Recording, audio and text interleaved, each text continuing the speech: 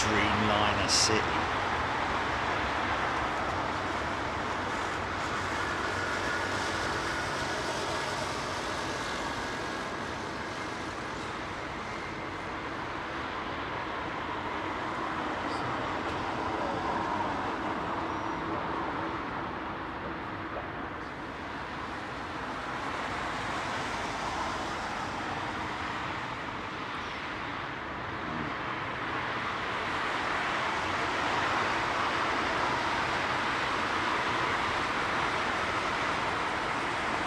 No, it's just, oh no.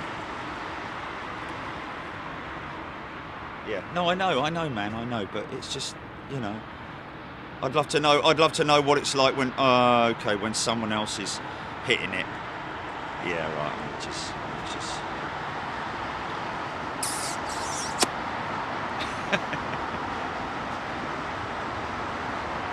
He's in love with that 787. Right, okay, let's go to there.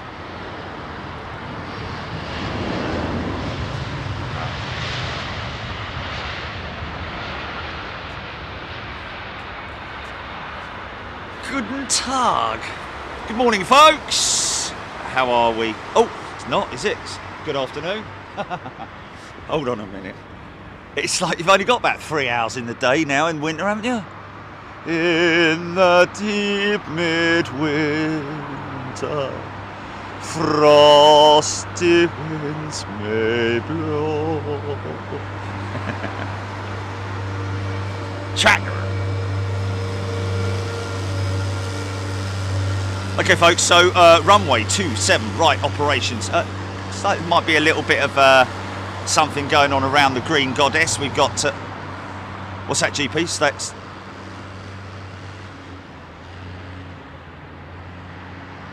Oh, great question, gotta say it. And you know, I do say, please ask any question. Ask any question. Somebody just asking, do the runways get gritted when it's cold? Well, here's an interesting thing. Some people may poo-poo that question or laugh at it, but go and watch Ice Road Alaska and see what they're throwing on the runways there. I guess it's a salt solution, not particles of, because I think that's what it is, isn't it? I'm going to say grit. It's not like bleeding stones, because when you're driving up the motorway and they're flinging them out the side of the vehicles, you do get a big across your windscreen. But other than that, it's not like it shatters. Connor Lovett is a new member. Welcome, Connor, Andy P, Tony, Henk Buissink, Clive, Hampshire. Good morning, everybody. Hope you're doing well. How's your week going? We're halfway through, folks. We are halfway through. Well, for some folks, it may actually be they're working on the week. Oh! I've got something big, and it looks 747-ish, GP, approaching from the east. Yeah, with something behind it.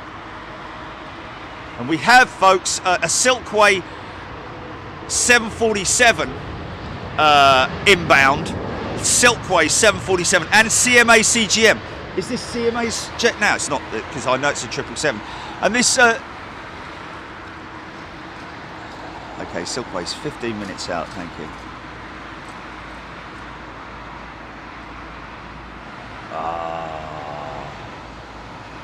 Okay, what's interesting, folks, is we've got CMA CGM, the big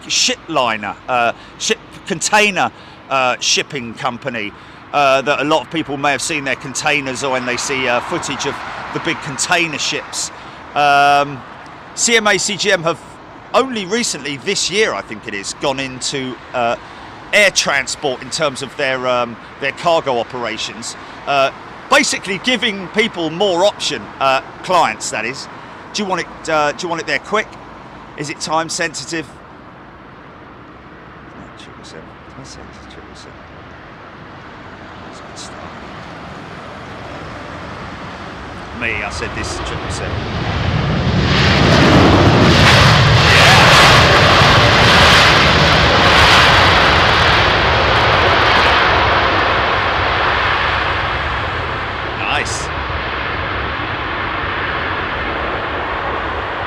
chucking out a load of hello there, chucking out a load of old air there out beside the engine. Oh, there's two of them, Jilly, mate. Wow. British Airways, why didn't you do this, man?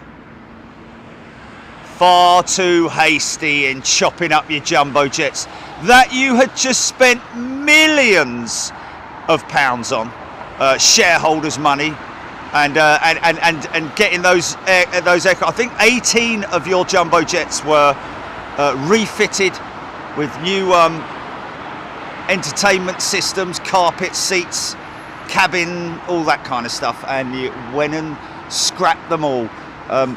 I'm pretty sure that a couple of executives within BA are probably questioning why they were so hasty. I have to say, I put it down to the accountants probably frightening the living daylights out of them, and saying you need to do this, when they probably needed to stand back for about 5 months maybe, left them in storage, and just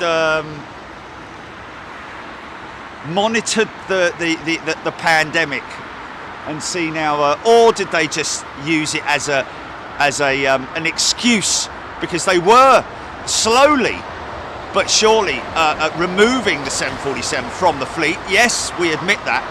However,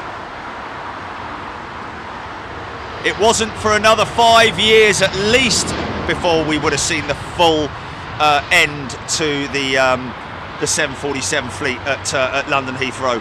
So I think they were just a little bit hasty myself. Ooh.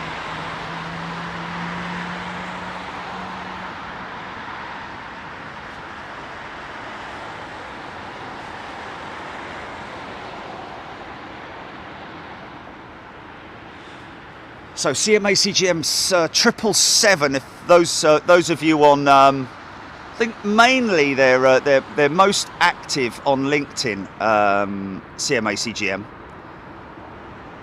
and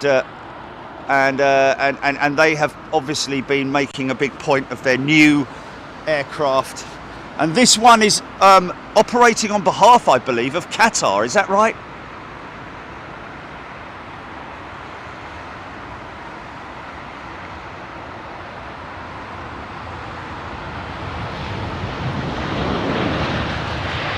Of course, we need to bear in mind that there's a good possibility one or both of those aircraft may go rogue and go in on the left-hand runway, because obviously the freight hub is down there, but it's not that much of a big taxiway.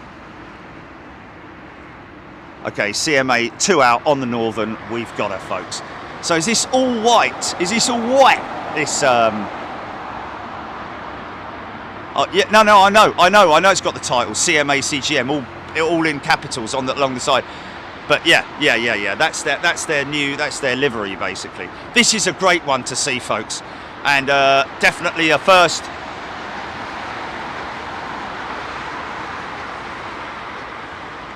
Say that again. Oh yes, we have. Yes. Yeah. Right. Okay. We seem to recall that we might have seen this aircraft over the top at 40,000 feet or something crazy like that, on its way to being delivered, we believe, to the folks at CMA CGM. You can never look at that beautiful profile, man. Look at that beautiful profile, mate. Oh my word. You can't beat it, mate. Come on, Boeing.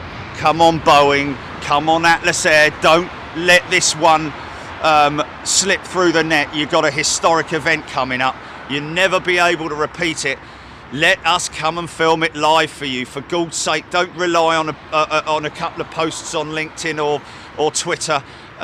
You need to go large on this one. Anyone listening from Boeing, for God's sake, even if I have to come over there and smash the flipping director's door down. Look at that coming out through the take Terry McCann out with me. Oh, he's dead, isn't he? Sorry. Right. Yeah. This is a beauty. This is a beauty.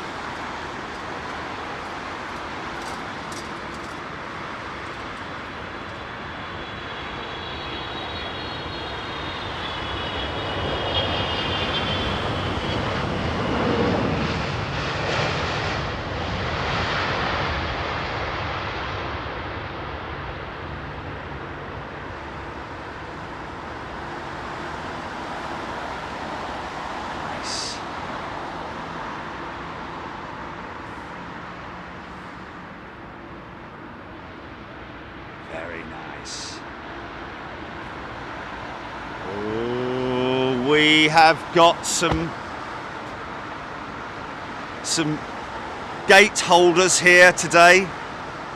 Oh, we're going to have a few more. Oh, here we go. Here we go. A380.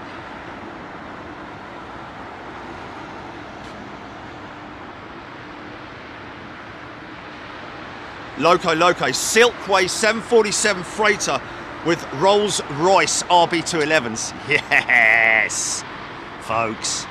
Get sharing. Go on, come on. You never know.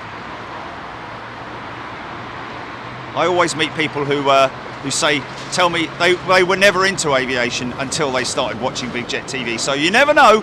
Share it to a few of your friends right now and let them see, firstly, the world's largest commercial jetliner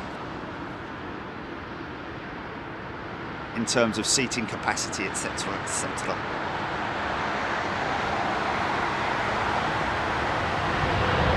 Behind it. Very derated. Idle thrust. All on the brakes. Obviously, a lot cheaper to run the brakes out than it is to burn engines out. And when you've got such mild conditions as you have today, you can just let her roll all the way out down to the final exit. Now let me just have a little look down here. Hold on. What have we got here? Okay. We got tiddlers. All right. She's how far out is she, GP? Get her turn. Okay. Are you serious? Oh, keep an eye out for that. We may get to see the A330neo with Greenland Air. Is it Greenland Air or Air Greenland? Air Greenland. Brand new A330neo, just been delivered from Toulouse, and I think around about at 1,45,000 people tracking that aircraft live from Toulouse. We believe she may be. She may be in sight as she crosses over to the south of me, I believe it will be, won't it?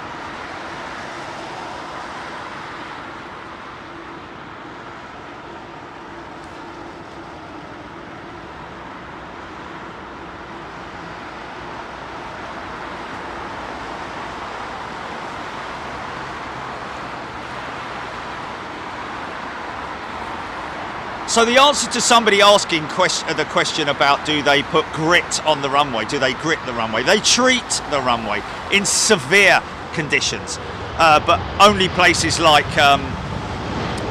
Anchorage, where it is, where you are literally completing the clean-up operation of one runway, and then you have to go and treat the other one because the other one's already covered in snow, or let me just see, Silkway Jumble, Silkway Jumble. That's not it there, is it, Jilly? That's not it there, is it? No. Greenland. No.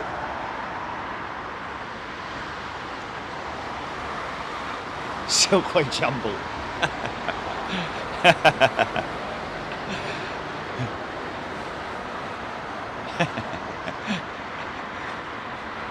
Car boot sale. 50 quid the lot, mate. 50 quid the lot. Take it off me hand, son.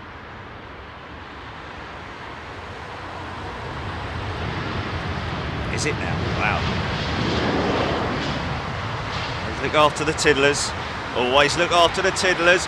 Oh, is that a nicely liveried? Is that the 100 roux going out? The 100 roux. Oh, hold on. Is that Silkway turning on?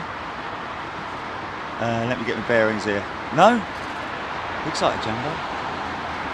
Oh no, nothing like it. Flipping heck, Jerry. What's the matter with you? Rab H is in a holding pattern. Oh!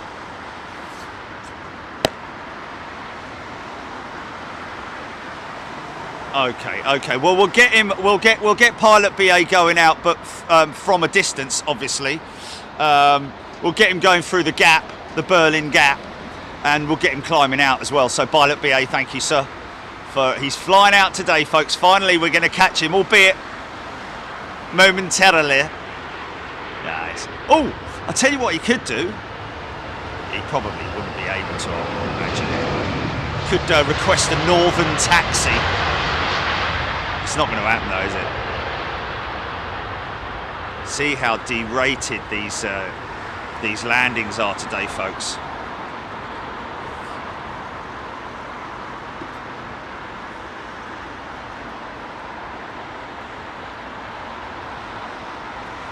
Wow, lots of stuff going on all around me, man.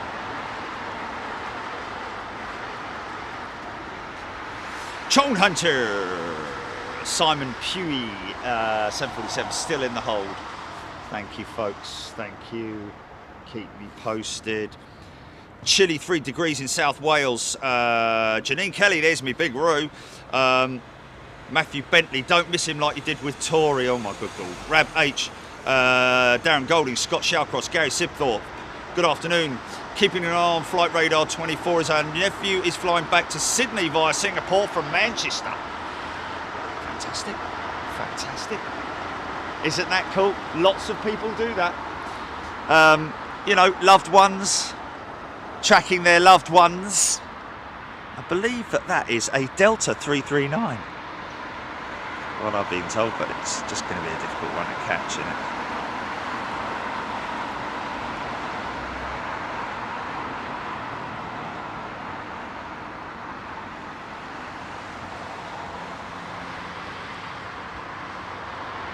Ah, Peregrine Bush, thank you. Kept that name all the way along as well, and haven't they? I don't know. I think Peregrine Bush is a lady. Is that right? I think she's a lady. It's a bloke. Sorry.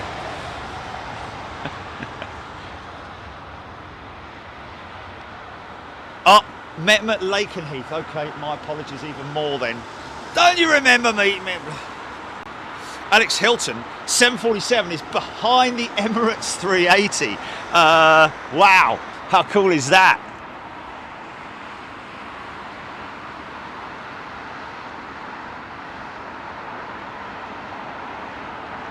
Now, folks, the other day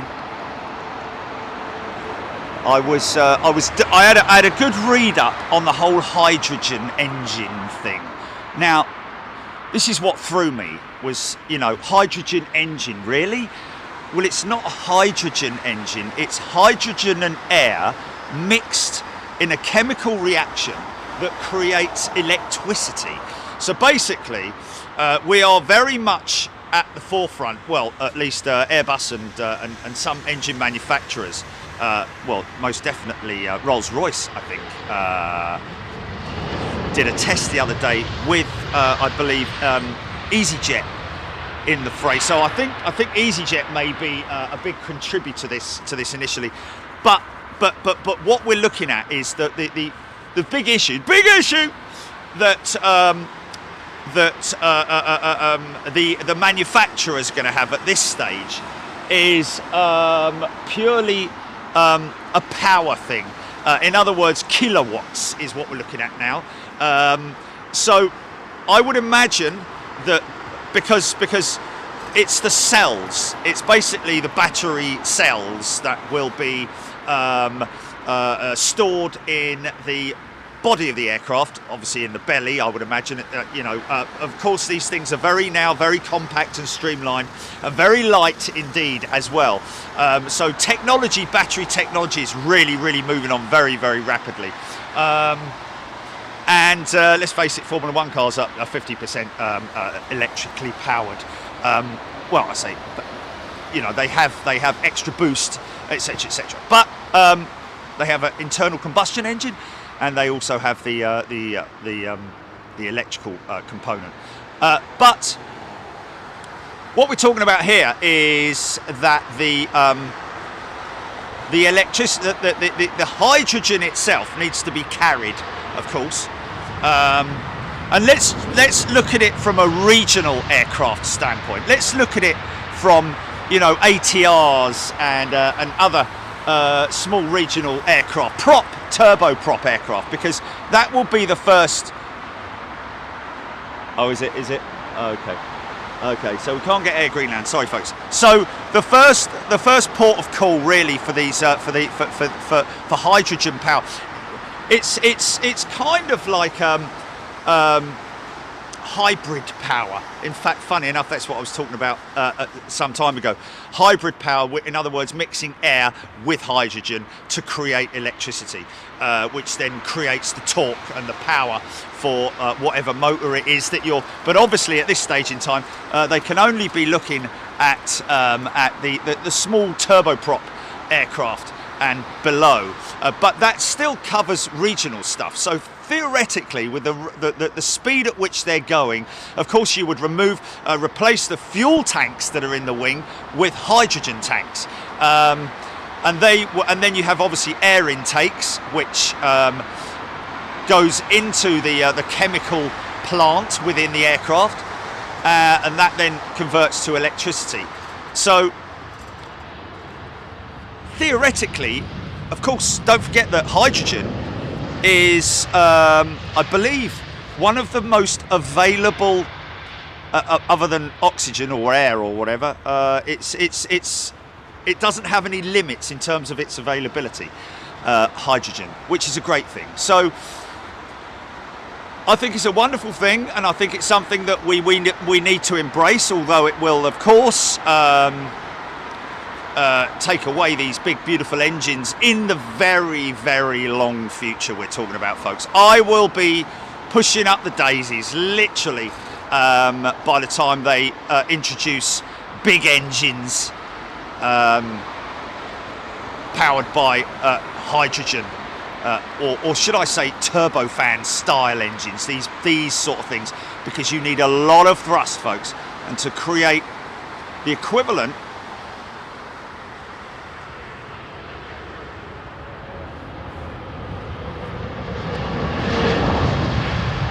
I'm not going to get my calculator out because I've got absolutely no idea, but I'm sure that somebody there will be able to give us the calculation of how many kilowatts per pound of thrust do you need. In other words, if you've got 80,000 pounds of thrust, how much kilowatt would you need to convert to make that available?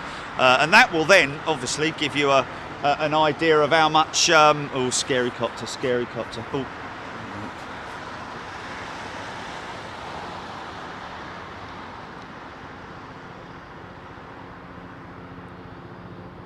It's the big row going out, or the little row. What's that, Skippy? He's left his wallet behind. Call ATC.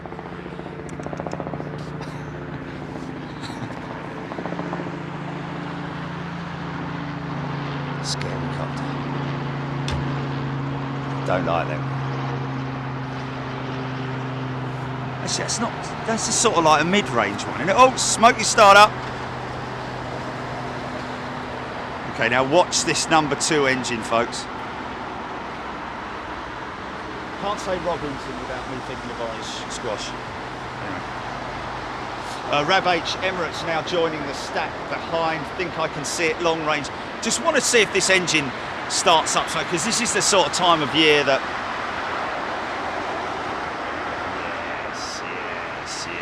Yes.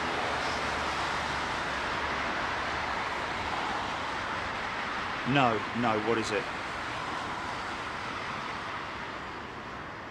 Oh, yeah.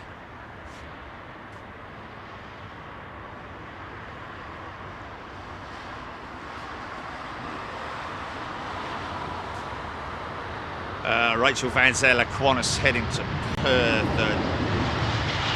Alex Hilton, Dylan Turk, Jez White, Silkway is locked on for 2.7. Right, thank you. Just wait for that number 2 to start, or has he gone? I don't think got dual start on those Pratt & Whitneys or whatever they are.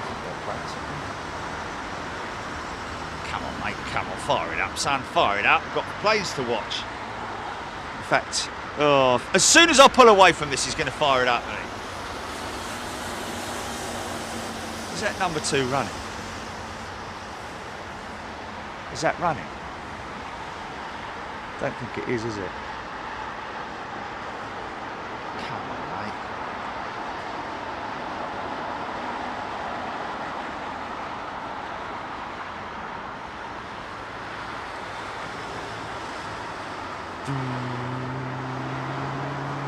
Oh, yeah. We're going to have a great shot here, folks. Don't you worry about it. I got it. Big old funky shot coming up. I'm just going to ignore that 7.6 now then. Gave you a chance, son. Gave you a chance. Oh, look at that. Look at that. Look at that.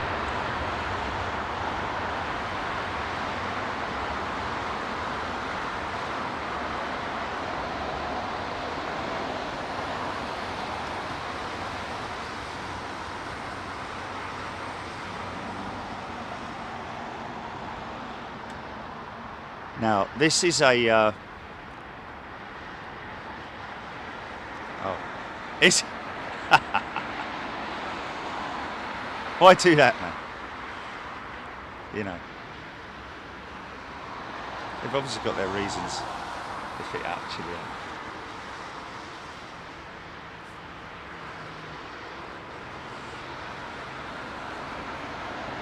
The undisputed heavyweight champion of the world, Mr. Frank Bruno.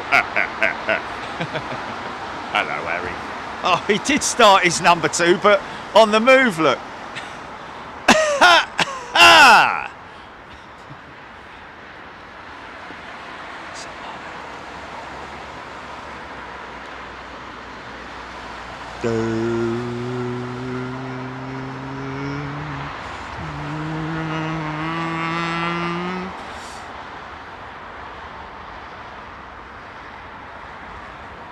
What's that? What's that?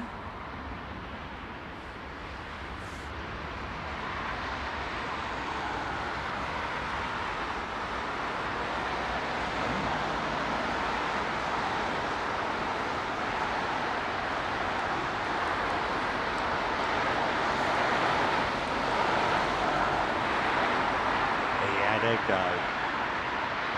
Ah, you takes your pick, folks. I've got to say, you know, we'll always have a very special place in our heart for the jumbo, won't we? We'll never say, well, you know, now that I look at it, I prefer the A380. I mean, obviously, a lot of people do. Maybe some of those are folks who haven't maybe been in aviation so long and haven't grown fond of the jumbo jet like we have, which is completely understandable, and gone straight in with the A380. But folks, when was the last time we caught a 747 with RB211s landing at London Heathrow? There's a big one for you. I mean, that could be British Airways right there, couldn't it? Look at it, look at it. Close your eyes and I'll kiss you. Tomorrow I'll miss you. So, that could be true.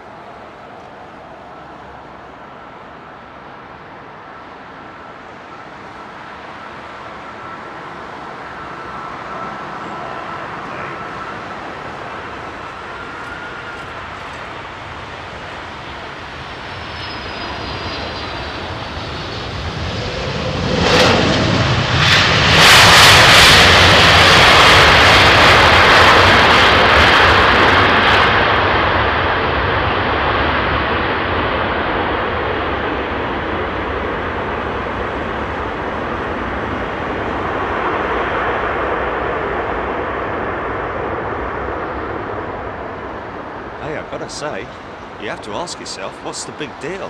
What's with CGM, CMA CGM and Silkway coming in on the same day? Where do these aircraft come from? Different, obviously different. Okay, Baku, okay. Yeah. Very Star Warsy, isn't it?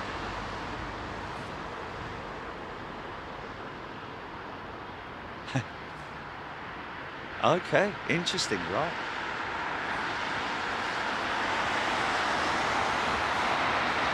Now, you know, that Jumbo kind of needs to get off the runway. He's moving. Because these guys have got such a big wingspan, obviously 80 metres, folks.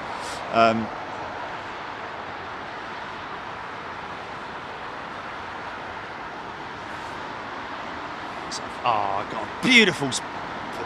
Oh, man. Beautiful side-on shot of her. Let me just quickly get it. Don't worry, I won't miss it. I just want to get that. Look at that. Come on, girl.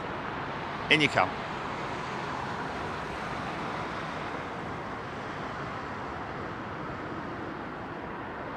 Massive recruitment program for pilots at the moment, or working towards it anyway, with Emirates.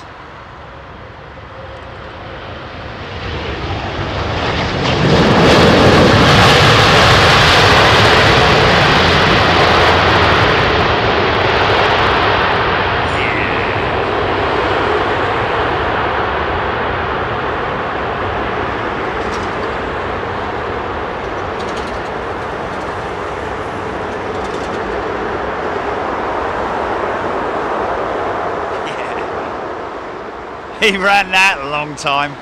Nice.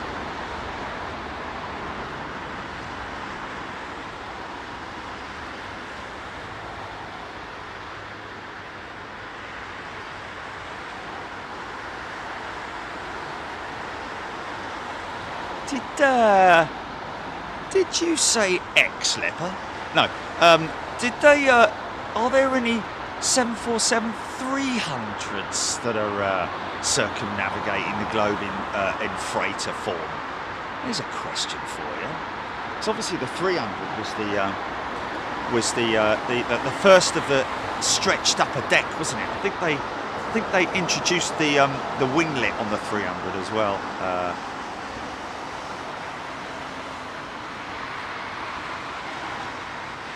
Melanie Harradine. Nothing will ever replace the Queen. Very true indeed. 380, of course, is a beautiful aeroplane in terms of its construction and size and sheer capability. I'll tell you what is quite shocking at the moment.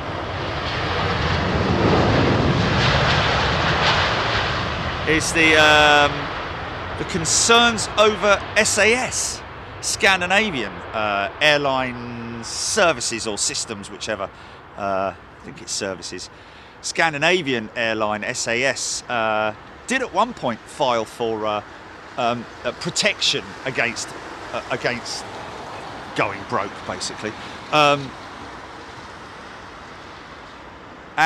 they have just recently put one of their A350s into storage. Can you believe it? And that, when I say into storage, it will mean that its future, or should I say its immediate future will be decided upon by the lease company, who will probably, I'd imagine, lease the aircraft out. SAS expecting to park quite a number of aircraft as well, which is a little bit concerning.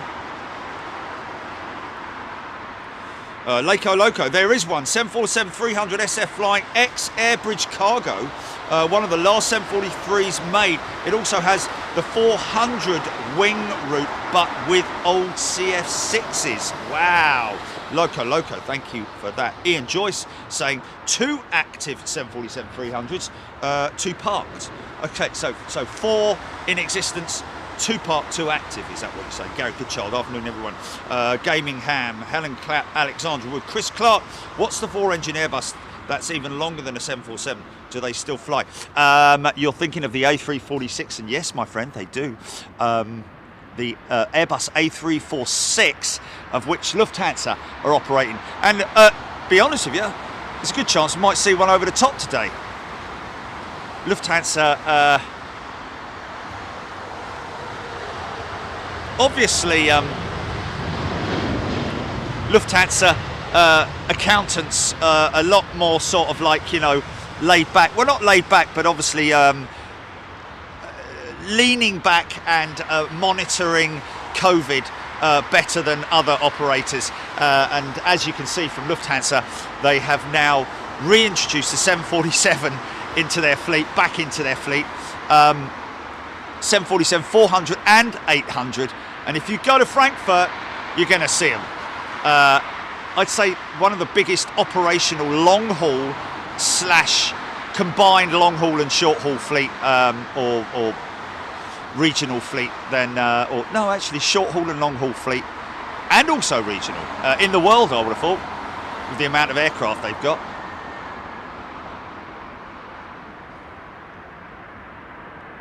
Because didn't they swap with Air France? Air France took the 350 and Lufthansa took the 787. Was that right?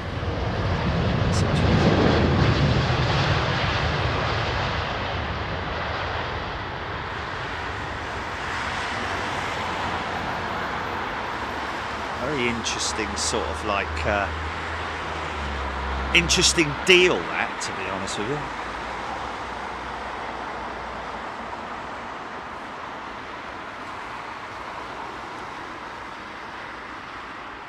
Loco. Transavia Export EW465TQ flying to Iran and China a lot. Is that a 300 variant? Thank you. Brandon Playspotter, Rugby 1, good afternoon to you. Rab H, Jill Blakeney. When I was a kid, my dream was to fly on a 747. Some people will never be able to do that. Helen Clapp, Brandon Planespotter, Chris Clark, BBLLB. Daughter Liz's 10th birthday today. She's watching right now before school. Excited for our 737-800 flight to Orlando on Saturday. Happy birthday, Lily. Captain Bob, Lufthansa has reinstated the 380 as well. Indeed, they have.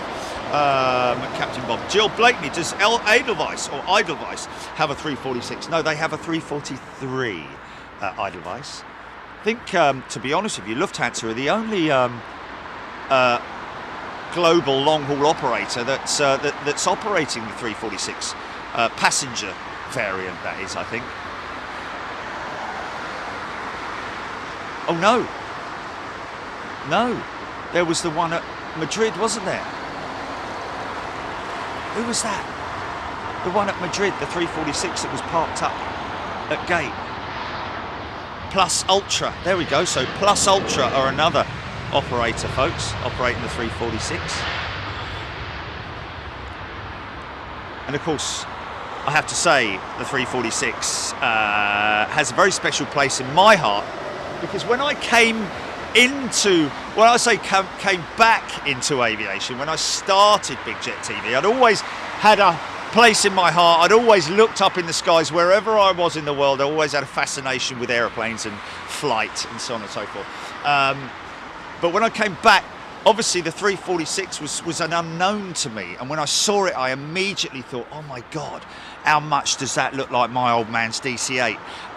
Of course, a re-engined CF6 variant, but albeit still very DC-8-esque. So that's why it has a very special place in my heart, and it was always a shame when Virgin Atlantic stopped operations with the 346.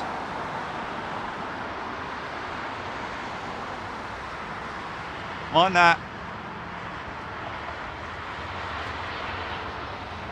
Oh, very clean.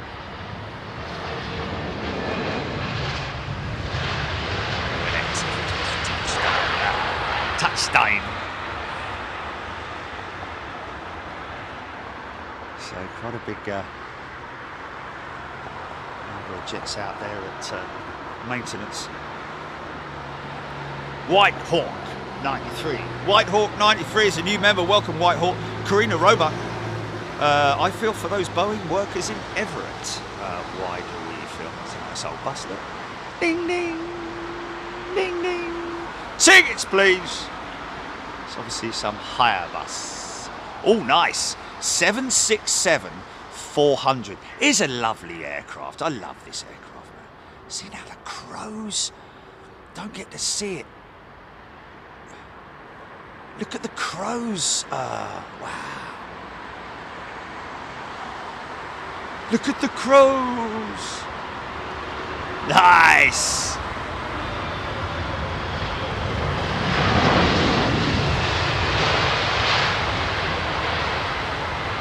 I know he won't be watching, but a big shout out to Jonathan Ross.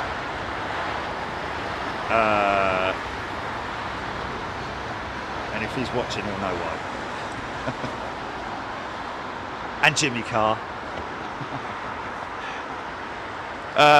Who watched the Storm show? What was I looking at just now?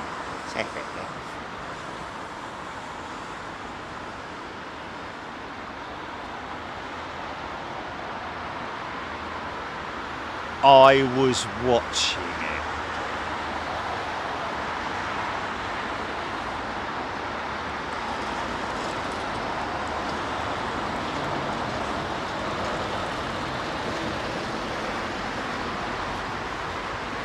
Chris Clark had a 346 Madrid to Heathrow coming back from Peru 2011. I enjoy jets, but not that knowledgeable. There we go, Chris. Yeah, well, Chris, put yourself in my bracket, because 6 years ago when I started Big Jet TV, we've obviously seen a number of new next generation aircraft come into operation since we started Big Jet TV, and of course, unfortunately, a number of different variants going out of operation. Of course, if I was given the opportunity and somebody said to me, right, what era would you like to have live streamed in? Well, it would have to be starting in the 80s, I think in the 80s, because then you've still got in the early 80s, you've still got prop aircraft being operated, believe it or not. Not many, but it's it's obviously the 747 is in full swing, but you still got DC-10s. And when I'm talking about Heathrow, you've got DC-10s, Tri-Stars, 707s, DC-8s, 111s, Tridents. Oh my goodness me, the Comets. The list is endless. Concorde, of course, goes without saying.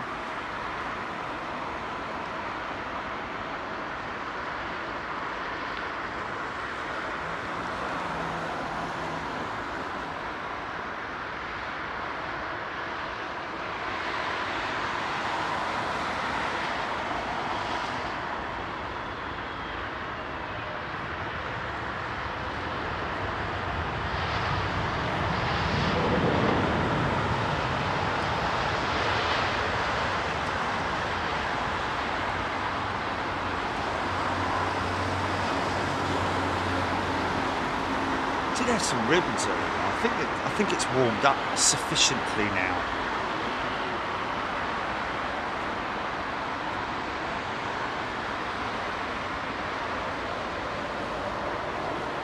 You there, GP, or?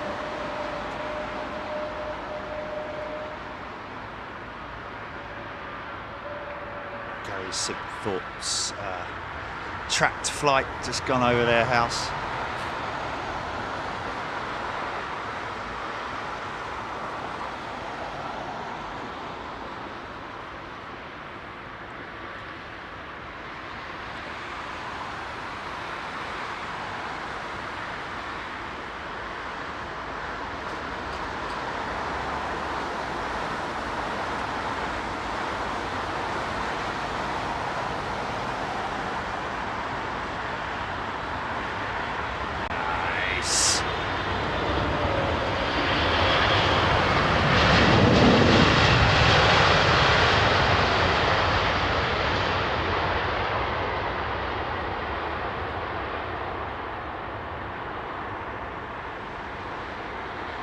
Sainsbury's.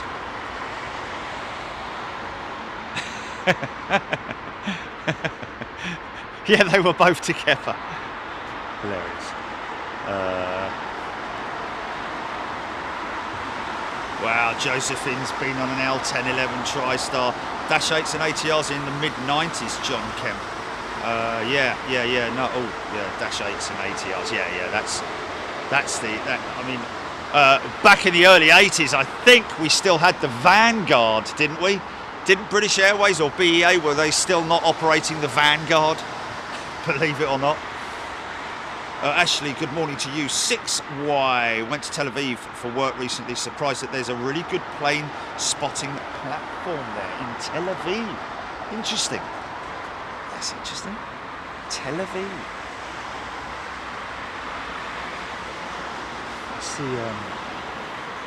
Now here we go, pilot BA. Here is an aircraft that's going out. I'm guessing he must be, and he's taxiing down the northern taxiway. So put that request in, my friend, and we'll hopefully get a little bit of a. I mean, obviously, we fully appreciate that. You know that it's a sterile environment. You need to be obviously concentrating on the road ahead of you or the taxiway. So we would not expect any waves or anything like that, but you know, if you glance over, then so be it. But to be honest with you, don't think we will. Let's just have a little look here as an example and see whether we actually get to see the pilots because of the sun glare. I can't really see that. Are you able to see whether the pilots are in clear shot there? I think they are, aren't they? Yeah, they are, yeah. So, yeah. So here's your SAS, which questions looming over SAS. Is he just is he starting his number 2 perhaps, or has he just flicked the switch on the APU? Disable. Beautiful airliner, man.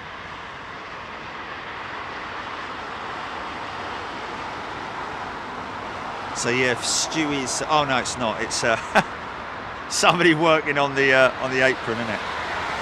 Oh, blimey, they still ain't finished that, have they?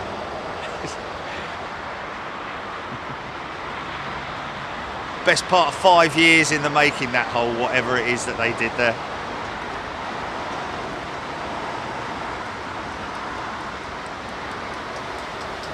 Ian Sanderson flew Concorde to New York. Simply a dream machine. Wow, yeah. Alexandra Wood, in the 80s, you had Ward Air 747s arriving and departing from Leeds, Bradford. Wow.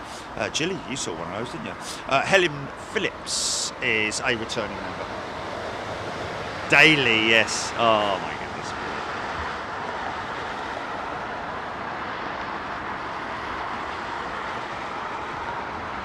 Yeah.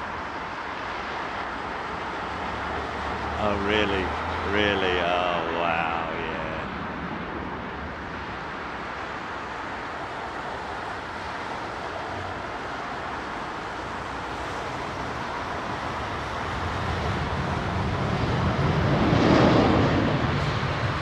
Nick Gray.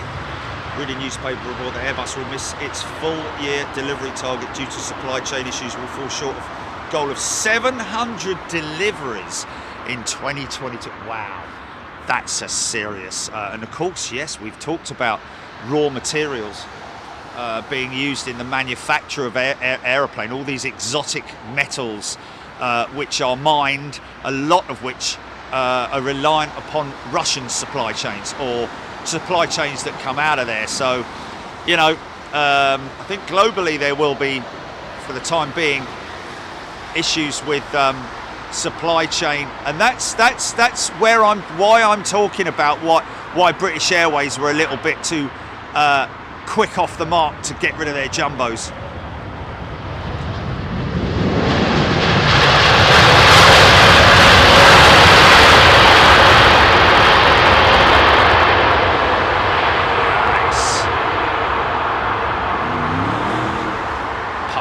£78,000 of thrust, obviously not there, but obviously the supply chain issues, not COVID related, really massively. It's more to do with the conflict in Ukraine. So slash Russia being a big supplier of titanium, of course. You've got other materials like carbtanium, which is obviously a mixture of carbon and titanium, which is used a lot in fan blades, that kind of stuff. And of course then you've got all the other components, the electrical stuff, the wiring, all those raw materials, plastics and so on and so forth, be they sustainable, used from sustainable materials or what, but it's obviously a concerning time. And 700, that's a lot of aeroplanes that they've missed the target on. I have no doubt that, I'm not sure what Boeing's reliance is on materials from Russia, but I'd imagine that they are probably in the same boat in terms of their supply chain. So, British Airways could have bought themselves another 5 years, couldn't they, with those jumbo jets easily, and not be sort of like borrowing aircraft off Finnair and things like that, although I know it's only 321s. But with the massive step up in demand for air travel, the biggest thing these days is obviously is not just a shortage of aircraft, but also a shortage of personnel, which is one of the major issues. So this Air Canada Dreamliner just being pushed back now. Let's monitor that and see what goes on there. Wow, Andrew Allen, my first flight was on a Dan Air 111. Okay, Scooby, Jerry, you can get 450 pounds of thrust for burning 1 pound of hydrogen and oxygen. Yeah, but what I'm looking for, Scooby, is the combined air slash hydrogen chemical reaction into kilowatts. That's what we're looking at, is kilowatts. But even so, 450 pounds, 1 pound of hydrogen. So what's the equivalent? 450 pounds of thrust for burning how much fuel? Aviation fuel.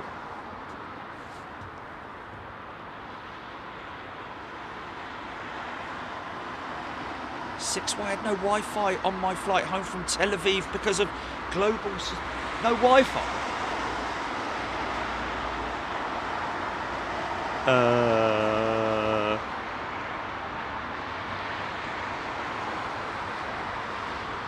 What was that? Didn't have a satellite? I don't know. I don't really understand.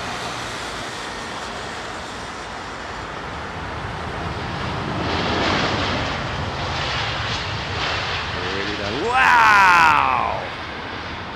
Where's he going? Gatwick? Bloomin' heck! They're going to climb on that. That's got to be going to Gatwick or Cardiff or something like that.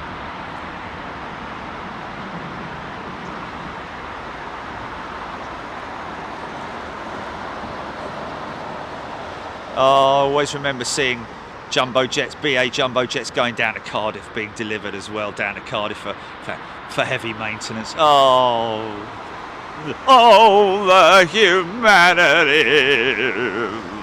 Sorry.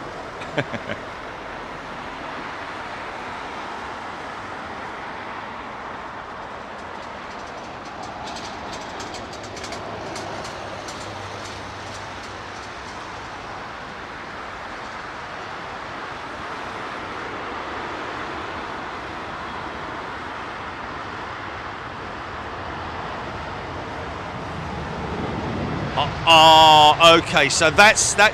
No. What's happening there is, she's one of because they've stepped up their long haul stuff out of Gatwick now, haven't they? I think British Airways. And you know what'll happen now? You know what'll No, exactly. No, but that aircraft's being stationed down there to service a long haul route, I'd imagine. Or yeah, Cancun. Okay, going to Cancun. So. Who's going to be next? Who's going to follow suit next? It's got to be a Virgin, hasn't it? It's got to be Virgin next who are going to follow suit, because basically anything you can do, I can do, well, the same with British Airways and Virgin Atlantic.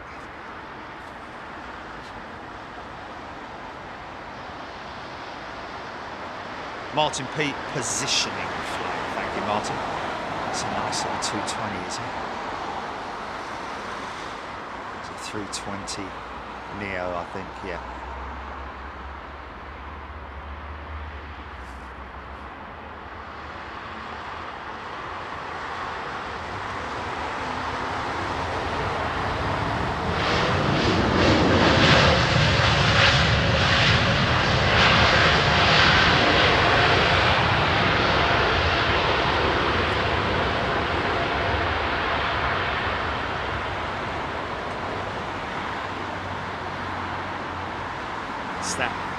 What's that? Exit point. Nick Gray, vertical speed on the 777 was 3,398 feet per minute. Wow, that was the equivalent of a DHL 300. Interesting, last night I saw on a program I was watching, oh, it was on Frank Bruno, an American A300, which we read out on the show the other day that Airbus leased their Airbus A300 into the US market for $1 each aircraft to expose them to the US market. And last night I saw an American A300 on an old video from the 80s with Frank Bruno on it. Not me now.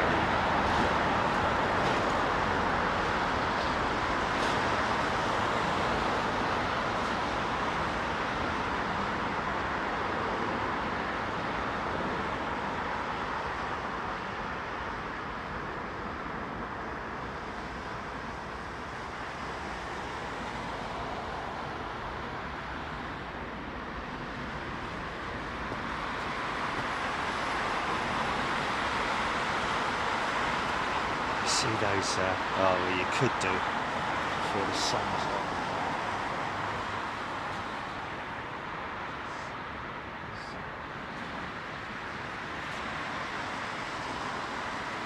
Pink shot face. Yeah, it's like 5 feet above the horizon, for crying out loud. Kevin Beasley, storage of liquid hydrogen is the next major problem. Stored at minus 257 degrees, no pipeline to Heathrow can take those temperatures. Would need thousands of tanks a day to refill the planes with hydrogen. Well, I'm sure they'll come up with a solution. There is actually a hydrogen pumping station right next to the Hilton Garden Inn, the other side of Heathrow, where they have a pump for people to go and refill their hydrogen tanks. Because of course, I did look online, and I think it's Toyota have a very successful hydrogen car program. But yes, of course, the issue is at the moment, like with everything. But I think you'll find that hydrogen is a far easier thing to. Oh, hello. You need to watch out, son. Oh, that's close, mate. That's close. That is. Whoa, that's close.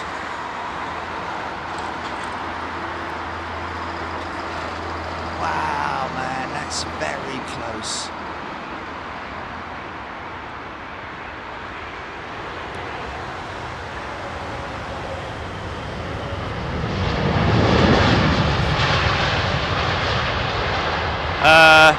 Yeah, I think the two, sustainable aviation fuel and hydrogen. Hydrogen is readily available, whereas sustainable aviation fuel is not. It's something that is, I mean, okay, Virgin Atlantic have just announced a deal with Delta Airlines and an American supplier buying 10 million gallons of sustainable aviation fuel for next year's operation. I don't know if it's for next year or ongoing, but they have just signed a deal. But that is to get them to 10%. That is to get them to 10% usage. So you would still be running 90% normal fuel, a Jet A1, for example. I don't think that with sustainable aviation fuel and the issue with supply, I don't think we'll see a zero emissions in 2030. I know they want it, but I don't think it's going to happen. I think that I think the technology of hydrogen is going to very rapidly take over the, SAF for the big jets and hydrogen for the smaller jets. But I think it's going to be a long way. Technology needs to really be stepped up, or development, should I say, for hydrogen.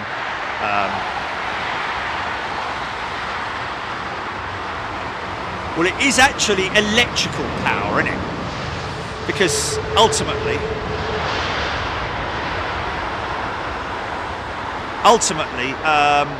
it's a chemical reaction between hydrogen and air that creates the electricity, which is then stored in the cells, which then powers the power plant, whatever it might be at this stage. You know, a prop aircraft, turboprop. Turn on the back of the stack. I had no idea about the storage, though. To be honest with you, I had no idea about that. It's a minus. That's pretty. Yeah, but they will develop pipelines. I'm sure they will. Oh, was it?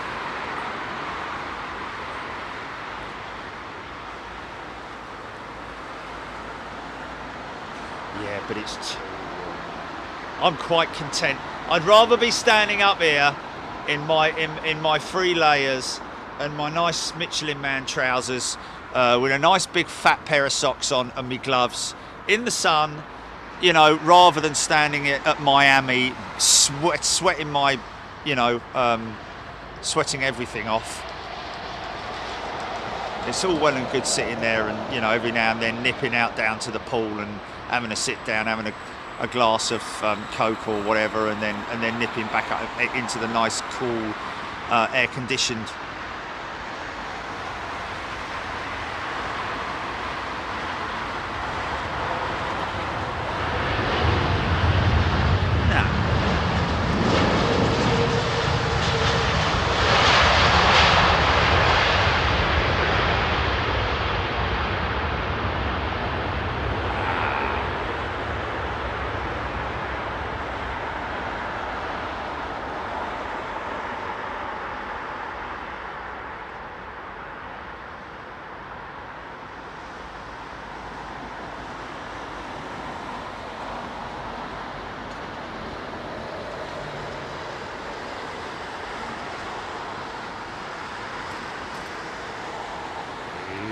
This.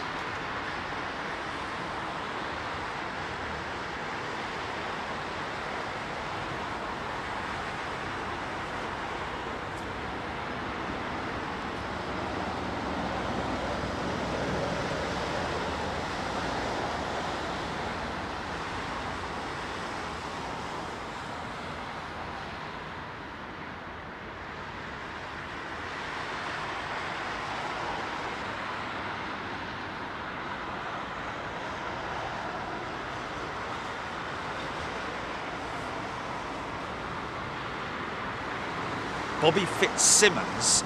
Emirates boosting service to Gatwick with a third daily 380.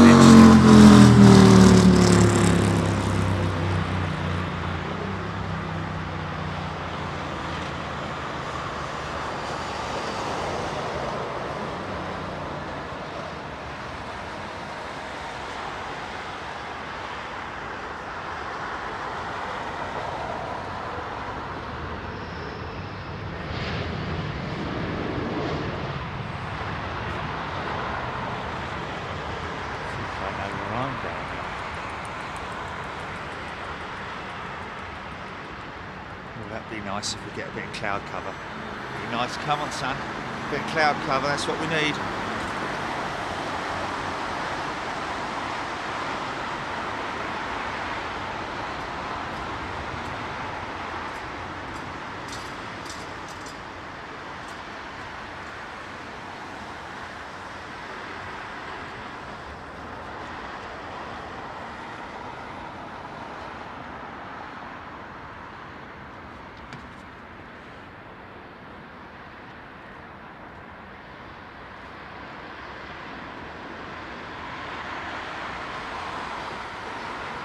Interesting. Normally, that is the Royal Brunei flight, isn't it? Yeah, I think it is, isn't it? Oh, just missed a funky shot, man.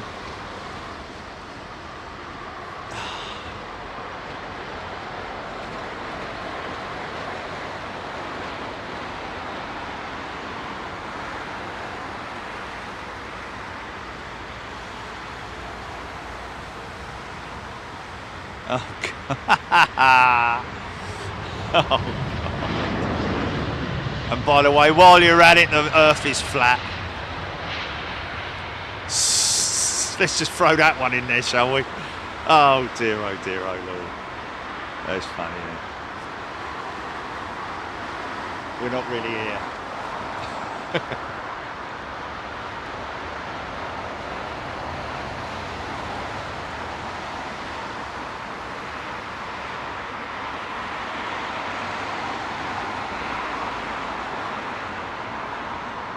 We're walking in the air. Bob the Bomb, still not convinced about hydrogen. Well, I'd read up on it, Bob the Bomb, because it's not, you know, there's a misconception. When I originally thought about hydrogen, you're thinking about, first of all, you're probably thinking about, oh my God, it's going to explode, it's a hydrogen bomb. It's not like that. It's a mixture of hydrogen and air to create electricity. The electricity is what powers the engines. The hydrogen is just part of the whole equation, which is why they are going to, you know, this whole 380 thing with fitting the hydrogen engine on it. It will be an engine that will be powered by the reaction of it'll probably be some kind of I don't know whether it'll be a mediocre fan blade enclosed fan or exposed fan that they will run on the side of the 380. I don't know, we're not 100% sure about that just yet, I don't think, but yeah, I wouldn't worry about it. I mean, you just you know, you're flying on an aeroplane that's got, you know, hundreds of gallons of Jet A1 throughout the wings. So having fully sealed compartments for hydrogen and all that kind of stuff is not going to be any different, really. It's an inert. It has inert properties until, of course, it's so it's not like, you know, it can be. I don't think it's a flammable gas, so to speak, hydrogen. I don't think so, unless it's reacted with something. I mean, obviously, that, you know, they're not going to develop an aeroplane that's a flying bomb, is it? You know.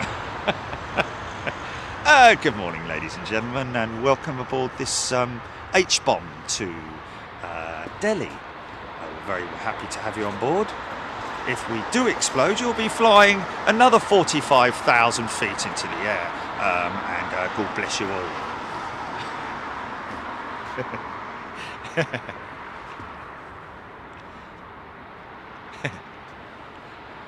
I think they're going to go forward in their development, not back. Yeah.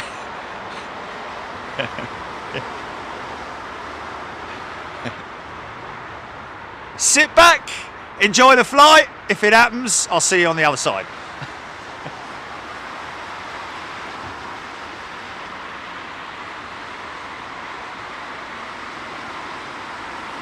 The energy density, tell me more, Bob the Bomb. The energy density.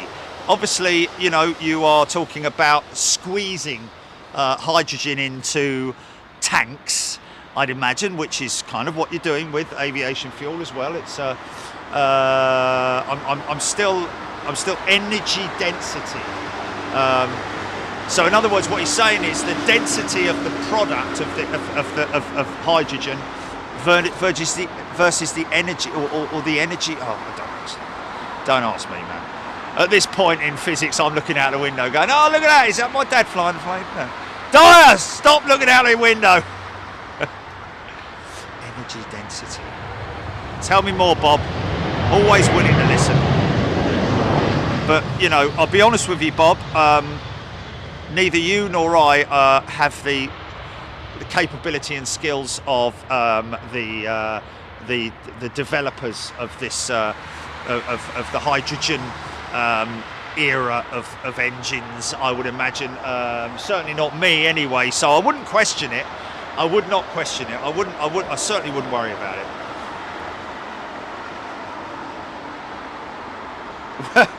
Welcome to Kaboom Airlines. We have an explosive experience for all. Kaboom Airlines.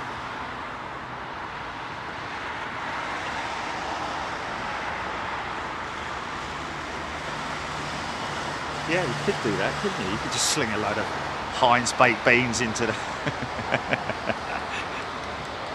It's there! It's coming in quite hot, this fella. Lady.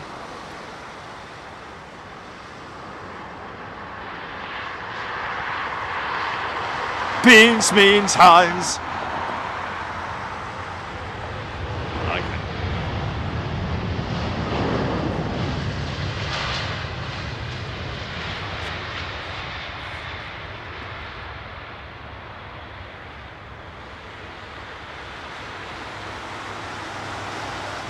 Yeah, this time next week I'll be freezing my everything off airside in Louisville, folks. We're going to be in Kentucky this time next week, doing a show with UPS. And hey, get this! We may be doing something at EMA the following week. Airside at EMA. I know all you guys like the EMA shows, but we may well be doing something airside with them. That looks like a Qatar jet 2 out.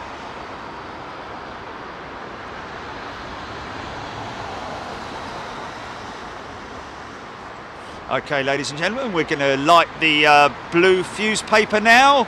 If you'd like to all hold still.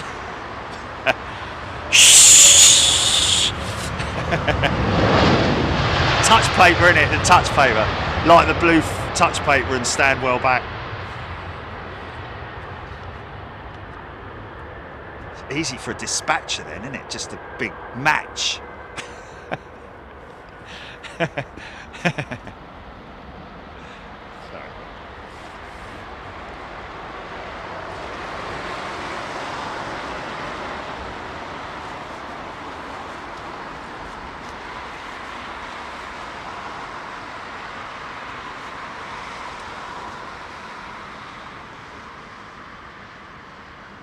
Yeah. Check them out.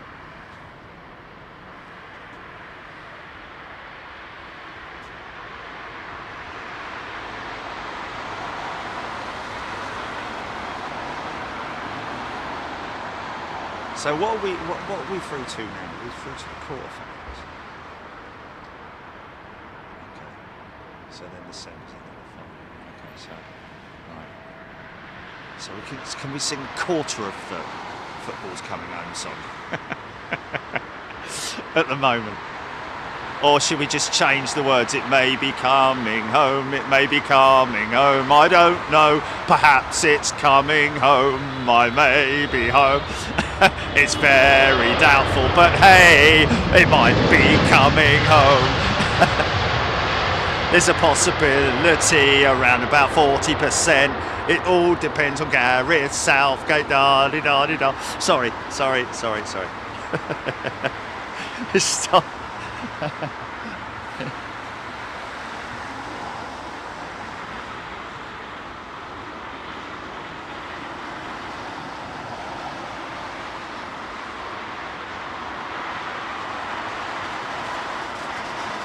Okay, Heidi Hefferton say 58% of chance of rain next Wednesday in Louisville. Well, if it is, it is. I take everything out with me. Oh, snow. Wouldn't it be great if it snowed, man?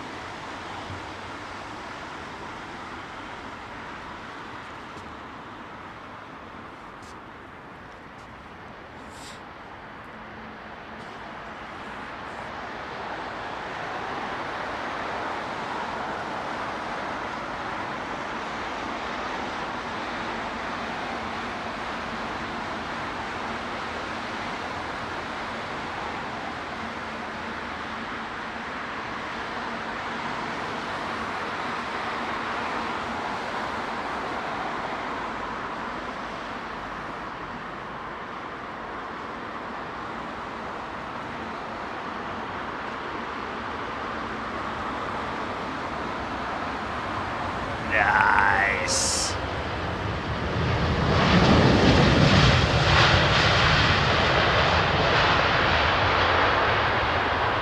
Nice. Nicely executed front end down there.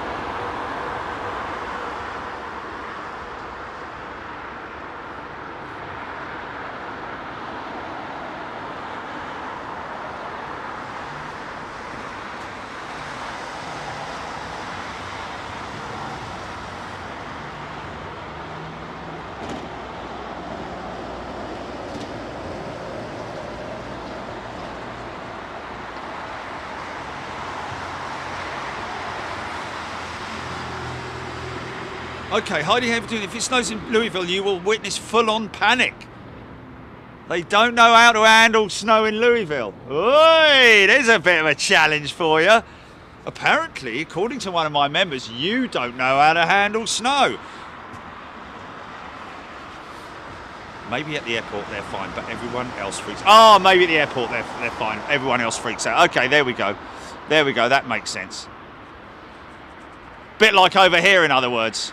Half an inch of snow and the whole bleeding country comes to a stop, doesn't it?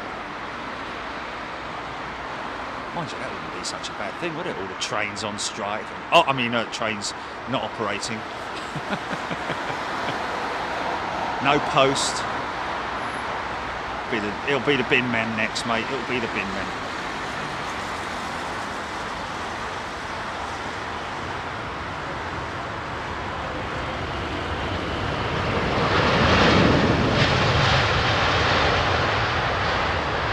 See that front end coming down nice and smooth there, folks. Next big one that comes in, I'll show you the elevators. That's just the flying pilot operating the elevators ever so slightly, just to keep the nose, you know, from dropping on the floor, literally. Keep it nice and for the passengers and also for the front undercarriage as well, because there's quite a lot of energy that goes through the aircraft. When the front end touches down. Nice bit of outdoor maintenance going on over there. I quite like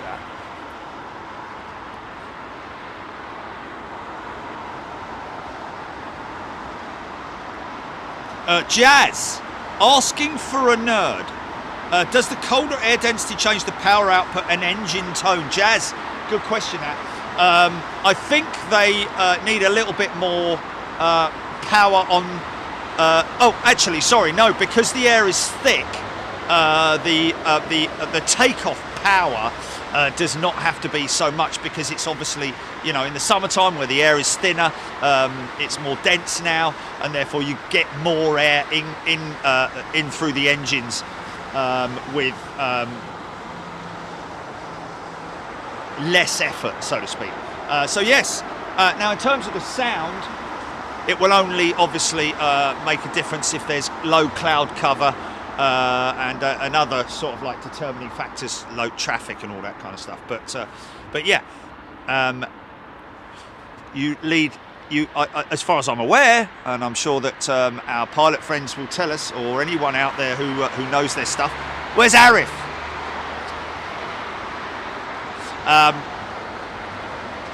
As far as I'm aware, the engine relies less on the air intake in terms of, so therefore less. It gets more air because the air is denser. So therefore, you can run a reduced power on departure.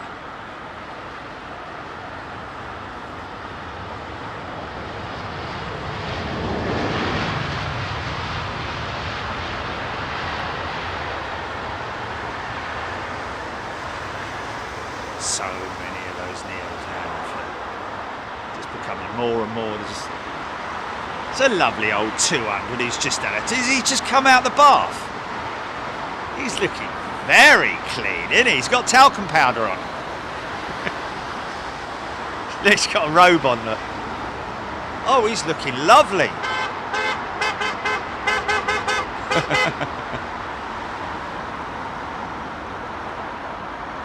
Wow, everything. Engine cowls. Blimey.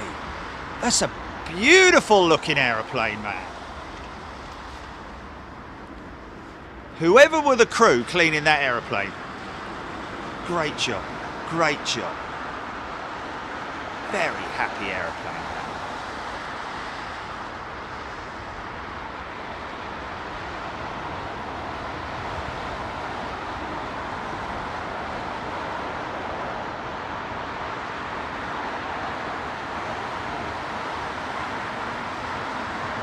What time stand you out, GP? 1 second, isn't it?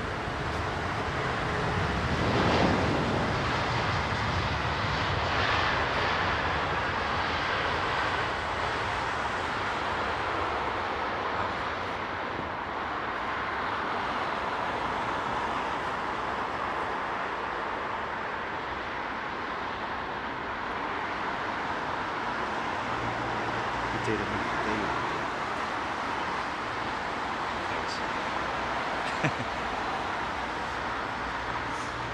Peregrine Bush hydrogen talk.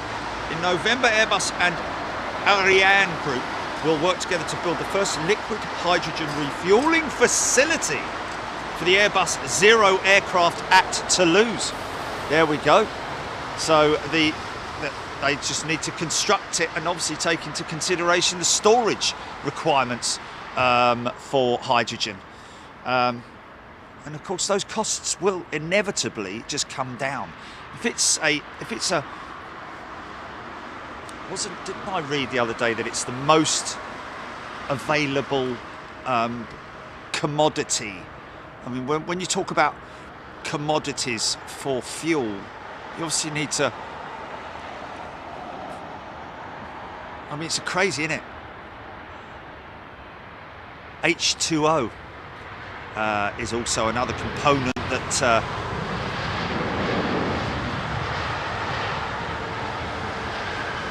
but water is far too heavy commodity to carry. So, you know, I think that is a beautiful looking 777. Very, very happy 777. Wow. Whoever cleaned that plane is a perfectionist. Honestly. She looks brand new. Haley's a new member. Welcome, Haley. Texas Taco. How old is that aeroplane? Well, we'll soon find out. There's your registration. There we are. India Foxtrot. But she has had a thorough clean. Wow. Looks like she's fresh out of the, either fresh out of the paint shop or which.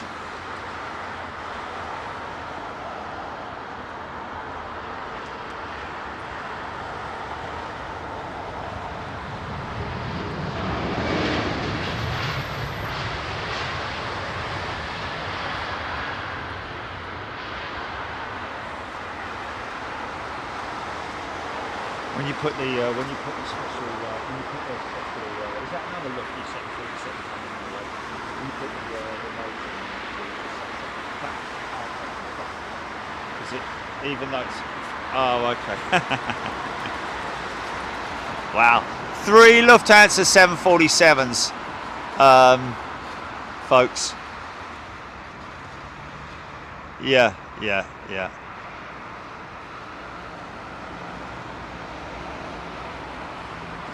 No, I know. They just say the Renaissance and then they don't read the rest.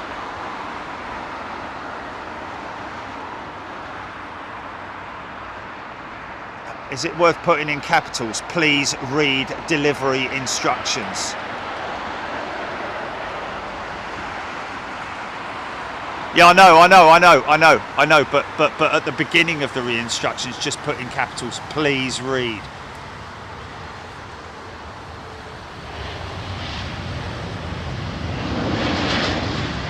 I know, it's just catching someone's eye, isn't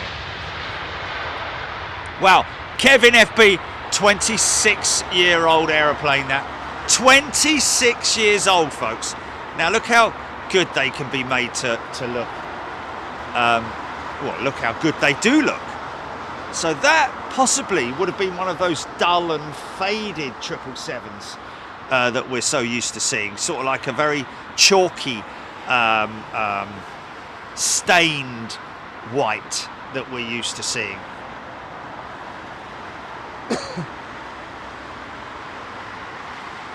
But not now. She's a very happy 777. Farid, good afternoon to you. Josh Armstrong, cannot wait to get my ID to start flying. My hope is that Jerry would get either my first takeoff or landing.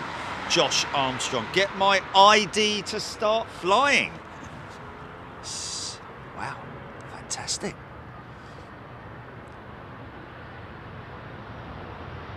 Congratulations, Josh.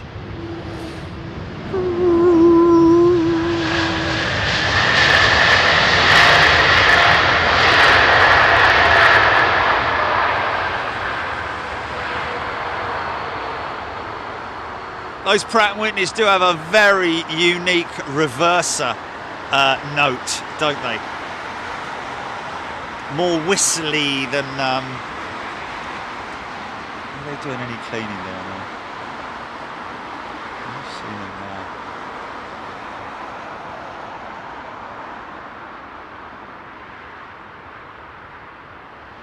You know, it's amazing, isn't it?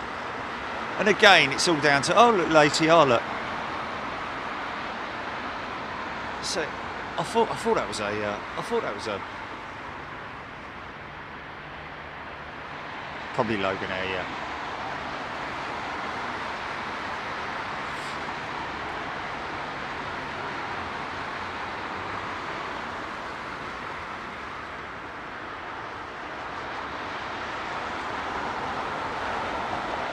What's that? First BA 777, what? One World, what? Oh. Right, yeah.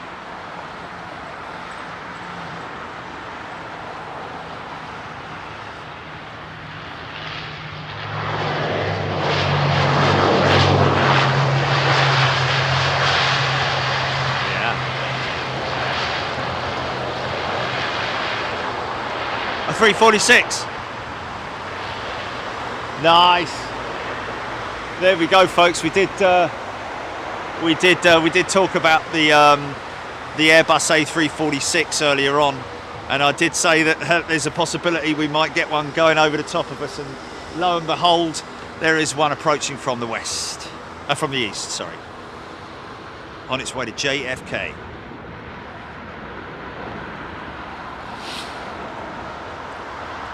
And the reason why we believe Lufthansa reintroduced the 346 into their fleet was because they didn't have any aircraft with first-class cabins on them, other than their 346s. 747s being all sort of like premium economy and all that kind of stuff. May well shut one of these engines down just to save on fuel.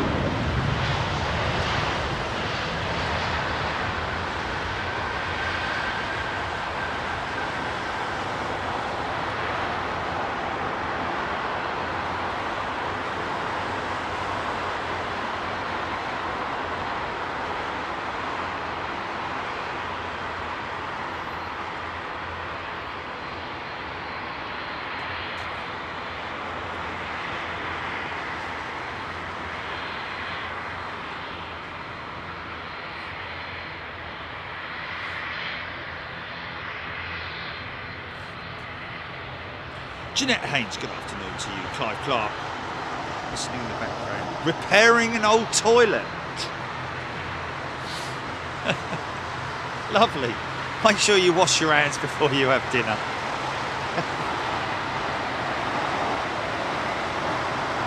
Daz Landals, all Scots upstanding for Loganair. Oh no!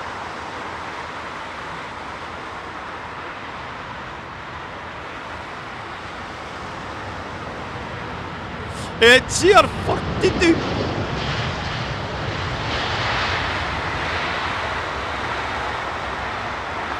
So that will be the first, I believe, hydrogen-powered aircraft that will be operational. When I say hydrogen power, I'm talking about electrically powered, really. Combination of air and hydrogen. Will be really a hybrid aircraft.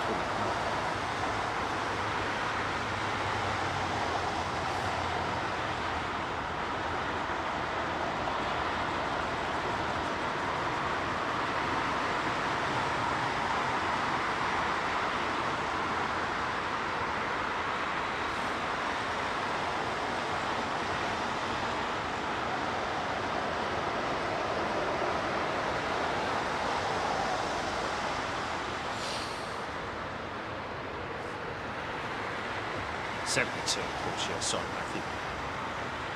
Swiss 220, Matthew Thompson, Patrick Wouters.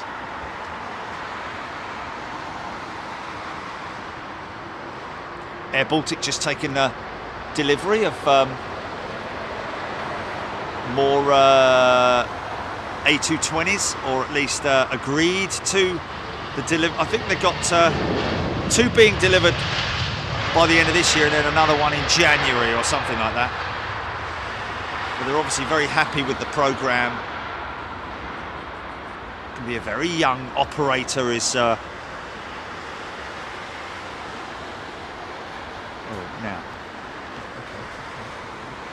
You know what? I don't know if he's trailing her. Oh, there she is. There she is. Yeah, I've got it. Stand by. It's going to be quite a difficult one to find, I think.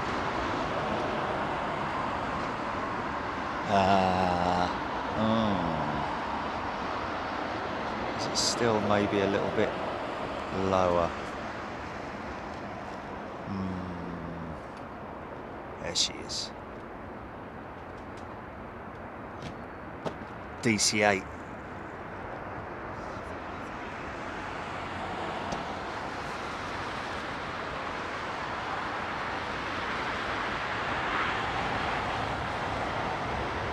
Watch the elevators. Watch the elevator. I don't know if we're going to get it because you think he's got the front end down already, unfortunately.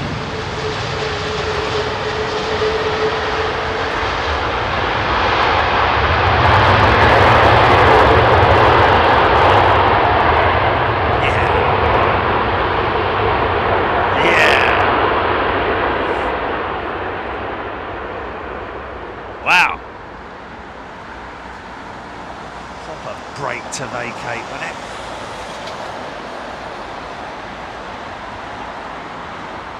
Nice, easy, all brakes are, of course,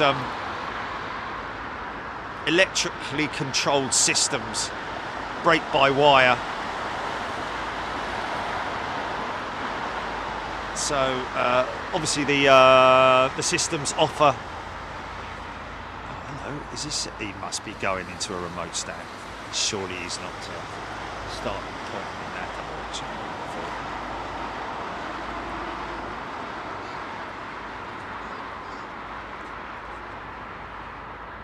D is watching from work. Good day to you, D. Andy P. Matthew Bentley. Kathy and the Birds. Now who's the direct competitor to the A220?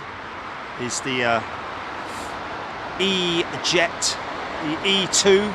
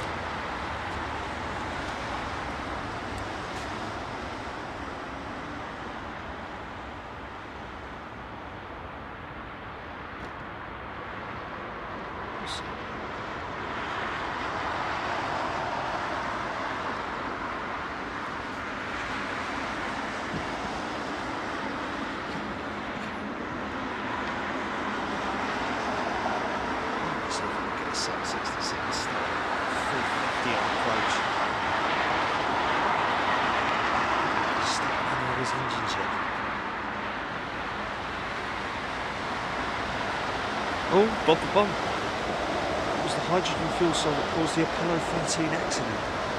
Yeah, but technology's moved on from then, hasn't it? They're obviously not going to develop a...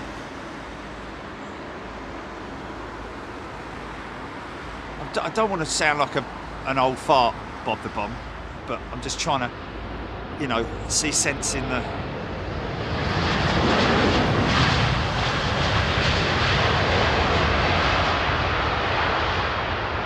whole argument, I wouldn't say it's an argument, but discussion about the safety parameters of using hydrogen for air travel. I'm sure that they have, because I think the hydrogen in the Apollo was possibly a different type of mixture and chemical reaction that was powering the rocket booster, possibly. Whereas what we're talking about here is a separate fuel cell, completely separate from the mixture of anything flammable or anything that's gonna sort of like ignite, so to speak. And of course we're talking about transferring hydrogen and air into an electrical power plant as opposed to any type of rocket or anything like that. All right, mate. Oh, he's found it straight away, yeah.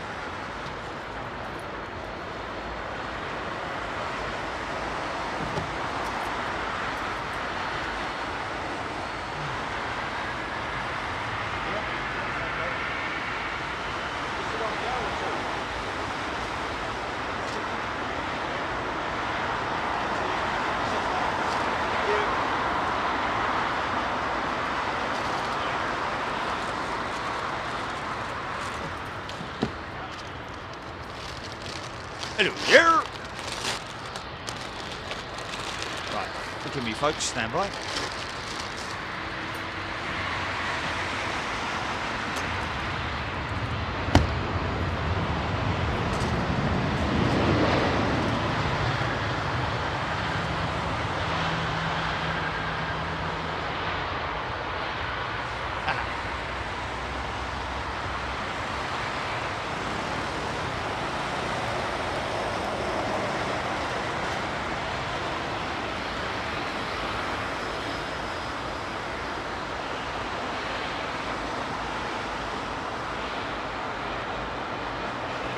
Dazzle handles and it's soundboard, so I can plug my phone in and it says Bosch or sorry about that. What's that? It's got a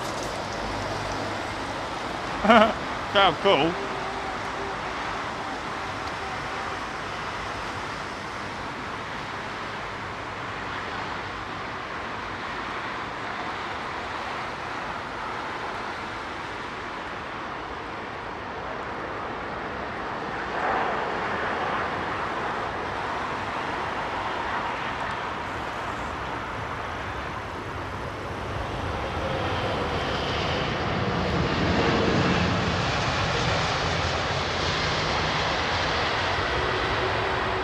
See, now that's a dirty triple, look.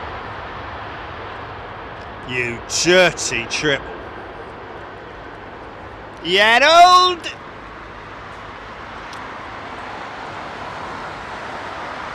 It's coming. Sorry.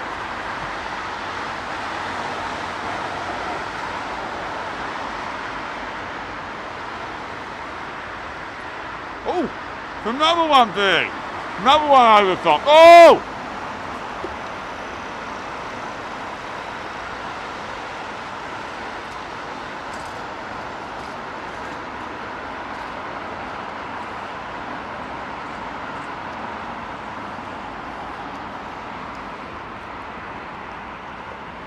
.343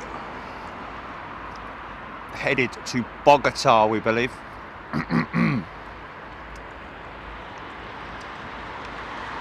Yeah.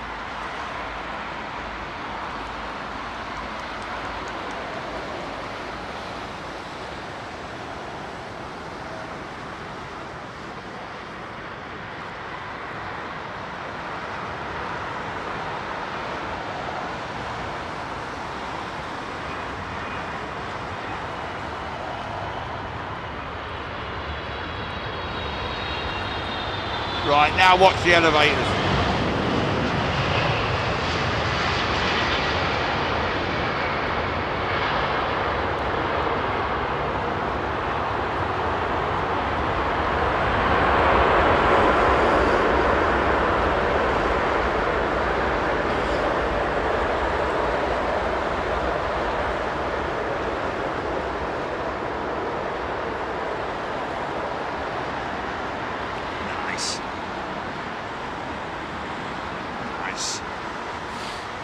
Good example of the well, I don't know if you saw it.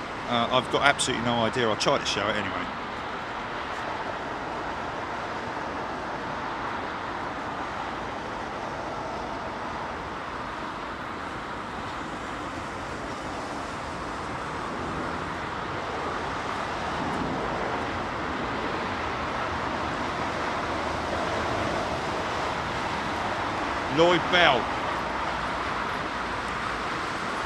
Lloyd Bell and the Commotions.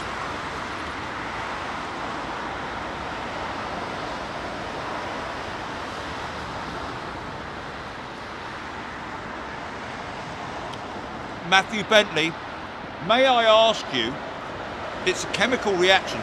Type exactly what you've asked me there into Google. And then you'll see it.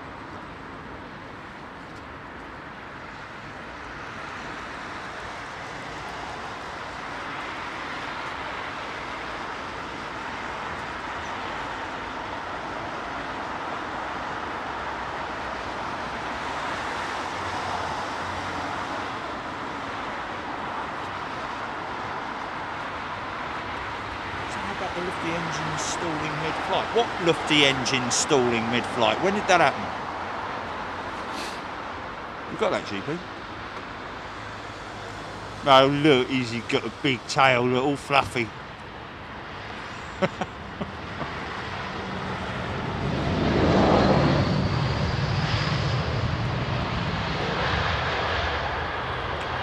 Yeah, Lufty stalling in flight.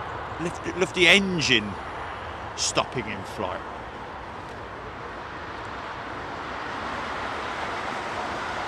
When was that?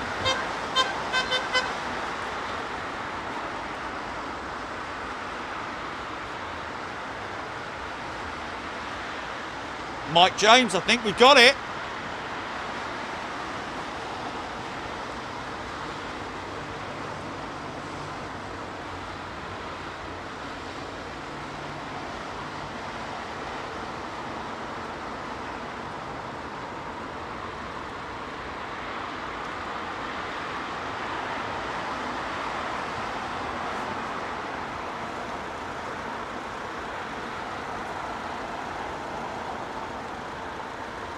Oh, this is nice.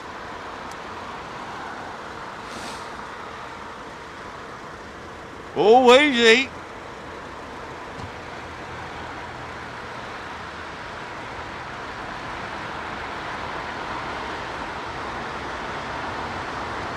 Go on, son. Oh, beautifully done, man.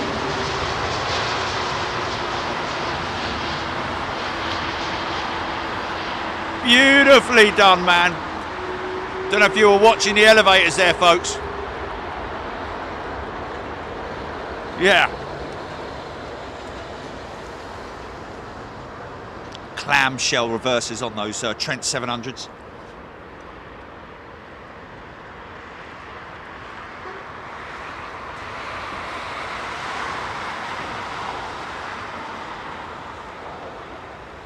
Don't remember. Martin Bayer is a new member. Welcome, Martin. Good to see you here.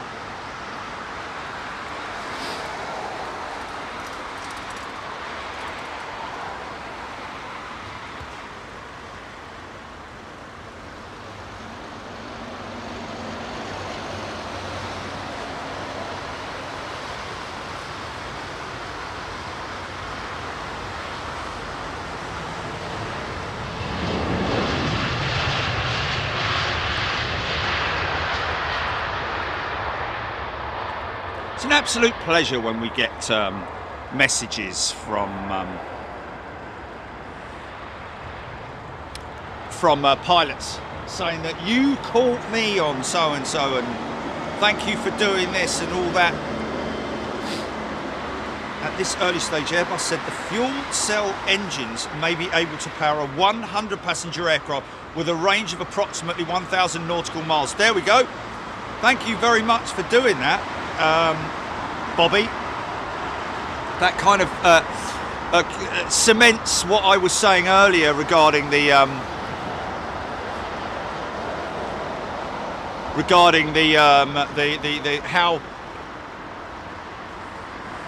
how far they will be able to advance initially, and that is to power regional aircraft, turboprops, and the power is delivered by way of electrical energy, which is as a result of a chemical reaction between hydrogen and air. Obviously the air is scooped up into the aircraft whilst it's flying, obviously controlled within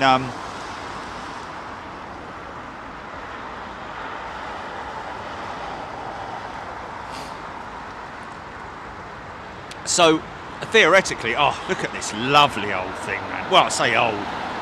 Well, it kind of is in a funny sort of way, but lucky one of the ones that slipped through the net and got the new livery painted on her.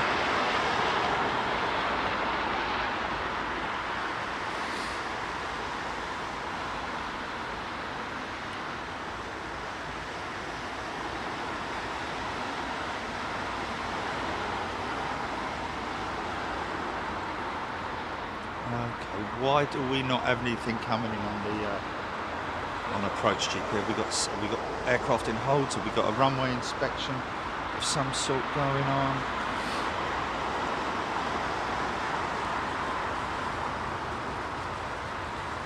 JF Bryson, good afternoon to you. Texas Taco.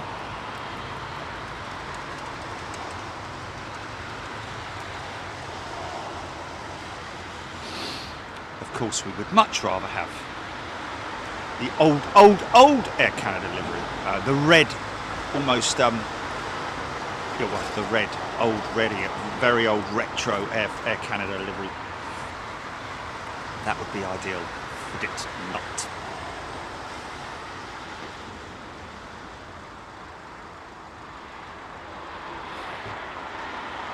Daniel Banks, Gary Pitt, Matthew Thompson, Martin Mayer, welcome. Thanks for all the welcome. Came across the YouTube shows last month and really enjoyed the material. Martin, that is fantastic. Please, folks, I know there's been so many cases where new members have come on and said where they found us, how they found us, how long they've been watching, and you never hear from them again. So Martin and all our other new members, please do not feel in any way, it's all a natural human thing, isn't it, in terms of like, I'm a little bit shy walking in, it's a bit like, joining a club for the first time and walking in the first time and everyone's sort of like, oh, who's that just walked in? I don't know, I think it's a friend of Steve's. Oh, is he? Oh, okay, oh, he's all right, yeah. Hello, mate, how you doing? Yeah, come and sit down and tell us all about yourself. And there you go, boss, you're off. Martin, please, regardless of what sort of like, if you're an AVGEEK, whether you are or you're not, whether you know stuff about airplanes or you don't know stuff about airplanes, whatever knowledge you have, whatever questions you might have, anybody who's a new member, please come in. It's been great recently, over the last year, to be honest with you. Lots more people, new members getting involved in the chat, and that's what we like. That's we really sort of like thrive on that, on the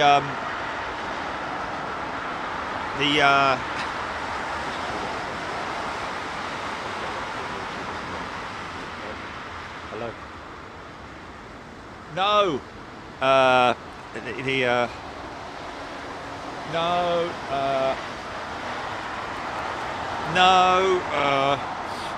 VJ Menon, I like the BA livery, although bringing back the Speedbird may be an addition to the Speed Mark, VJ saying. Yeah, well, it is still called, I think the call sign for British Airways Speedbird, interaction. Interaction is the word I was looking for, Julian. Kevin Fisher, do the little trucks have to call tower to go across runways, etc.? Kevin, most definitely.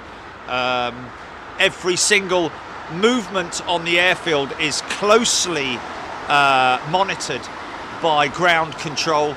They all have to have. It's a bit like almost like a flight radar 24, but on the ground. Very busy. We've seen it when we went to Munich and went inside their operations, ground operations centre, which was just phenomenal. What was even more phenomenal, I have to say, was the FOD board. So much so that they actually had to have 2 FOD boards there because they found so much foreign object debris on the ground. Oh, bless you.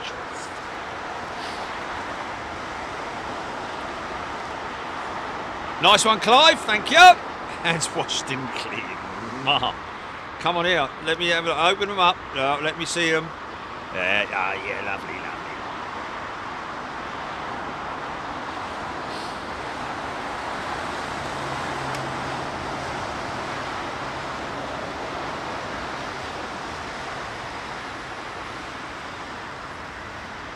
Kim Kinzer. I remember 2000.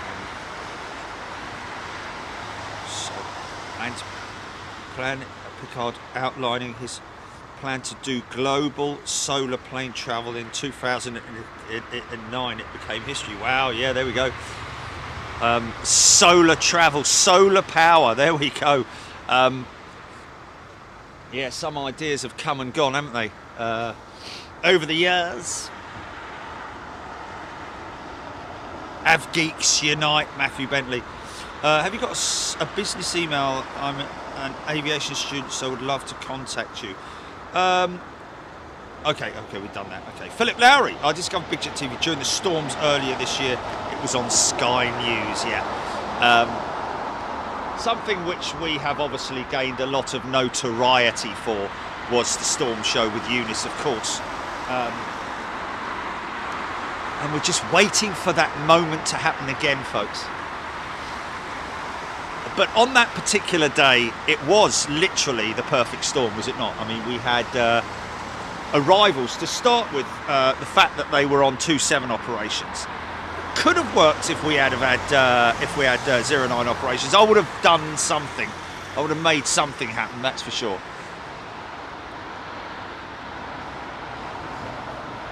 But it was just that we were right underneath it, and we were right there.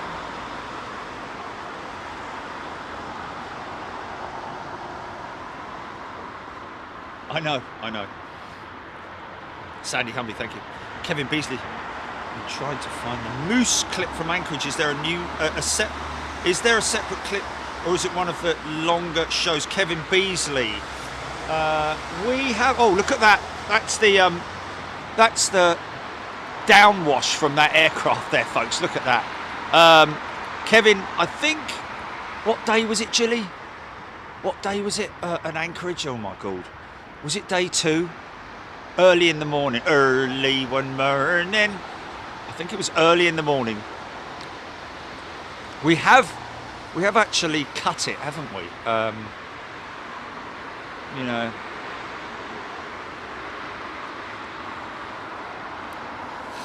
Yes, you did. Yeah.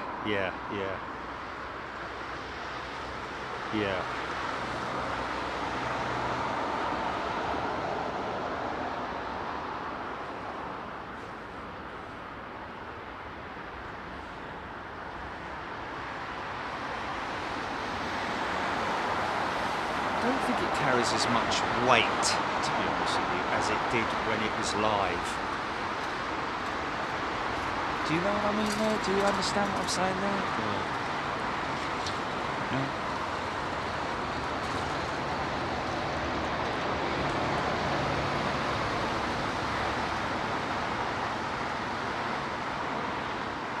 I want to see a big one come over the top of that cloud cover there, because obviously they're descending not so much through it, but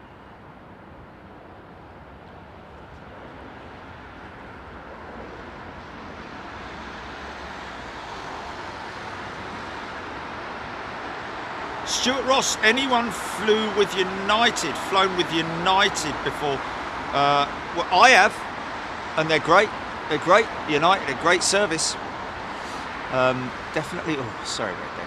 See, even the little ones making a whipping up the cloud there. Look, and that's a tiny little aeroplane. Well, say a little aeroplane, bigger than Lancaster bomber, believe it or not.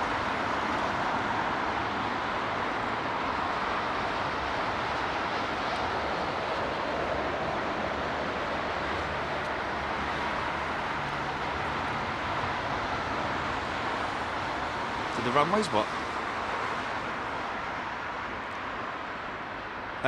Runways are treated with an anti-ice solution, but only in severe conditions, something that I don't think they will have here in the UK. Places like Alaska, of course, yes.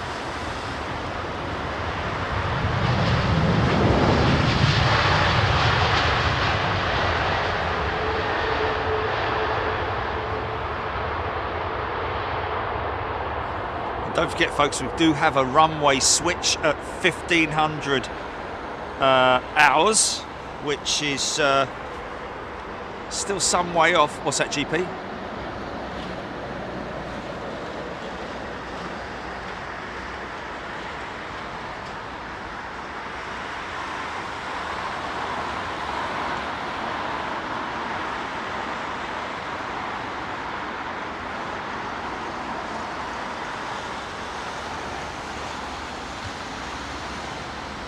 EGPX is on board an aircraft. Oh, okay. So we have a member, folks, EGPX. A lot of you folks will know who we're talking about. Daz Storm Kira got him off the mark. Daz, thank you very much indeed. Don't reckon it notoriety, more knowledge, Jerry Tony. So the shuttle used to be turn up and take off there. Work back up planes if the mouth flight was full. Les Donaldson saying. Thank you, Les. So, folks, it looks like we've got potentially. I need to obviously follow up with my good friend in at EMA later on today, or probably now tomorrow morning, I would have said. We possibly have week back-to-back cargo shows, one from Louisville with UPS and their cargo facility there. There's a big bit of black smoke coming out over there.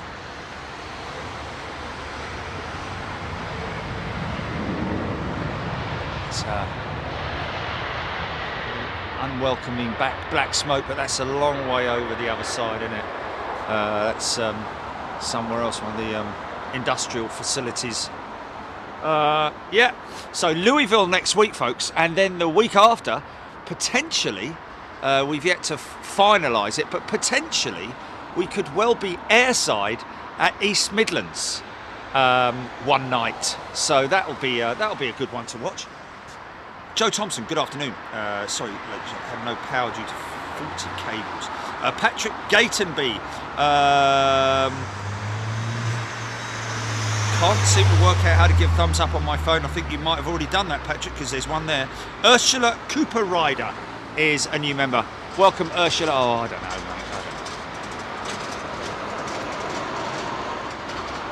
I don't know. Oh, a like on the stream. Okay.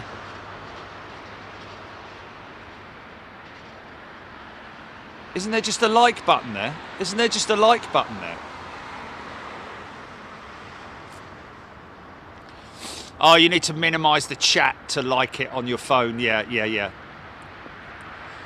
So why don't you all do that now at the count of 3? Smash the like button, folks. 3, 2, 1, or 1, 2, 3. I did say on the count of 3. Anyway, whatever. Thank you for anybody who has taken the time out to give us a like. We really do appreciate it. And it helps us, to be honest. It does help us in our thingamajig.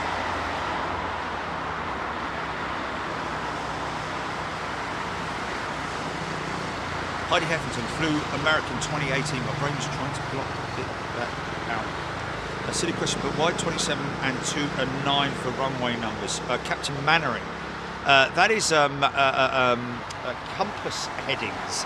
090, or I think it's 009, and then 027 or 270 degrees, or and 090 degrees, or whatever it is. It's a compass heading, basically. All runway numbers are based on their compass heading.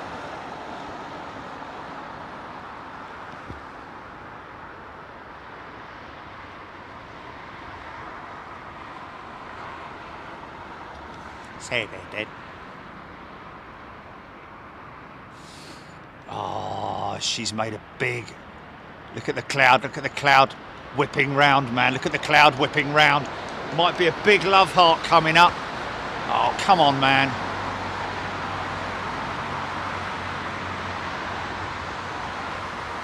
Yeah, there it is. Look. Flipping heck. That's where she's just broken through. Look, see at the back there. See at the back. You see it all whipping up at the back there, man.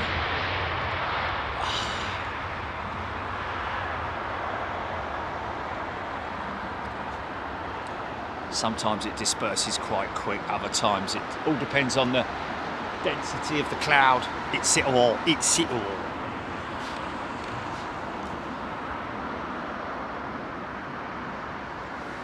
I can't believe it's it. The sun's in me bleeding eyes, isn't it?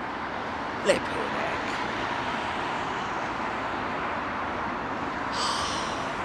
The sun's blast. I've got a massive glare off the window of the hotel.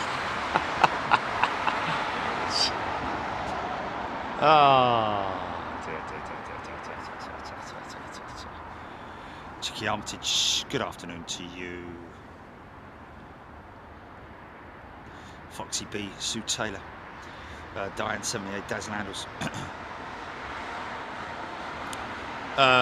Daz Landals mentioning about the Dublin shows were action-packed on single runway operations. Yeah, not so much now.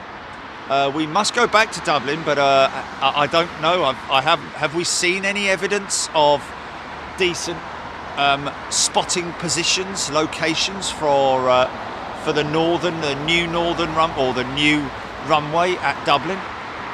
A380, folks. Here we go.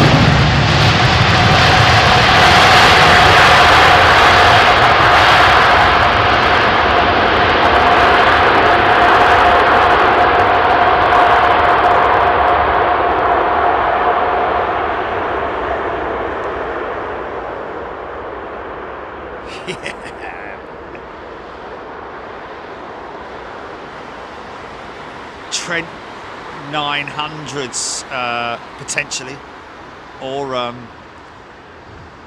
Pratt & Whitney General Electric Pratt & Whitney combination engine GP 7200, I think. Either or, Emirates operating both engine types on their 380 fleets. So you never know, unless you know, if you know what I mean. Just visually, it's very difficult to distinguish one engine manufacturer from another, of course. Either way, pumping out a shed load of power on the reversers there.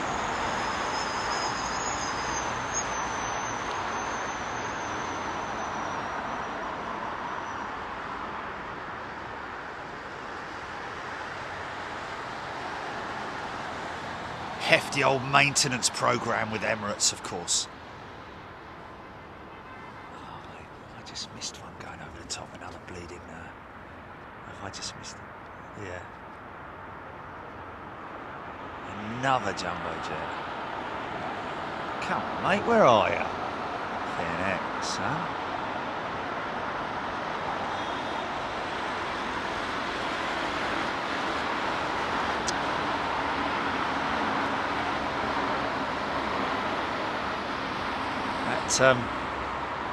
kind of call it the hourglass look about it, doesn't it?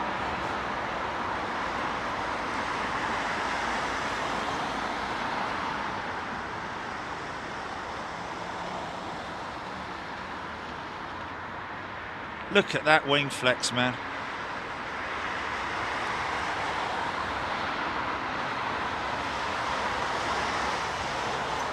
Insane.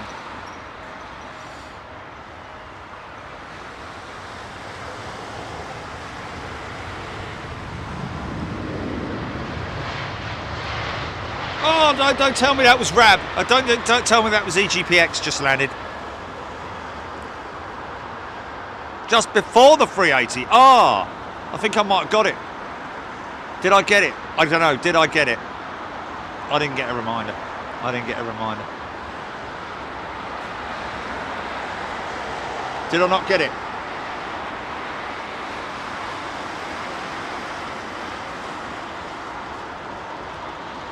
You know what? It's I was. It's because of the 380. I tracked the 380 in, didn't I?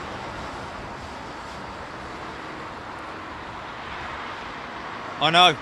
That's what I'm saying. I was too.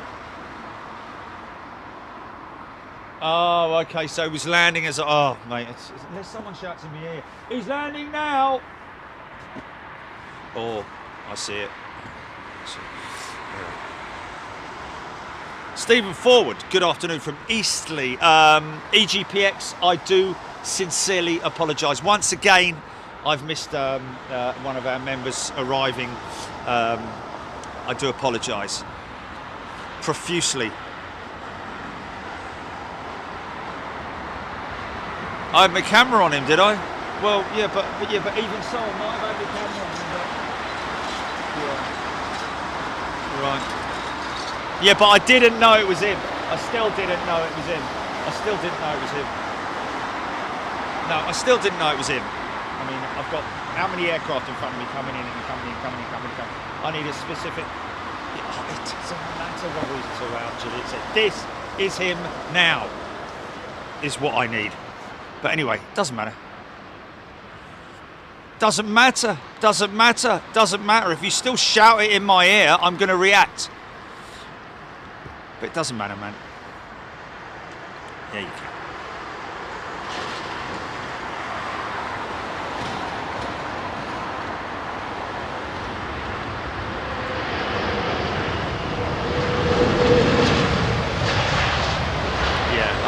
EGPX, I do apologise. Might have got a glimpse of you, mate, on approach.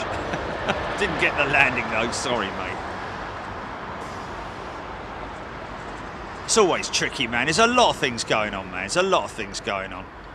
So, sorry about that. I'm going to cancel his membership right now as he's taxiing back to the gate. Delete.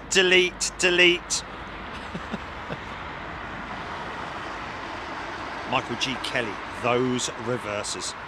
Reciprocal headings, that is, i.e. 270, is one direction to the opposite, is 090.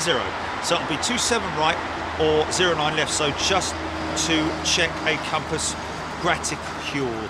Thank you, Tony. Compass graticule. Oh, might be a nice buzzard shot in this.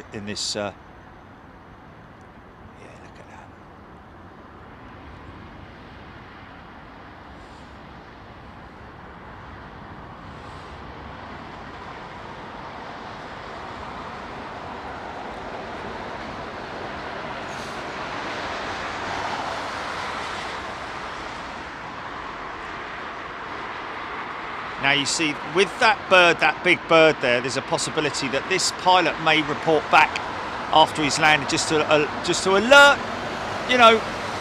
Oh, here we go, bus. Oh no, here we go. He's got it.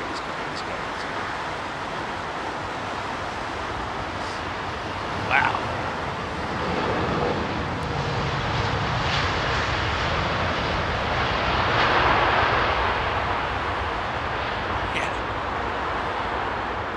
What's that, GP? Getting to what? Getting to like you, getting to know you better.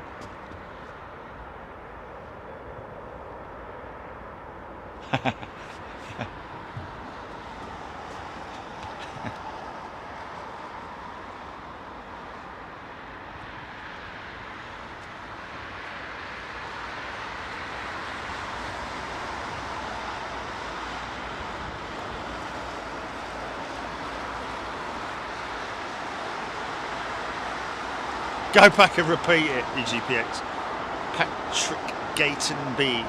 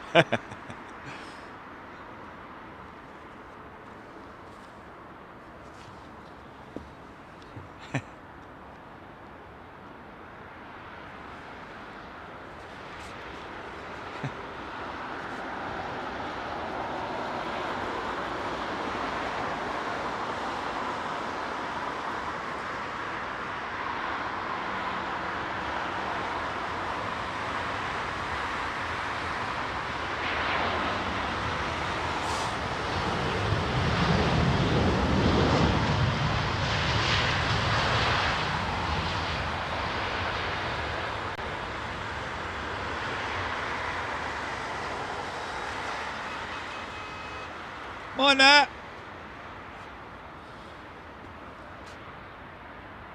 Matthew Thompson, 2 birds of prey in that shot. Oh, look, got some ribbons. Got some ribbons. Nice. Nice.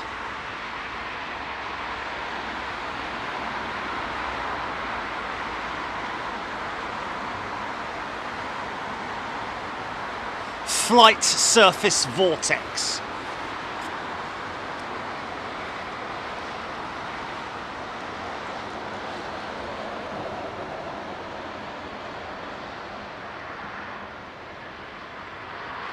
Ops vehicle.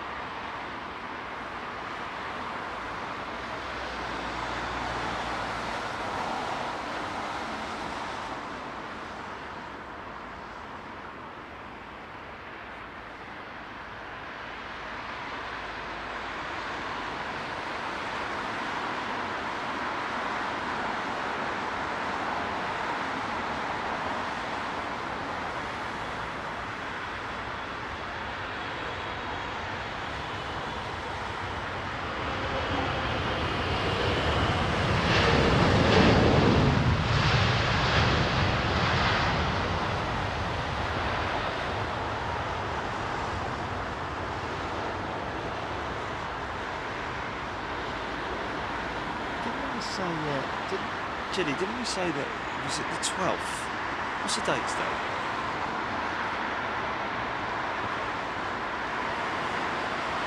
Just thinking, like, because I got, because he sent us the schedule, didn't he?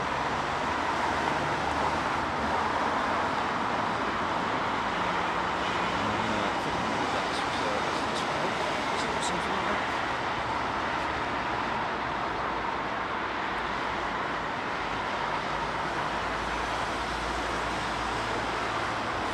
Sandy Hummer, just a heads up, Jerry, we have Cat Weasel flying out on Air Canada 861, departs 1442. It's estimated departure 1442. I think that's highly likely he'll be going out of the northern runway then, Jilly. Okay, we got Cat Weasel on board, folks.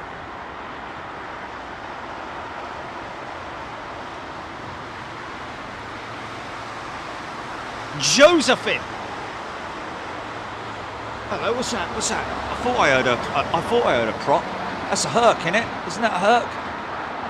It certainly is, Stanley. Going into Northolt, perhaps?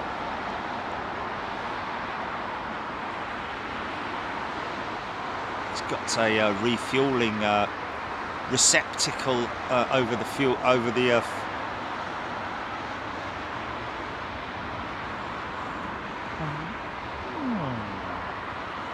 Towards Norfolk. It's going north. It's going north.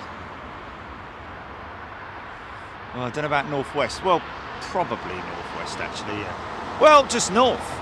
Looks like to be on a direct northerly heading. Getting to know you.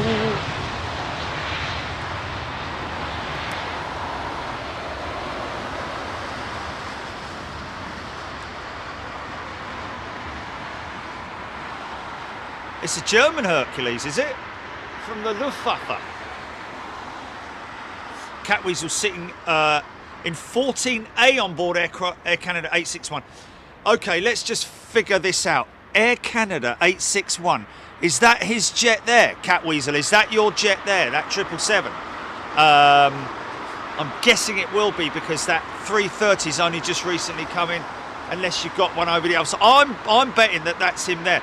So when he backs out, what is he number? What number is he?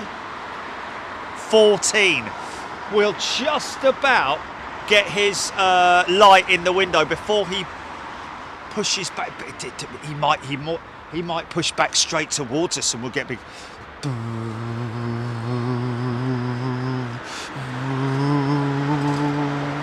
Starter.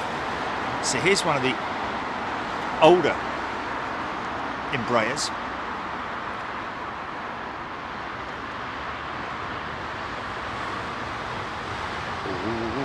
Ooh, is it really? Oh, that ain't going out at 251, mate. I'm telling you now. 100%. Folks, we may well have a jumbo jet that we caught at the beginning of the show going out because we are going to have a runway switch. Runway operations will change from arrivals to departures on this runway in approximately 45 minutes.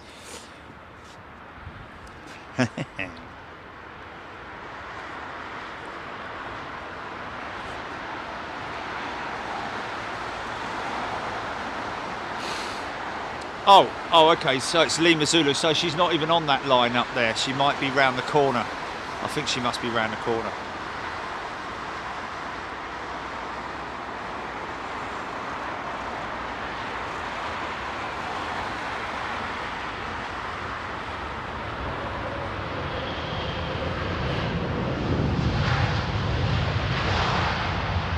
Pilot BA is on radar. Yes, sir. See you later. We will catch you. Well, as long as we're not distracted. But he's taxiing, isn't he? So, you know, we will get at some point. Yeah.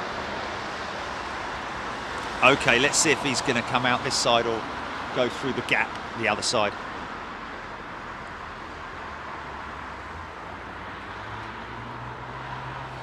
Ain't got time, mate. Get Brian Griffin to write it.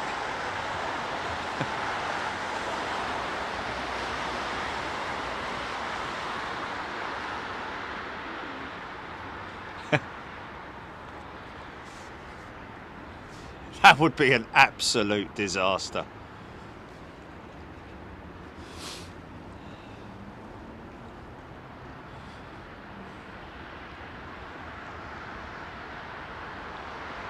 Yeah.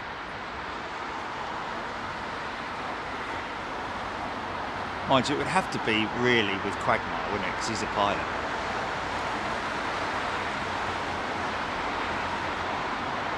Yeah.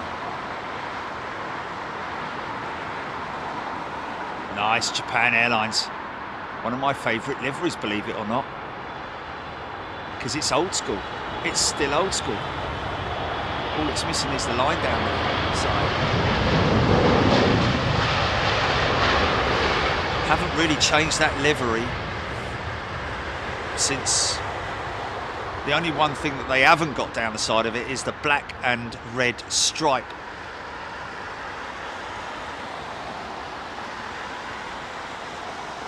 What's that?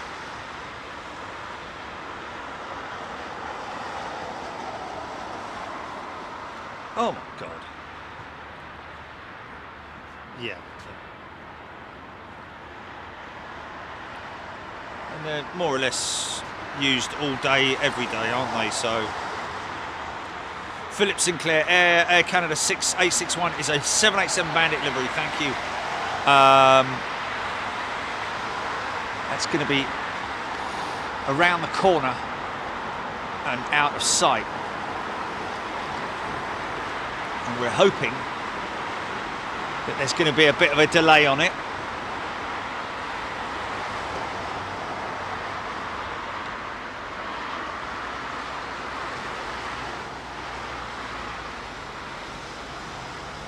Ghost ship.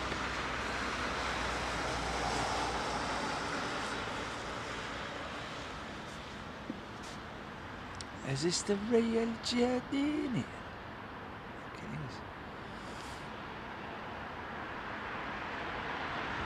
All their lights ablaze.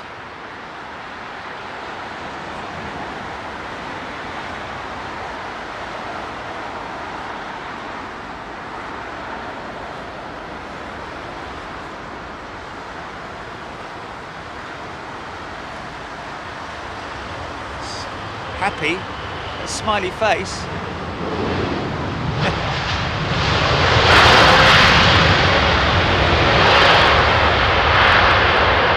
Yeah!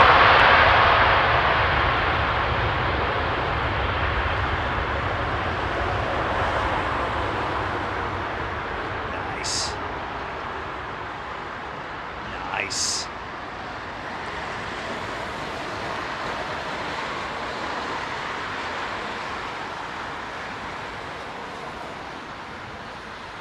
Cold stream reverser system. Using the fan element of the engine as opposed to the core element of the engine.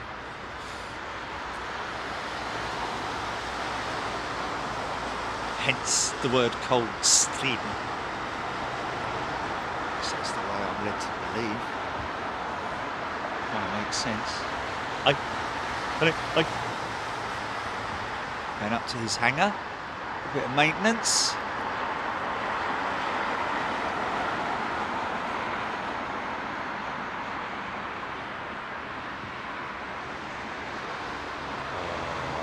Jumbo's late.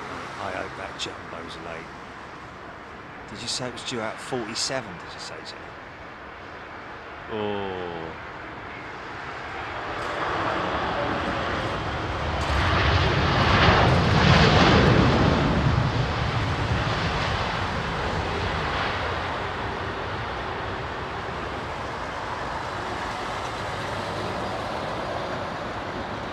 Interesting how the static ports are so far forward on that Dreamliner, from what I can see anyway.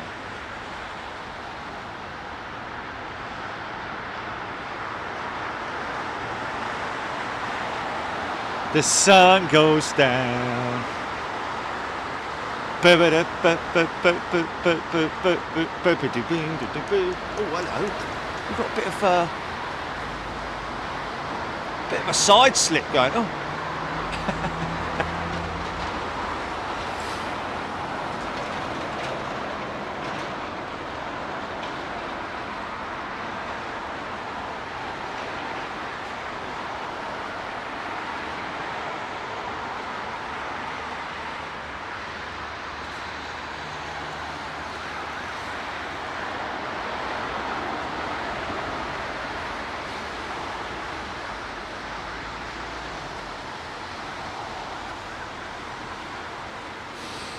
Very interesting to see KLM getting involved in a quite a heated discussion regarding open airspace over Europe and the fact that they have to make quite substantial diversions. Well, not diversions, but, you know, long routes instead of direct routes to their European destinations.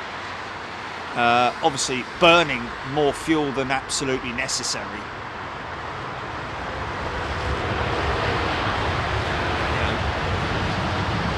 So the open skies policy,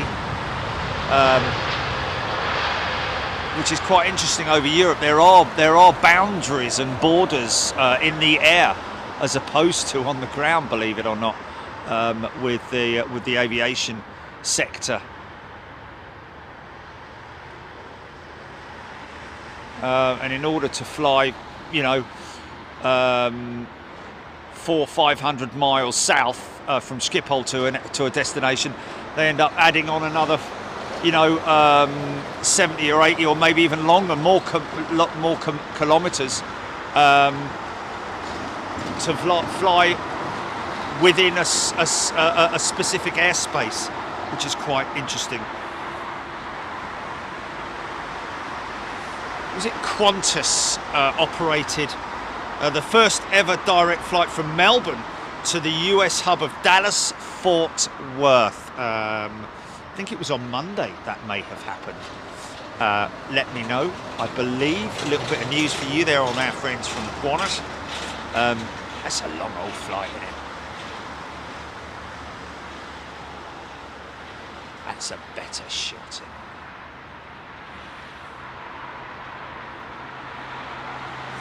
It is the latest in their ULH, the ultra long haul route, using 787-9s with Qantas.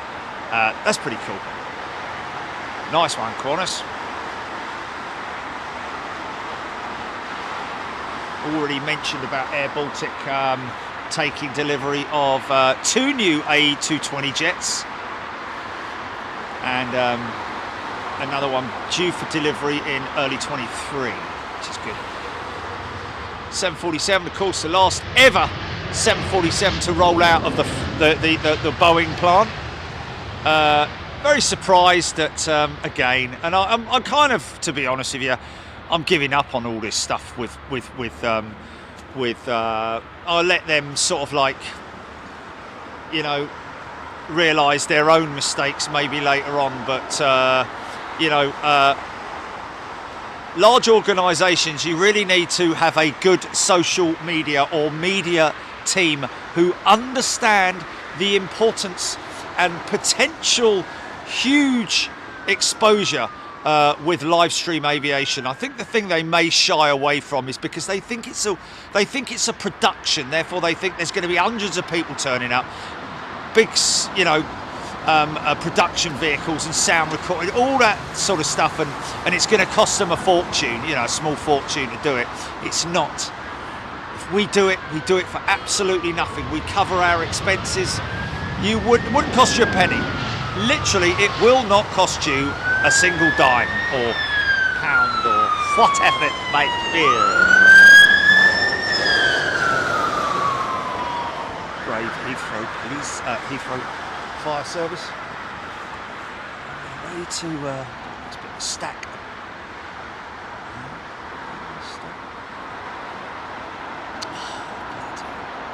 High intensity lights really do cause a major issue with a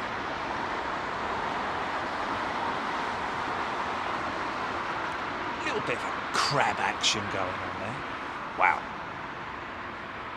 Temperature drops right down when that sun goes in. But when you weigh the two up, I'd rather be standing here in the warm, in terms of my warm clothing, and not have the sun glaring at me. Whoa, wow, he drilled that one. Nice. But at the right attitude.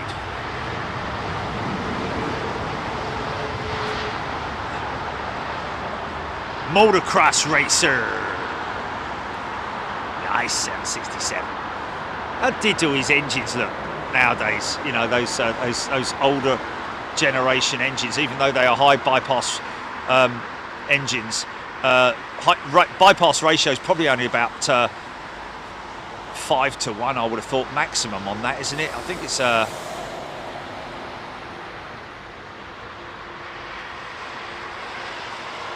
isn't it 7 to 1 or even more on the bigger XWB engine type high bypass ratio turbofans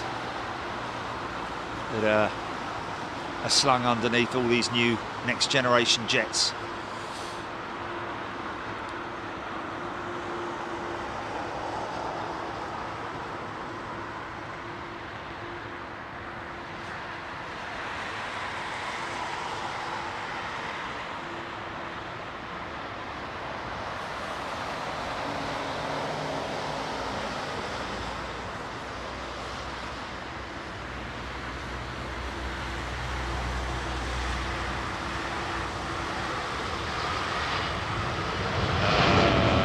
Pilot BA GP.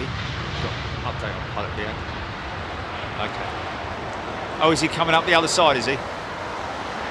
Ah. Oh, is that him here? Is that him here? Is that him here appearing now?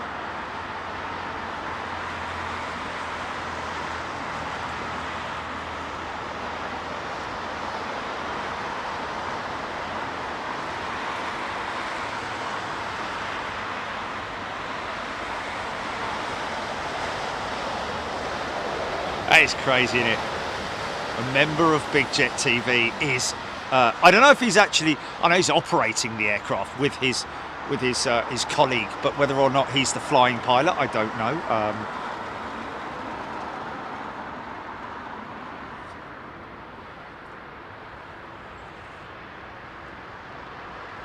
It's a clean looking Delta 76, isn't it?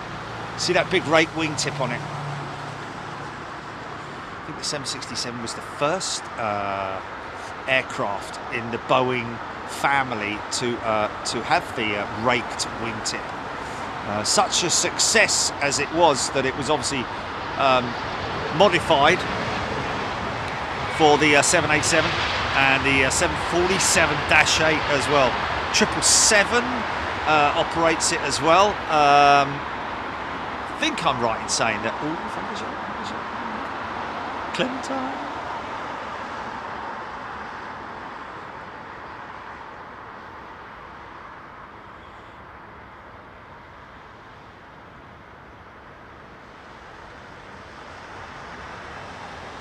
Oh, I don't know, it's a tricky one. I mean, that Delta 767 is really nice as well. But it's something different, isn't it? You know, especially for the American market, GP.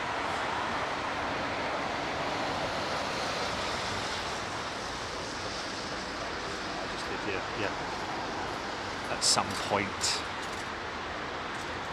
not the up close shot, but just a generic sort of like from behind shot kind of thing.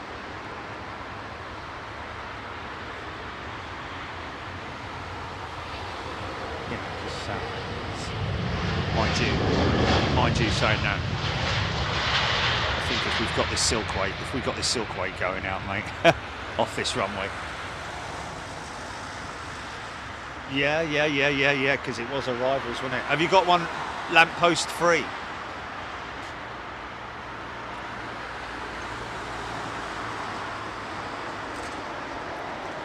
Interesting, talking about Air Canada, they're starting a long distance non-stop service between North America and Thailand this coming winter. So fair play, Air Canada. Even more, there's a lot of operators. Oh wow! Look at the hole that thing's left in the cloud, man.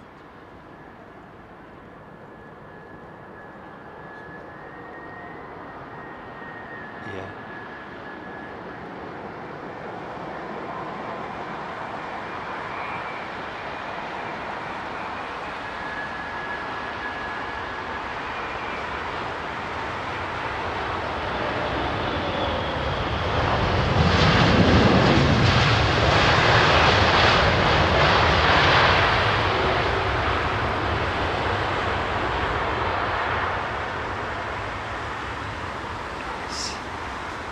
So we're waiting for our pilot BA, our man up front on this this triple that's going out. Yes, another thing, Emirates back in New Zealand after 3 years being out. Congratulations to Emirates for their return to New Zealand for operations. Paul G lost 747 out of the factory today. Yes, again, I do hope they're going to make some kind of a documentary out of it or something like that. It's definitely worthy, deserves it, I'm sure. I mean, let's face it, at the end of the day, hopefully Boeing would have recognised and understood the fact that almost everybody in the world knows what a jumbo jet is. And obviously people from all different eras and backgrounds will remember the 747 from whatever specific part of their life, having either flown on it, been around it, or whatever. I just do hope that somebody has made a documentary on it. And if they haven't, shame on you, Boeing. Look now, look now. Oh, is that him lining up? Is it him lining up? He's going, he's going. Okay. Pilot BA, folks. Pilot BA.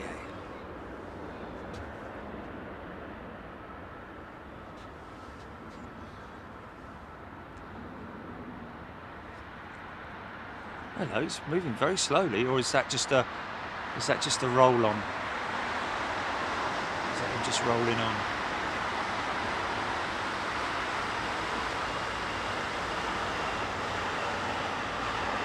He's going. Bleeding bus. You can't make it up, can you? Oh well, I'm sure he'll see the funny side of that.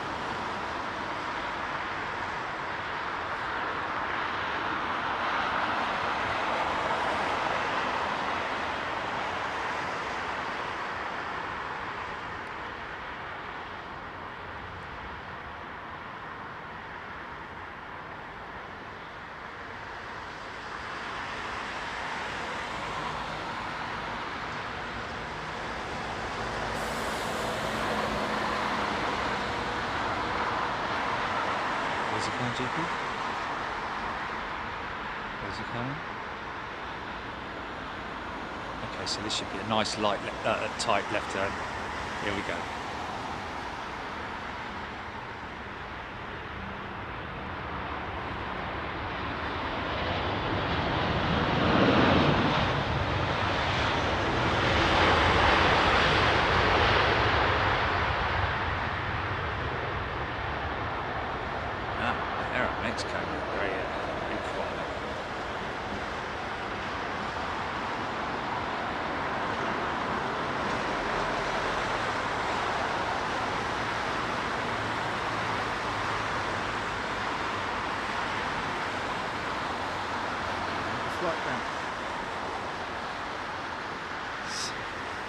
Nice! Yeah!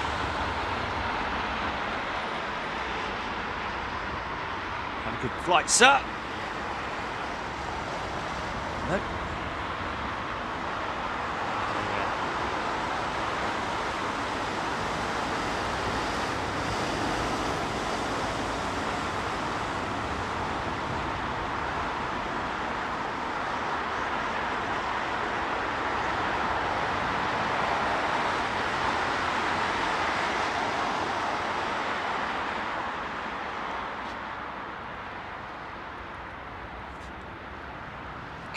Interesting. Wow.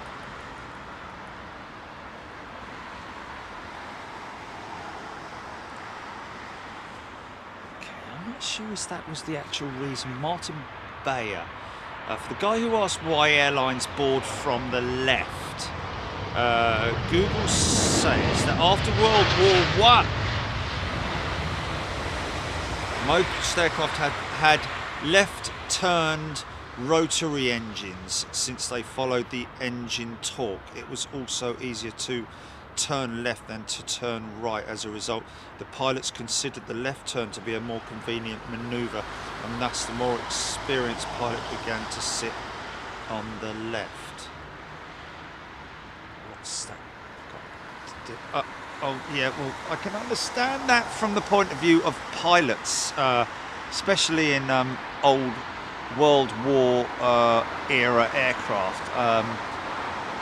I think in terms of commercial travel and the advent of the access from the airport to the aircraft by way of the passenger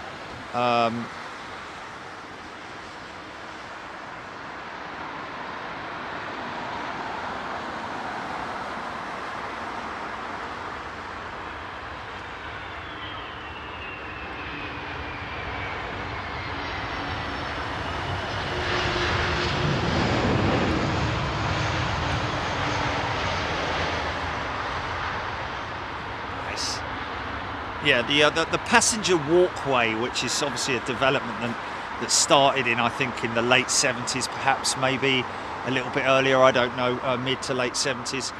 What you're seeing there, the access bridge, in terms of accessing the aircraft from the left-hand side. I think it's just an industry standard that they've standard. Read all about it. I think it's an industry standard that they have adopted over the years. I don't think that can be. You never know, man. Maybe it does arc back to World War I, but I don't know. I don't know if I think it may be just that it is that it was adopted that way, because it's sort of like, perhaps in terms of the infrastructure and the way that the layout of the access and all that kind of thing, it may have been that it was just easier for them to do it that way. I don't know. But good point. Thank you for looking that up. I appreciate that.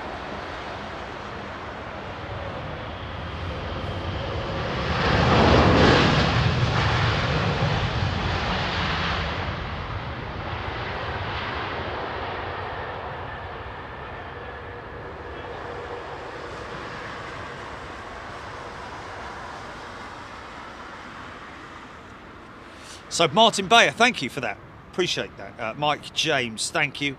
Jill Perry, 747s deserve all the praise. Nick Great, Boeing could use a little good news.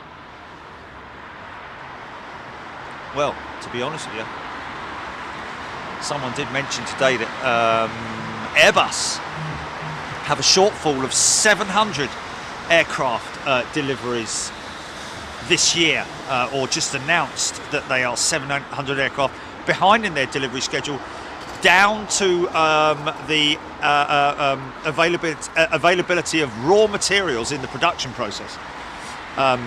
So that obviously goes for their manufacturing partners as well, who manufacture components as a third party.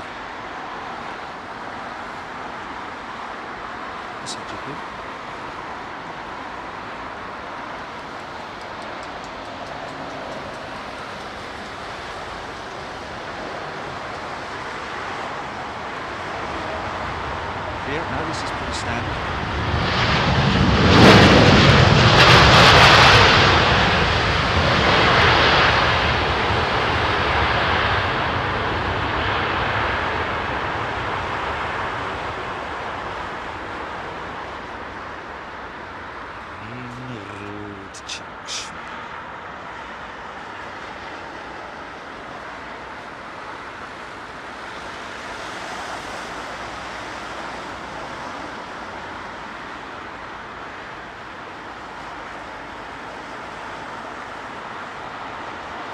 TCC October.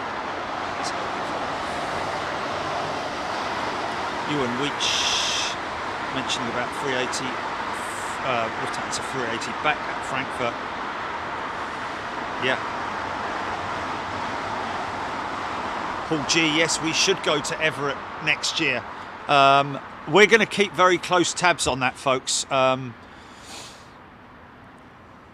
We need to. We definitely need to start a conversation with Boeing, literally. We need to do that. It needs to be done.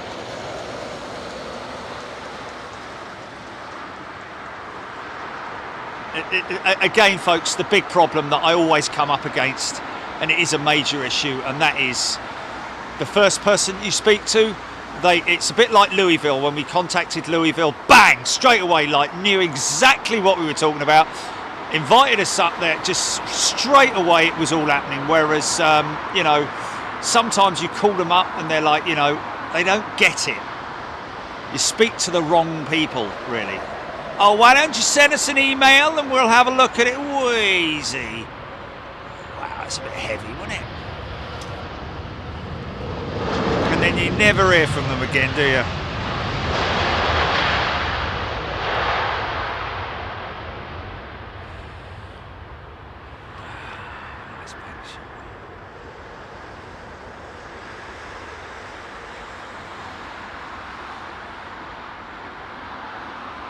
That's just the lazy man way out of it, innit? Send us an email. I mean, obviously, you know, you need to do that to send an initial proposal to them. It's understandable, but it is the sort of like default answer in it for anyone in media. Yeah, send us an email and we'll have a look at it, because obviously they do get a lot of demand from media teams and news stations and all that kind of stuff.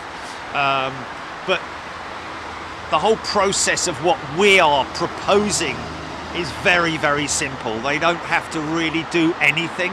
Just acknowledge our presence, and if we can get airside, then so be it. Otherwise, maybe make some arrangements for us to be able to get a good spot so we can film it for them free of charge, and also give them the footage free of charge as well for them to use in whatever advertising campaigns or any kind of campaigning they want to do. Bit of rudder adjustment there. Wow.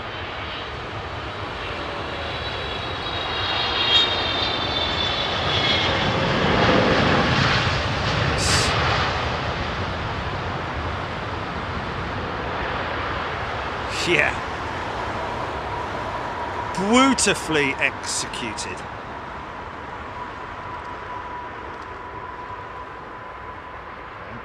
We don't need. I don't want to hear you say to me, Chile. 747 taxiing up the.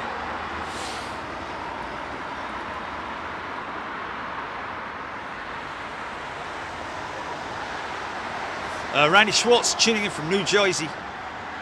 Great show. Thank you very much indeed. Oh, okay, still got a slight delay on that jumbo jet, folks. And that's supposed to be wheels off, isn't it? That's supposed to be wheels off the ground, that ETD.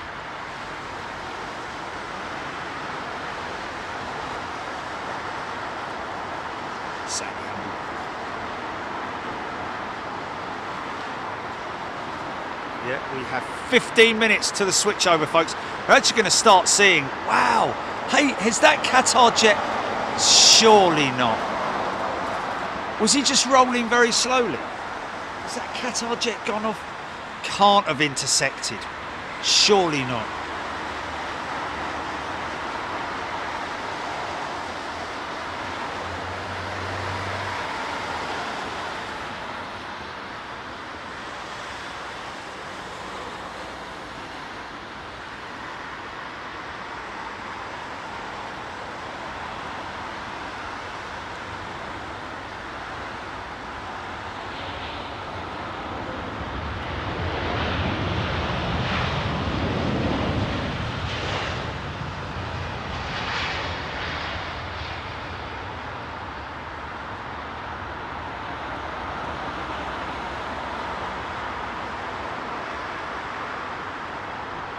Who's here?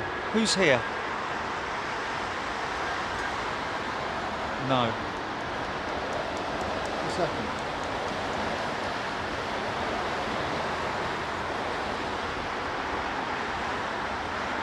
Oh.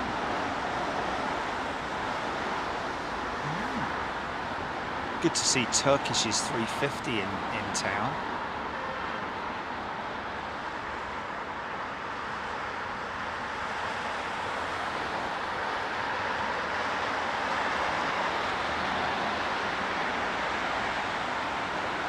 That big turn on that big aeroplane with those big wings, all made from the single movement hand operation on something not much bigger than your average games console control. Kind of crazy, man, kind of crazy. Come on, give me that floof, give me that floof.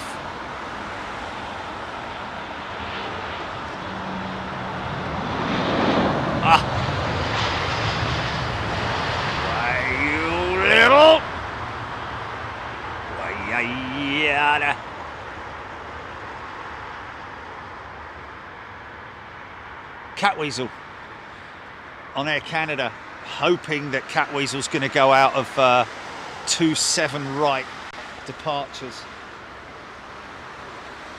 Oh, is he? Oh, okay, okay. So Catweasel's going out of 7 left. Okay.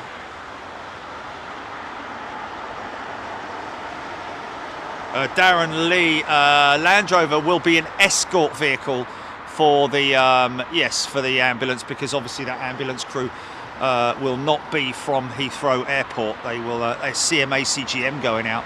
Oh, that's a great shame. Caught that coming in earlier, folks. Sat on his nose. He's got a plaster on his nose. Looks like it. Oh, sugar lumps, really. Hello. Is this that? It is, isn't it? The Austrian. Still yet to be painted. That's crazy. Is it? Okay.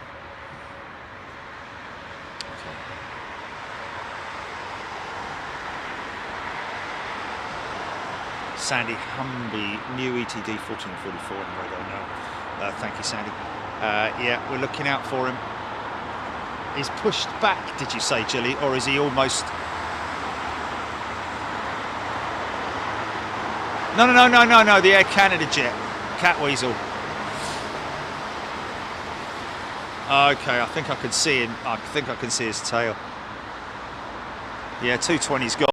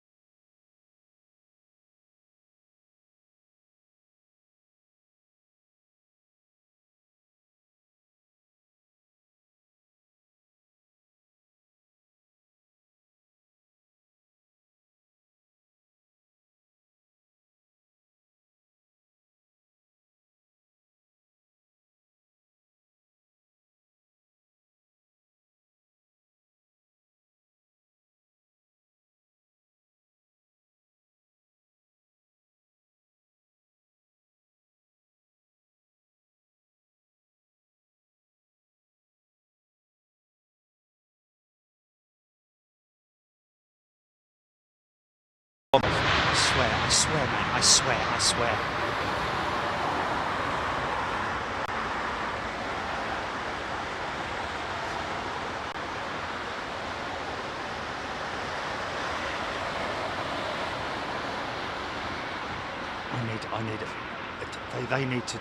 They need to develop a battery with a warning beeper on it or something. They do, or some kind of an alarm system on it.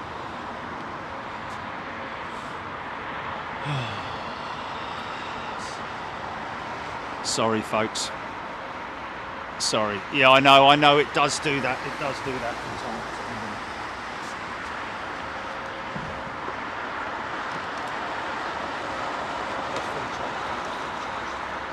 It's either that or I must have.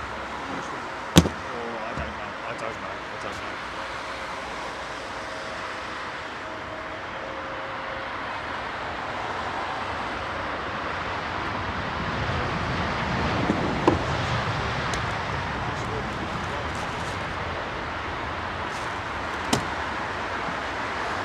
Oh well. We've got a bit of him, didn't we?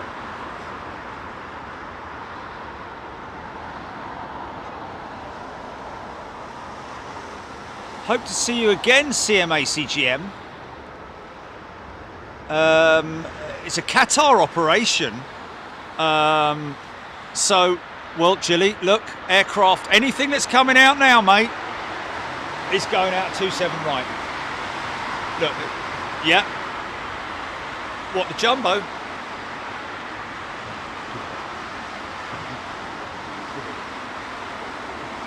Oh, no.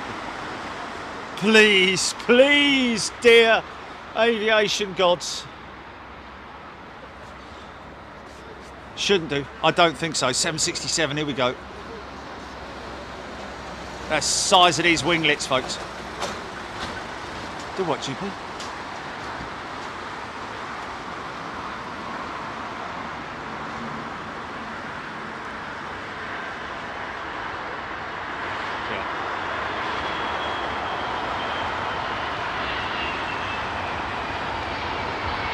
Oh, beautiful.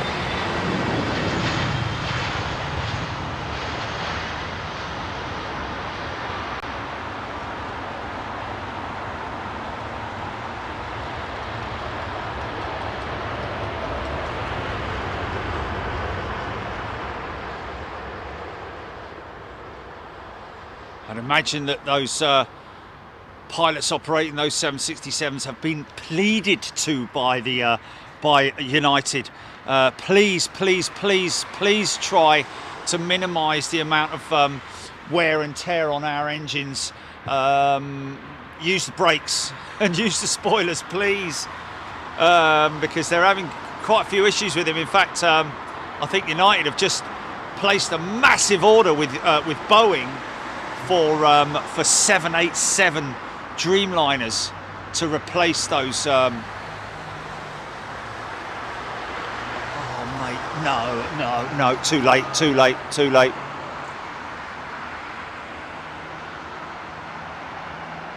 Oh, serious? Oh mate, why didn't I get a 5-minute warning on that jumbo? Oh, she's gone. We've got a little bit of a... What transponder's gone off, mate? Oh. Sometimes it does that, doesn't it? Once they're moving, it goes off, and then once they get up to the entry point, it goes off.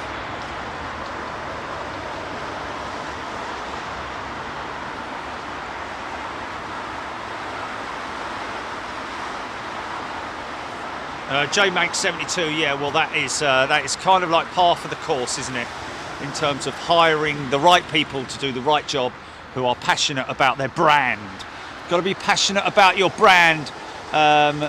You know, put some time and effort into researching it and impressing the bosses. Because, like I keep saying on LinkedIn, you know, they think, oh well, let's just put a post out and get like maybe 1,000 likes or something like that, or 1,000 views, and what's that, GP? Is that repeat? Oh.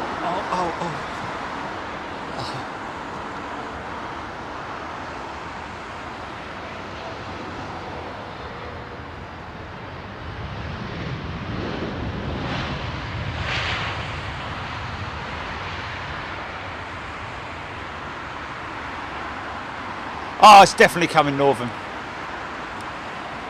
Okay, folks, we have got a surprise for you. Oh, indeedy, we do now.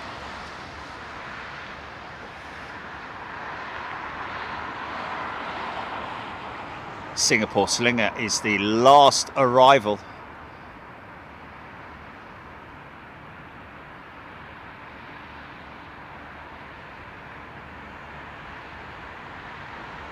It's not TUI, is it? You sure it's not TUI? Here we go! Singapore Slinger. Okay, we've got Jumbo Jet, the freighters coming out on this runway, folks. Ain't no doubt about it.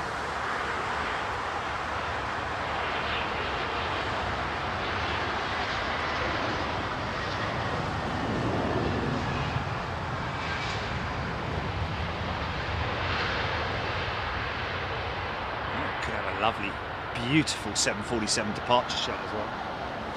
But in the meantime, the final arrival into runway 27 right is this beautiful big bird.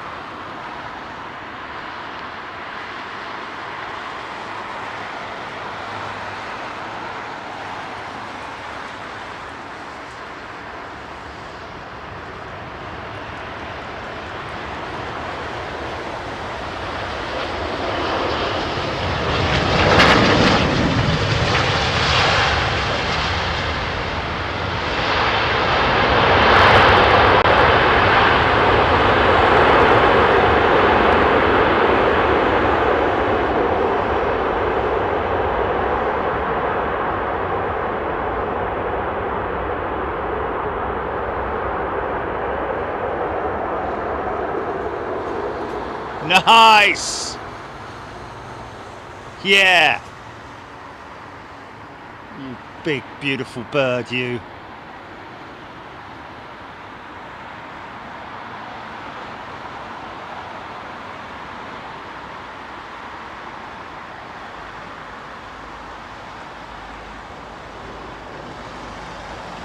think I'm going to break out the hand warmers, mate.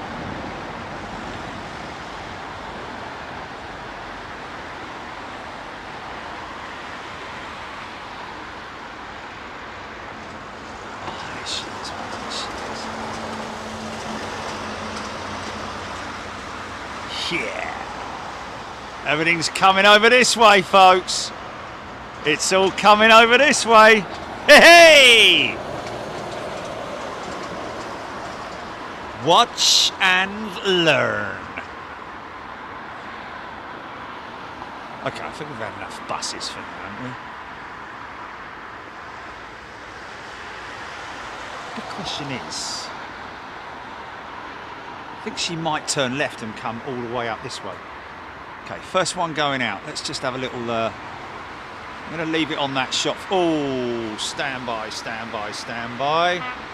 I think I might need to move the old, I might need to move the van, otherwise we're going to have a sodding great big lamppost right in the middle of the shot. Yeah, let's do that. How far forward do we need to move? Right up to the arrow.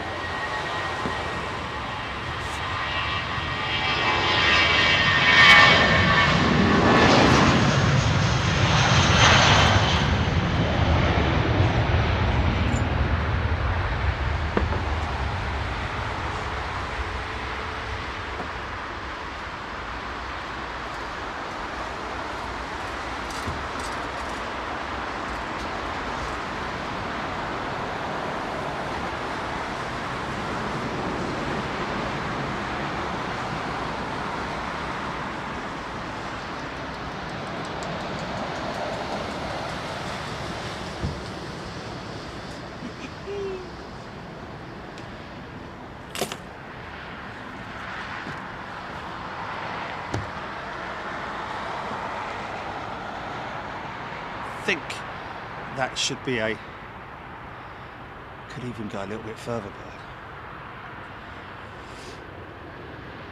this thing's going to go up quick.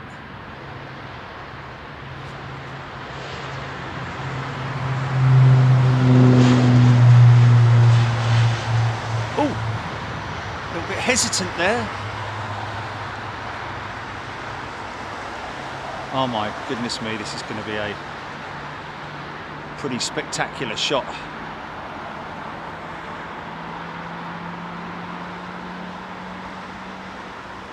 Oh, hello.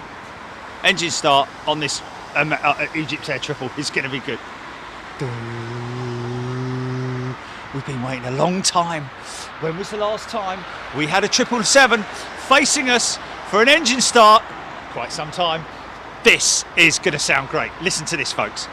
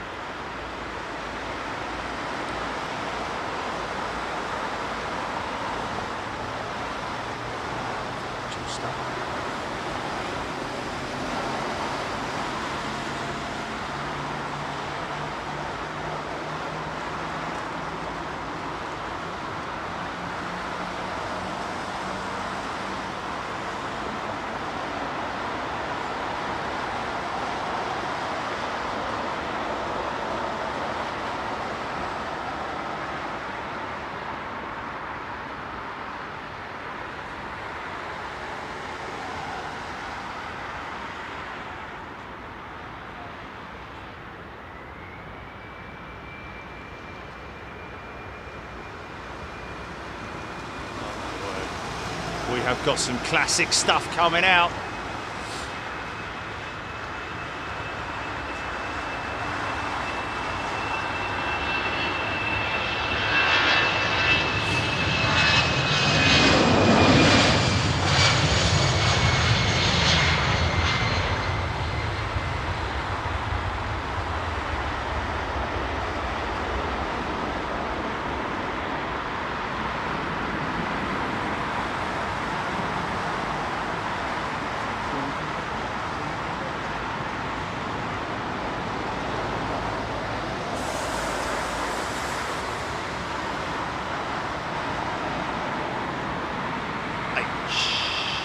Aviation.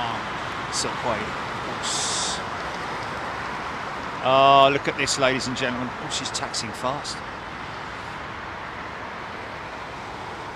Wouldn't expect anything less from a freight dog.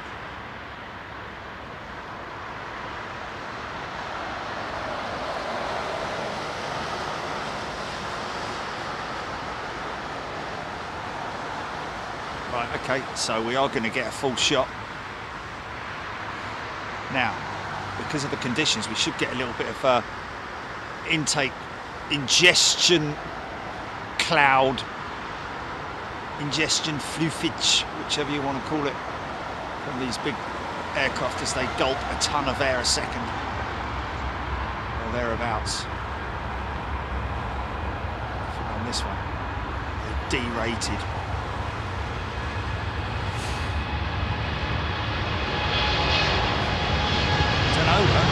So that's quite flexible. Sorry, it's just leaning it. You've got about 15 things at once you want to see. Well, 2. We'll get more Dreamliners going out. Let's just grab this Singapore Slinger. Look at this in the shot, man. 380.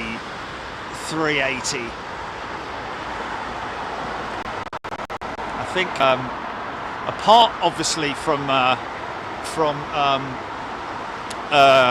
Dubai, which will obviously be the most the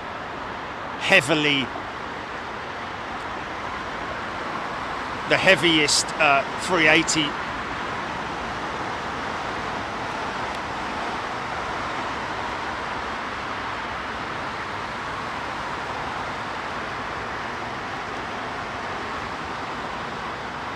Operational airport, I would have said, but that is literally mainly just for the Emirates jets. This, on the other hand, is London Heathrow.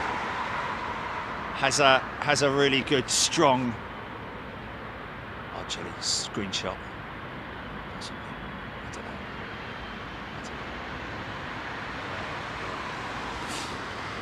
But another one coming up, possibly. Oh no, this is turning. I was just going to say, you could potentially have a.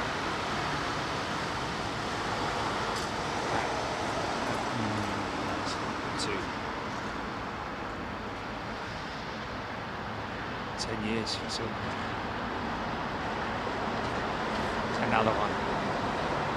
There's another one coming in.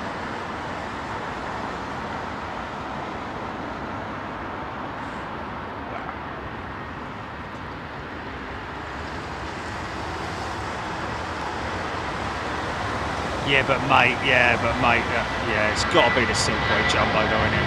It's got to be the Silkway Jumbo. It's going to be too much. It's got too much. It's just beautiful, isn't it? When that thing goes out. But I think the touchdown.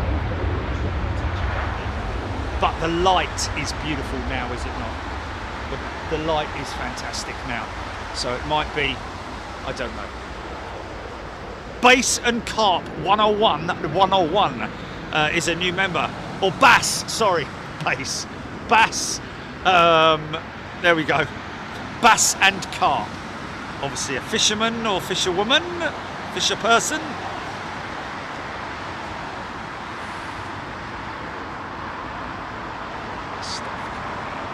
Some serious hardware about to come out, man.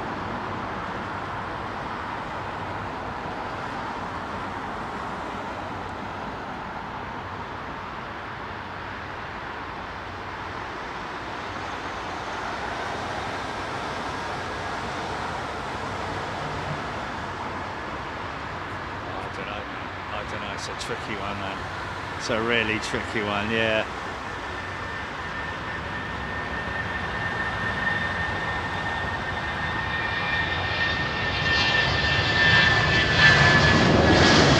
What's going to make the front cover of today's screen?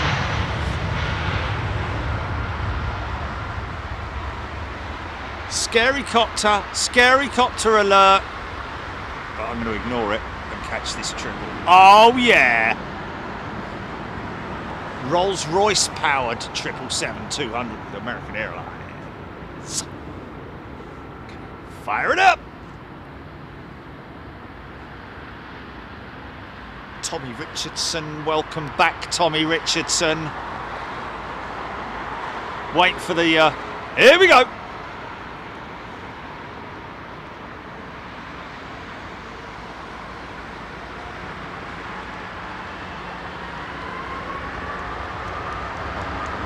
I'm gonna have to cut away from this. I'm gonna have to cut away from this, folks, sorry.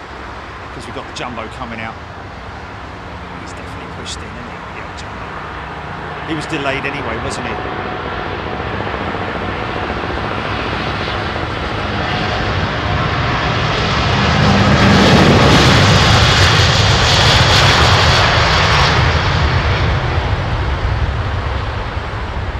Nice.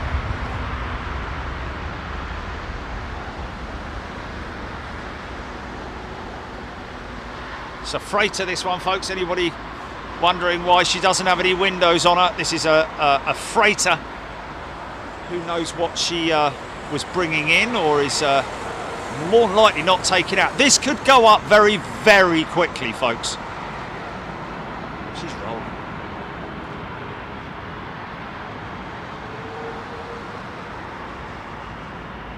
Smiling. Smiler. He's got a smile. Goofy.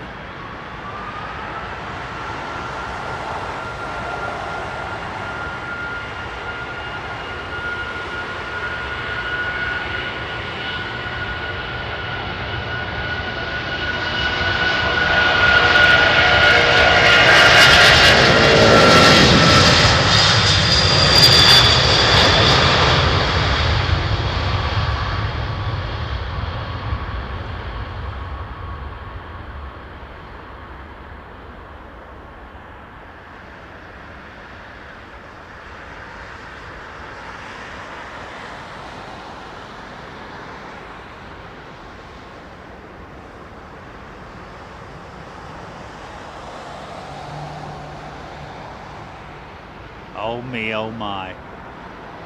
What a beautiful thing. Last time we heard anything like that was when the BA Jumbos used to go out. And ironically enough, Captain, Senior First Officer Dave East telling me the other day that even though he loves flying the 380, he still remembers and cannot better the feel and the sound and the power, because you do get a little bit of sound from the 380 up from the cockpit of the engine spooling, but nothing like throwing full throttle.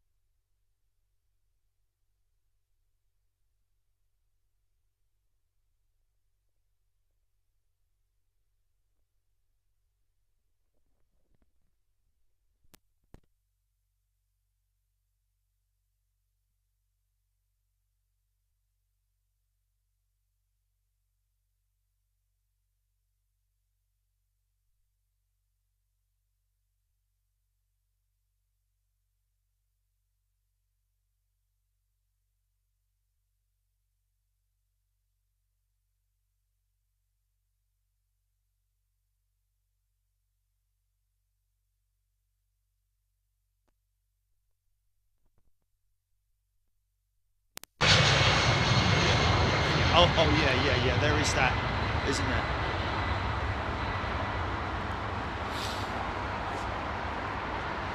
Yeah, thank God it didn't happen on takeoff. Rab H, very true indeed. Thank you.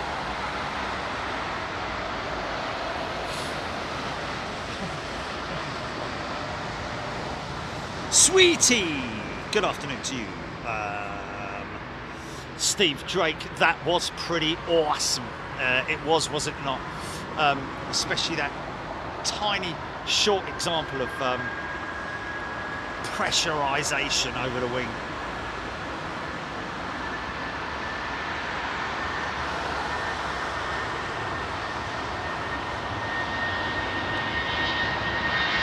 Sarah Faro, gremlins are hard at work today. They are, aren't they? Testing us, I'll tell you. Okay, up to 4,000 people watching right now. Good afternoon, everybody. Hope you're doing well. Early evening here. Well, it's not early evening, is it? It's only 3:15 here in the UK. But getting dark soon, though. But welcome as you join us. We are 15 minutes into runway 27 right departures operations. We have just had 3 hours of arrivals.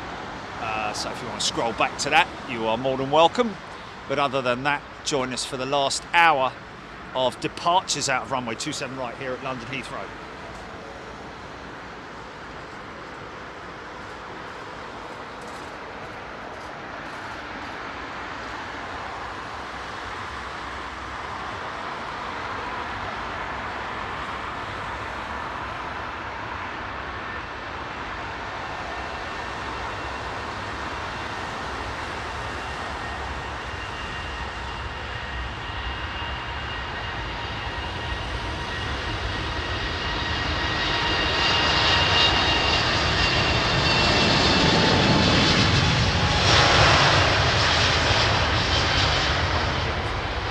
Watch this for floofage, Jimmy. Watch this for floofage.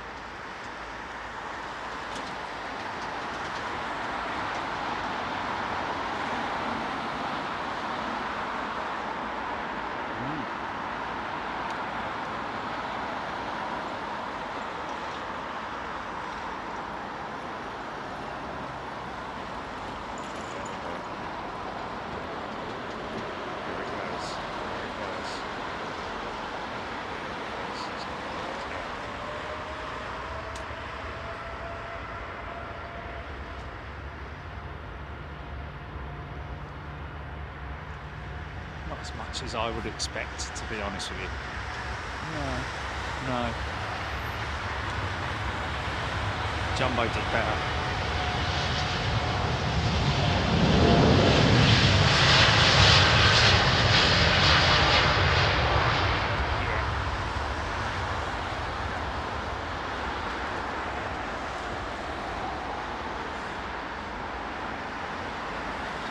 Turtles.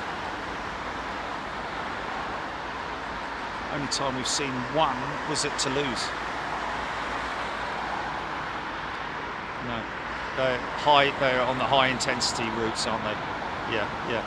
Honolulu operations, yeah. Okay, we're going to have runway inspection right now, so we'll follow this Dreamliner out. Now he's going to go left, I'd imagine. So we could get some fluffage.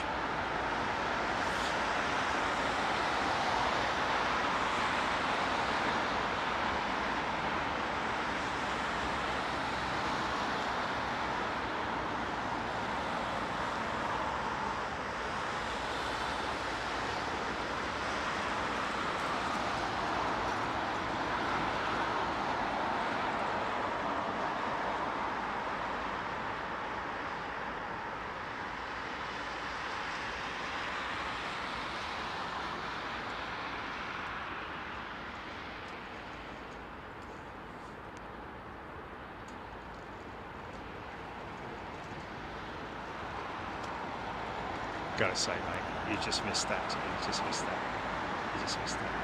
Yeah, you just missed it. Might even get a part two. We might even get part two here. Hold on.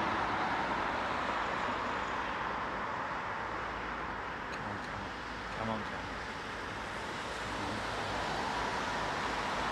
Let's see if I land.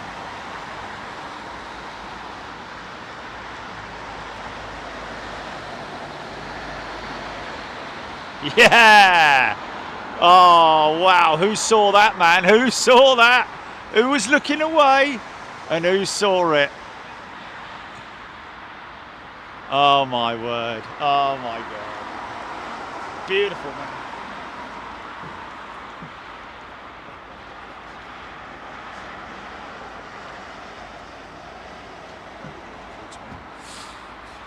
Foxy beat. Jan's Views get some great cloud footage. Now I am now operating with 2 pairs of gloves on, ladies and gentlemen.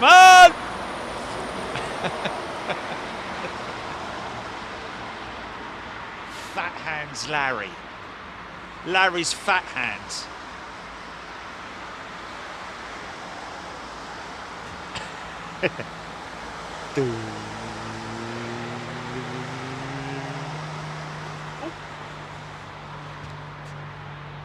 What's that over the top of me?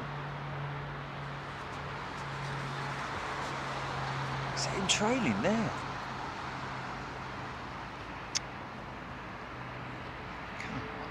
Oh, come on, camera.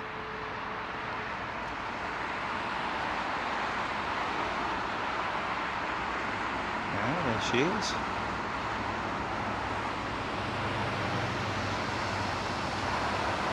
Press, okay.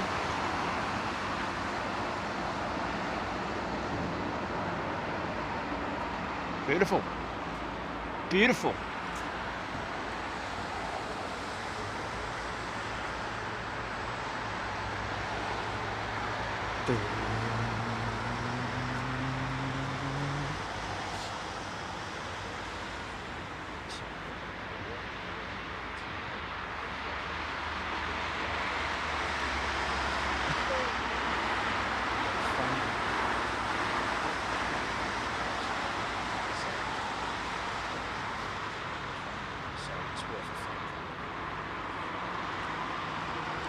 You need hands to hold the one you care for.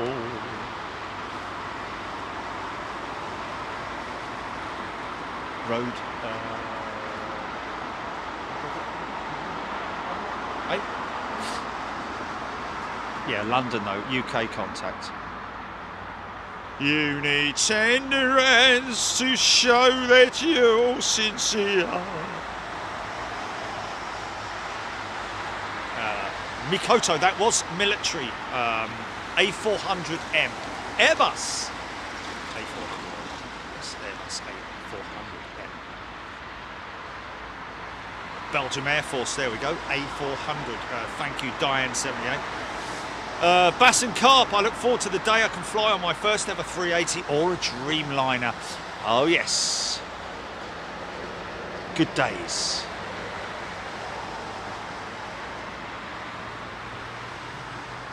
Good to see you here, Bass and Carp. Thank you for joining.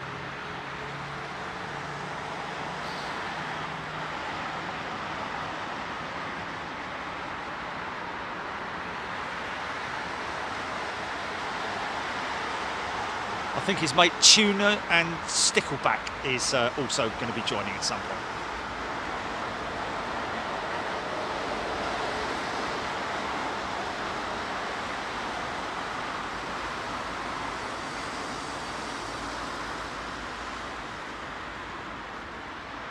Hey? Yeah. Don't tell him your name, Pike.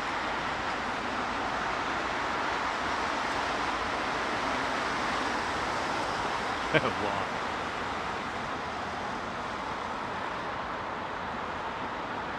So another Rolls-Royce powered jet lining up for departure. American Airlines.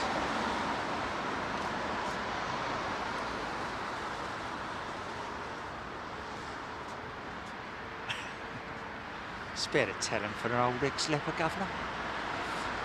Oh, for Denari for me life story.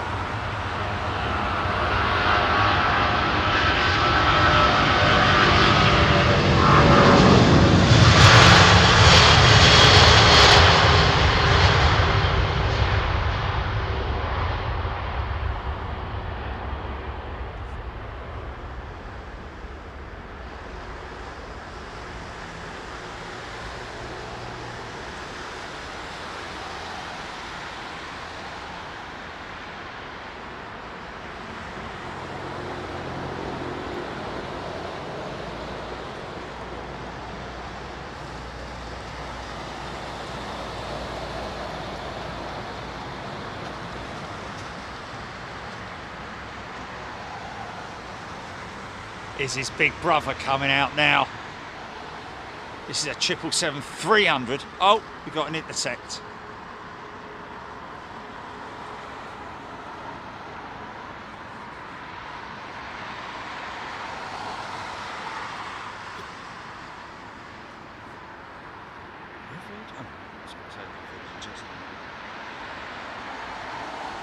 Michael G. Kelly, very derated, yes. Could all depend on a number of different factors, of course. The amount of power that they input during the takeoff run.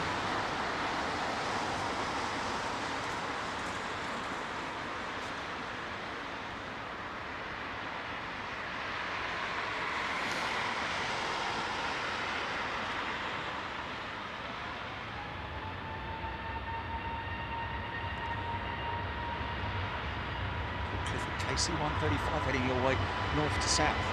KC-135 GP. Is that in there? Is that in there? That is a KC-135 there, right above you. Almost. Stand by, stand by. Yeah, out of Mildenhall. Wow, look at that, man, look at that. If I can get the bleeding thing. Yeah.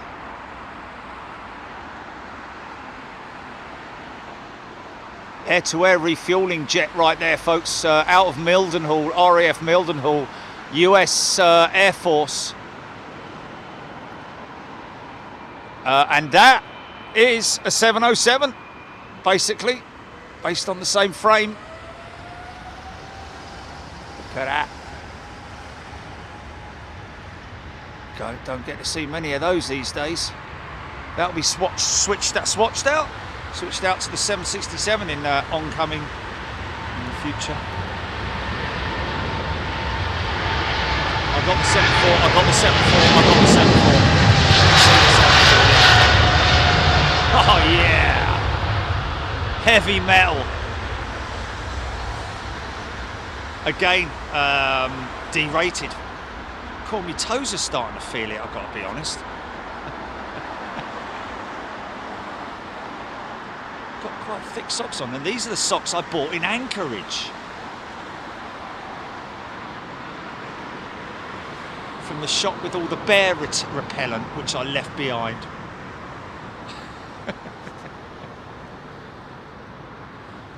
Oh, for God's sake. Who's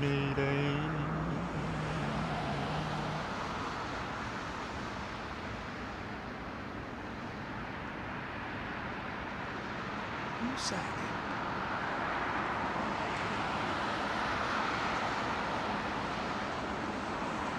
Is it Lufty? Is it Lufty? So many things to film. So many things to film.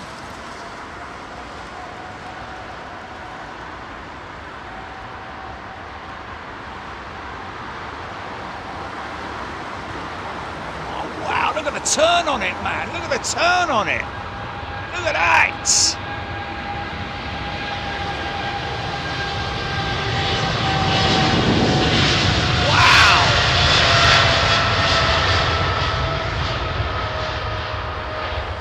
Got to come back to that, folks. That's just insane, isn't it? Look at that.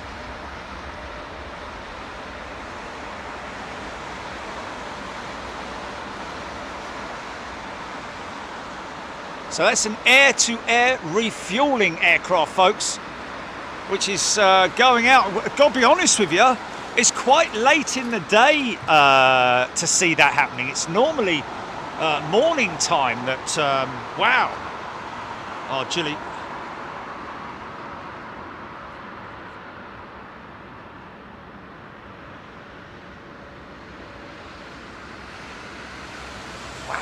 You see that, Gilly? You see that? But yes, it's quite late in the day for an aircraft to be going out on operations, isn't it? Normal sort of like training operations, should I say? That might actually be for a specific mission of some sorts. Yeah. Normally it's directly east out over the isn't it normally directly over the North Sea, or at least over the east coast of the UK? Yeah, yeah.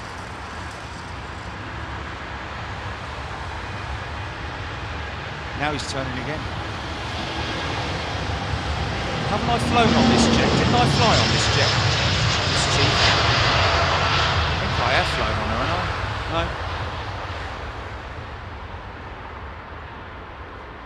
No.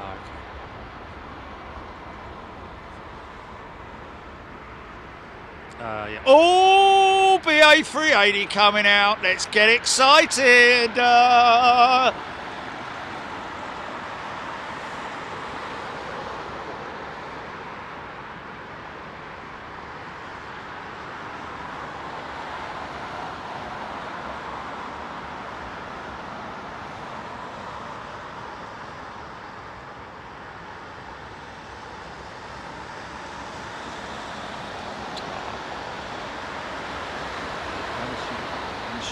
Big Qatar jet, angry 777. Smiling. Yeah.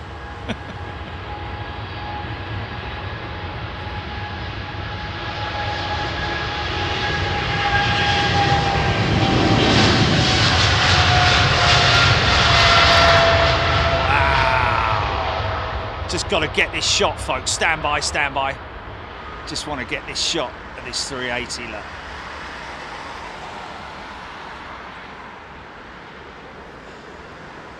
Oh, a bit funky. Getting funky with it. Getting funky with it. Ah, lamppost. Lamppost funk. some lamppost funk.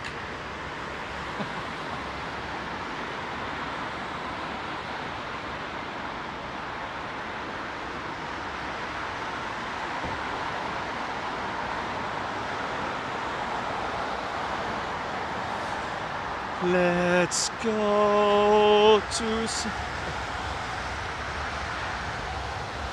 San Francisco.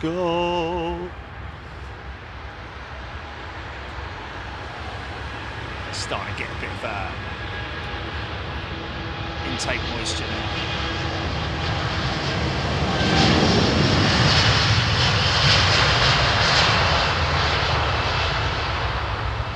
$120 knots.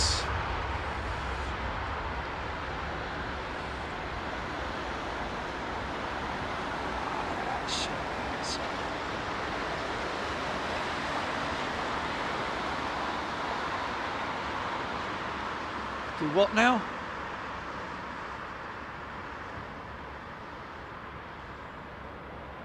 Oh.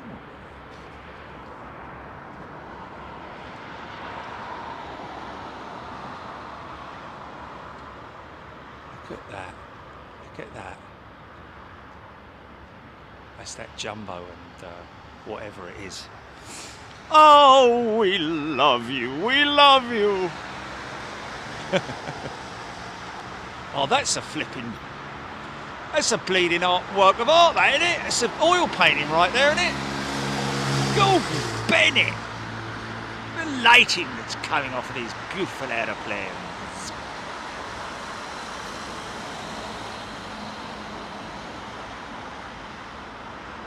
Oh, I might have to get some fur-lined boots.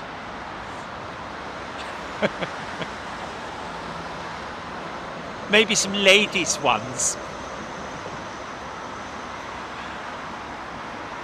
Yeah, high-heeled.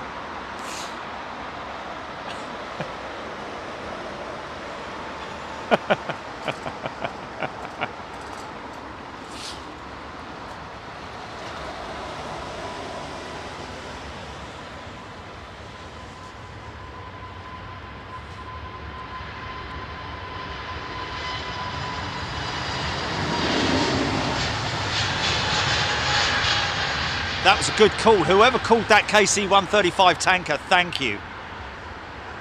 That was a great shout. Whomever.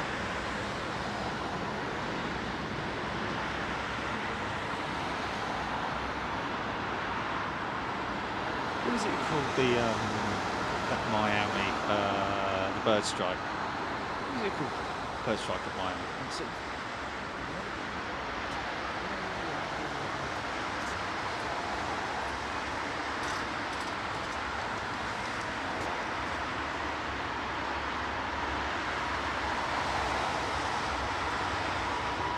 White POS lights on the A380 wing fences turn on and off with the wait on wheels switch.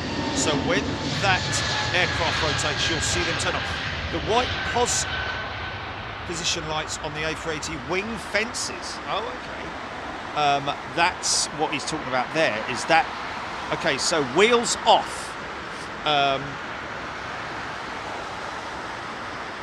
Okay, so turns off with the weight on wheels. So in other words, as the aircraft lifts off, it's something that we will not see, unfortunately, I don't think. Because she'll be too far down to runway. Might have a bit of a funky shot here, folks. Might just... no, maybe not. Maybe not. Oh, look at that. Beautiful 350 coming out.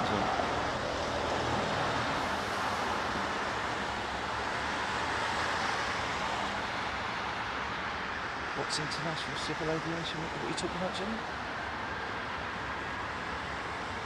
Oh, today is International Civil Aviation Day. Don't they have a new... Don't they... People make a new one up every day? International Going to the Toilet Day, or... International Wear Your Fluffy Boots Day. I don't know, they just make them up randomly, don't they?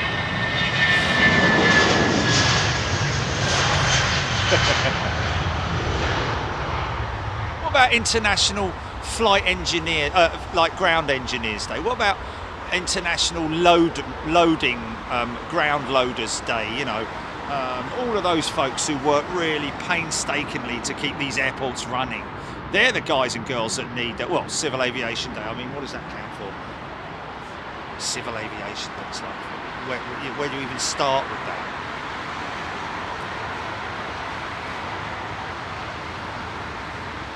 No, I know.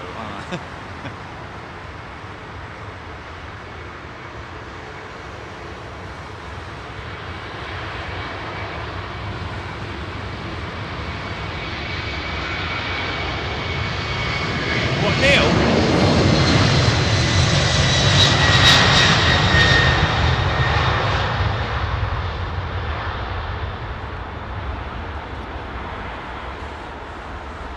No, Wolfhands was Wolfhands. Oh, yeah, I thought it was Neil, but it isn't. Yeah, that was it. Yeah, because Neil's got a. What was the thing he's got on his?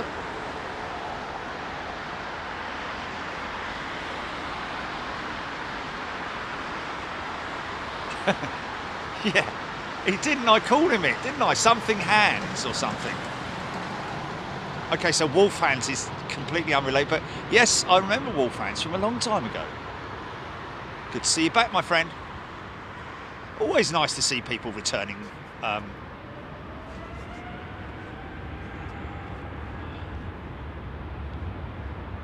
Sun's going down. Lita.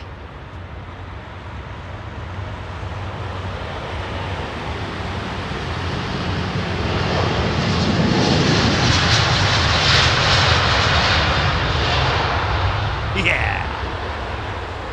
Oh, she's up early, man.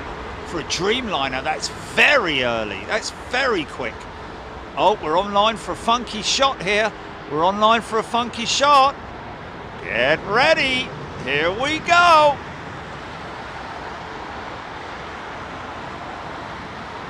Nice. Nice. A little bit of things. 100,000 million things going on in that shot.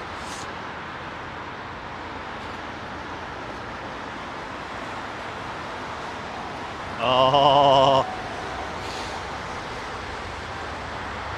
wow, derated, man.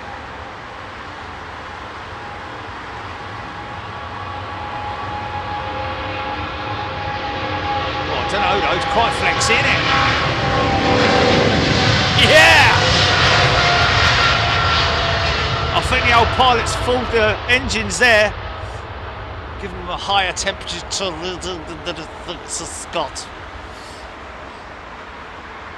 Flexy.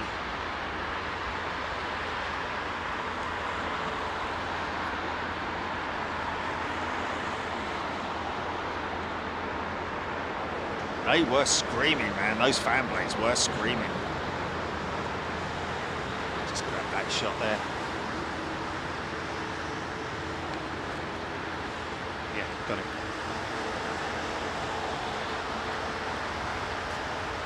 Heavy stuff coming out. Heavy stuff coming out. WestJet. Old Canada.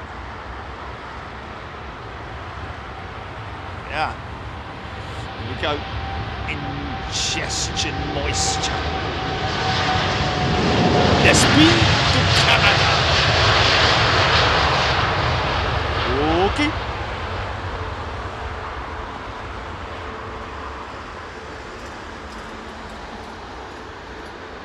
Another early departure. Wow. It's just BA and Virgin that run them long. Could funk this one up. Could funk this one up.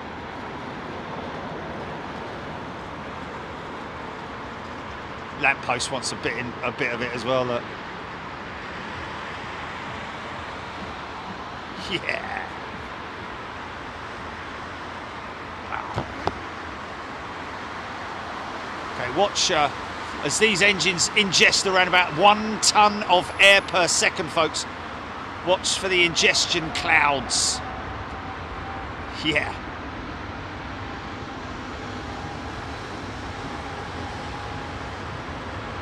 Angry looking thing, but with a wry smile on its face.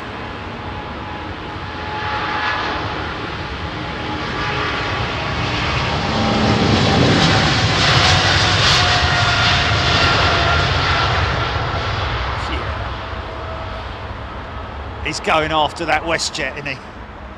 I'll get you, Butler.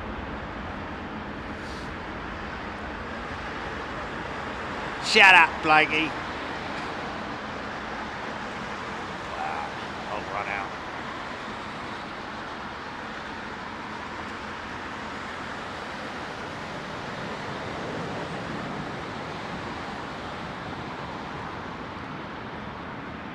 Right there, Clyde.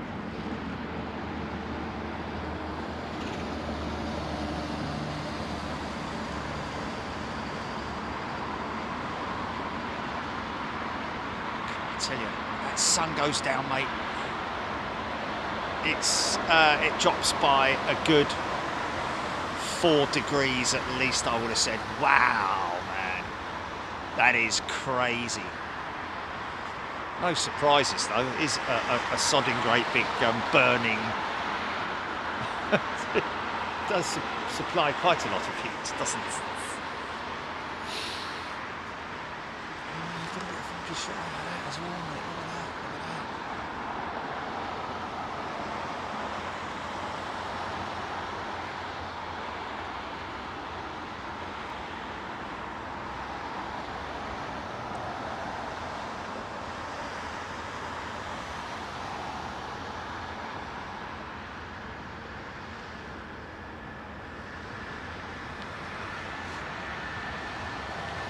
Just in case, might be someone we know.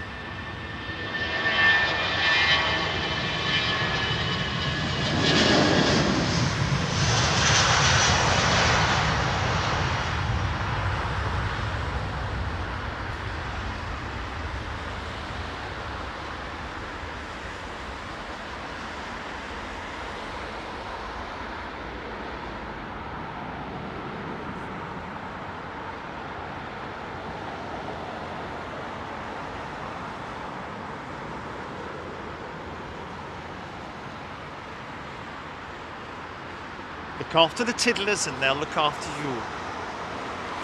Oh no, look at the reflection on that building over there, man. Look at that. You there, Julie? Oh. Look at the sun reflecting on the glazing on the particular building over there. Looks like it's flipping on fire, doesn't it? Look at that. How nuts is that, man?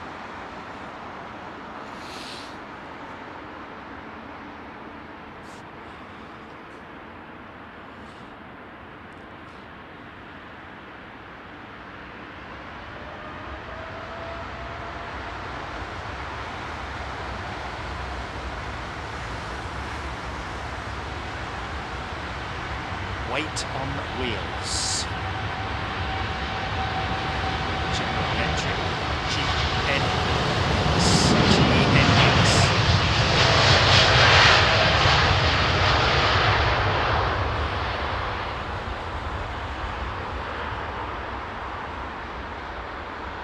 Shame old Dan wasn't going to have a bit later on it. God, blimey, old fingers are getting it now, man. Gonna have to get some hand warmers.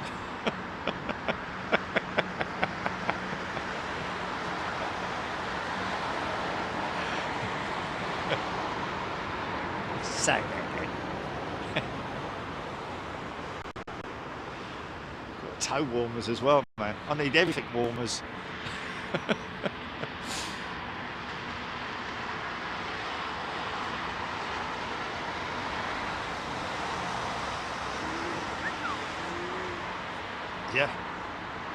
Yeah, man. Yeah, well. But mind you, I'm all right. My body's fine. My legs and upper torso fine. My head's fine. Everything's fine. It's just me bleeding toes and knees, elbows, fingers, toes, tingers, toes, stingers. Let's say good night to the sun, shall we?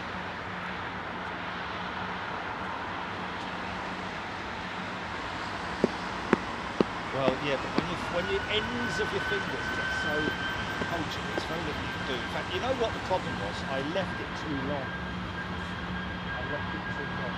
I'm going to get some mitts. I've got my golf mitts, haven't I? I put those and then I'll just use them to keep putting my hands into warming up. before I expose them to the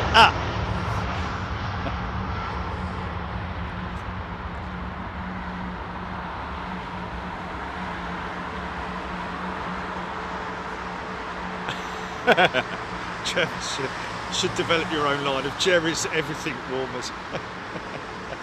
Adaptable to everything.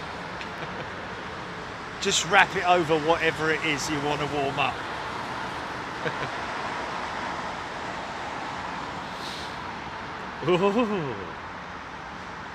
Philip Lowry, that KC-135 is almost over Paris.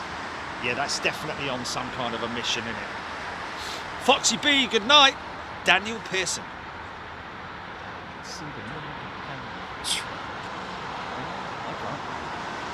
Good night, son. And when the sun goes to sleep, the magical mouth sorghum goes to sleep. Professor Yuffle. Yeah. And of course, Bagpuss. And when Bagpuss goes to sleep, everyone starts messing a bag. He was a bit of a grumpy old git, this Bagpuss, wasn't he? He was alright, though. Oh, Foxy B, I'm still here. I was saying goodnight to the sun.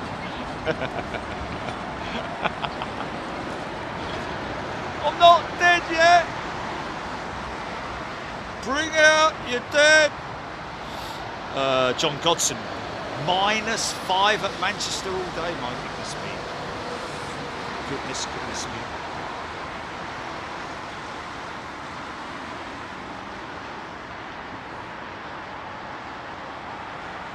Steve Drake, put your feet on a styrofoam cooler square. Cooler square? Which one on a cooler square? But styrofoam. Okay. Yeah, okay, because obviously what I'm standing on top of this roof is quite a cold. Yeah, that's a good thing. Yes. I like the idea of that. That's a good call. In other words, like a mat, you know, like an exercise mat. Is that right? Foam? No?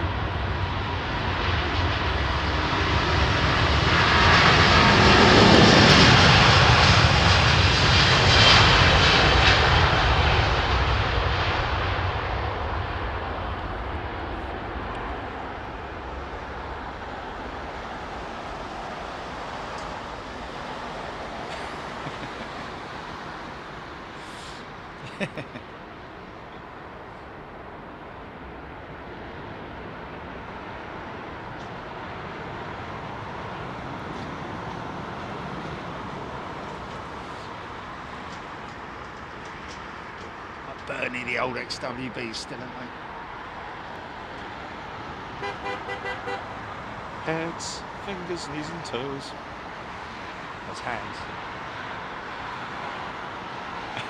Heads. How many heads you got then? Blimey. Yeah, I think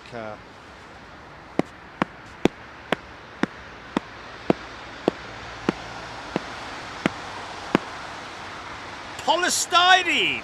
Oh, don't want polystyrene, mate. All you hear is squeak, squeak, squeak, squeak, squeak, squeak, squeak, squeak, squeak, squeak as I move around on top.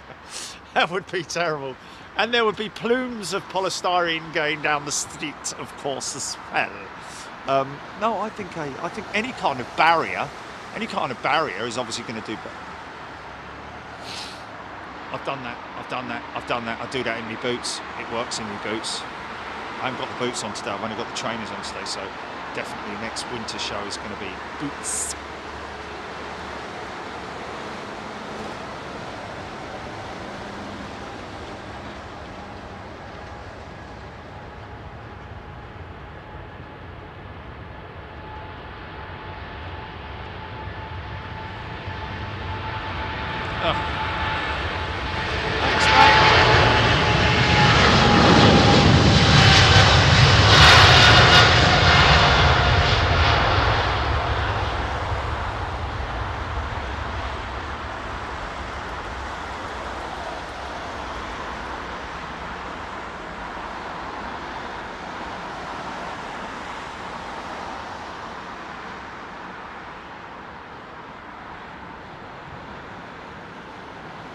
What? What on top of the van? Fire pit? What on top of the van? A fire pit.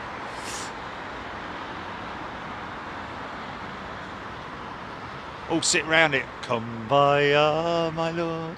Kumbaya. Your fan's on fire, son. Kumbaya, my lord. Kumbaya, flipping heck, the van's on fire. Who put sausages? What's going on here?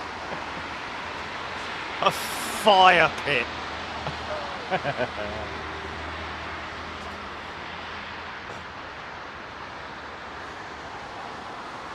Sandy, you are joking, of course. Sandy, you are joking, of course. Fire.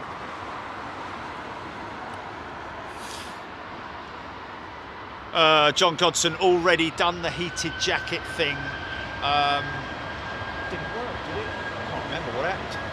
I can't remember where I tried to. Was it? Oh, it was the first time I went to Anchorage, wasn't it? That I tried the heated jacket, heated elements. I watched it.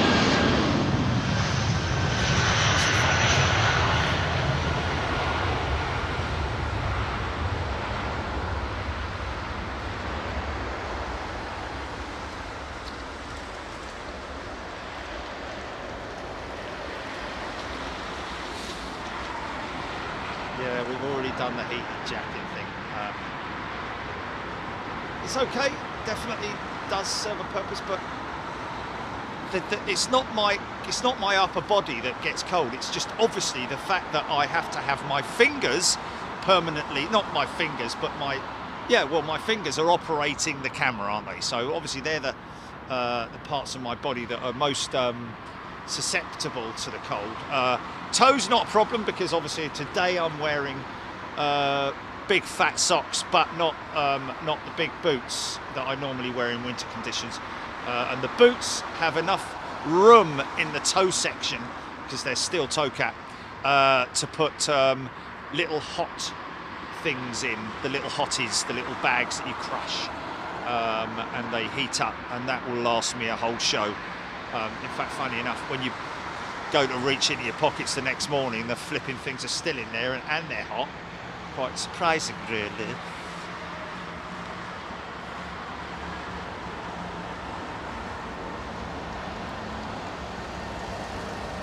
Oh, for God's sake.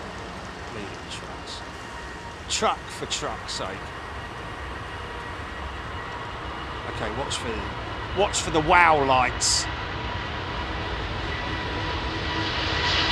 You're not going to see it, unfortunately. You still see them there.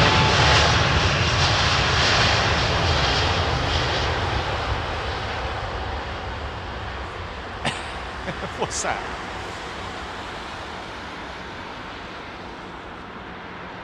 No, I don't want heated gloves, mate. Don't need heated gloves.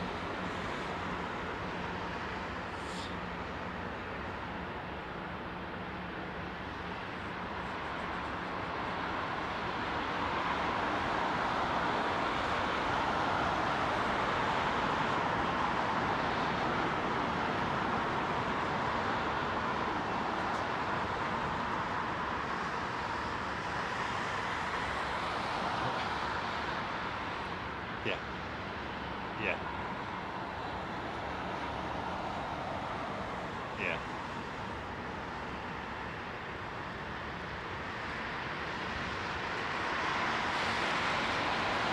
There's that proper Malaysian jet touching down. Beautiful. Just waiting for this thing to see if she makes a turn to the left or the right. She's going straight out. Here she goes, making a left now. Where's this one going? Is this San Fran bound, or oh yeah, just making the slightest turn?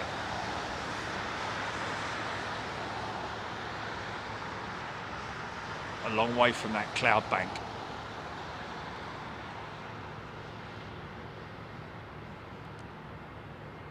Nice bit of drift. Got a nice bit of drift on there. Now my problem is that, can I enter that? Yes, I can.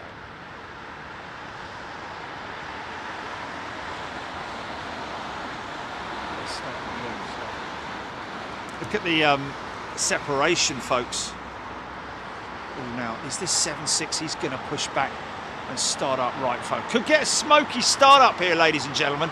Let's track this United Smoky Joe. Got a Dreamliner coming out. Got some Tiddlers. Got a 777. 2 777s in the line. Stevens. Oh.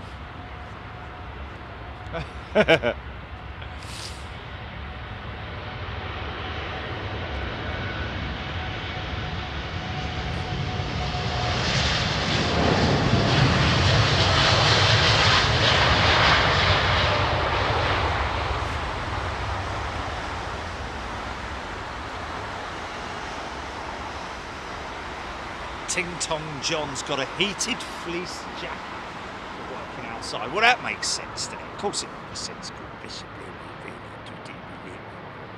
Why is there a little flashing man in the top left-hand thing? Not literally a flashing man, but the racing thing.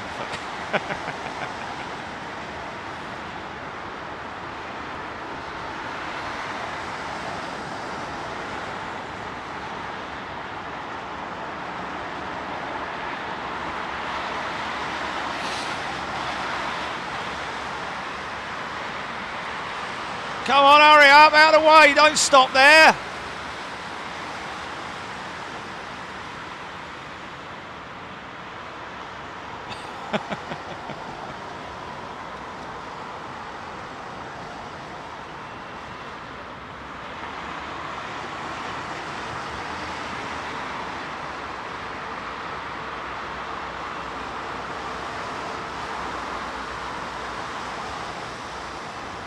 Okay, number 1 start. Let's see if we get a little bit of a... So he's winding them up now. That's the hydraulic starter motors that are turning the main fan assembly and then starting to turn everything else. Now they will inject the fuel and there it goes, bosh.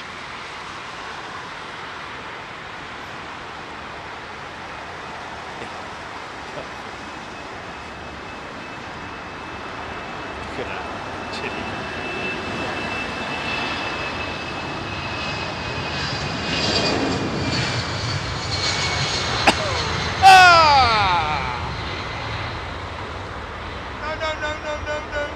Keep going, keep going, keep going, keep going.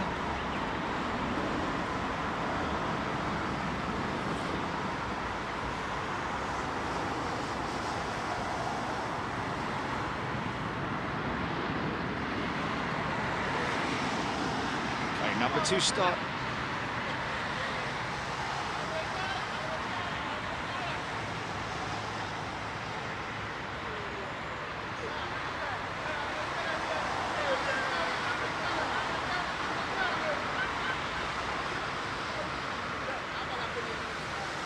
I wonder if he's going to taxi out on 1 engine and start 2.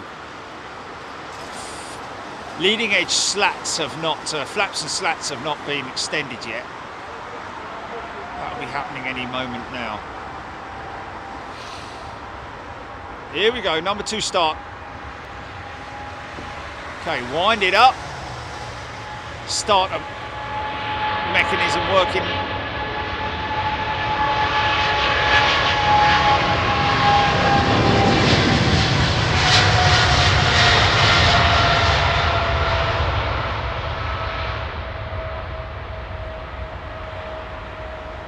So Pratt & Whitney, isn't it?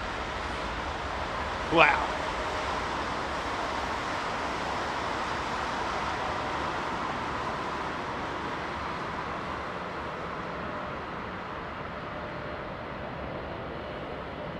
Running that a little bit lean, I think. Or is it rich? Is it rich or lean?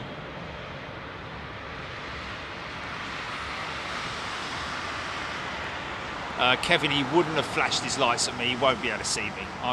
Even though to you it looks quite close, we are quite some way away, and you know, to the naked eye, it's quite a distance, and because of all the paraphernalia around me as well, the hotel frontage and all that kind of thing, he just will not see me, unless he knows what he's looking out for, of course.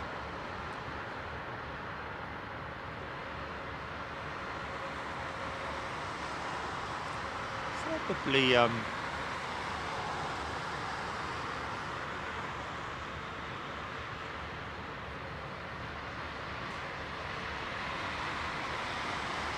rudder check. Watch for the elevators. Up and down.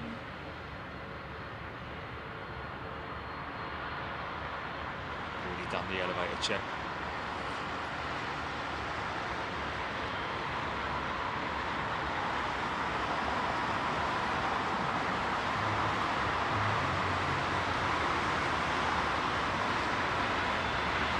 Wayne Hartshaw, I asked if it was the temperature related.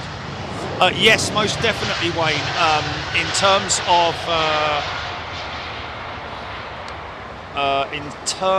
of these 767s, generally we see the smoky startups in the cold months.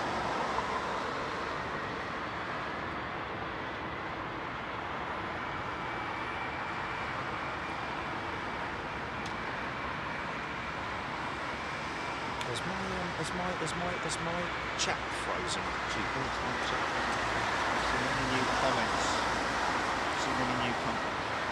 No. John Godson, Flash Stew Jerry was the last one that I got from him.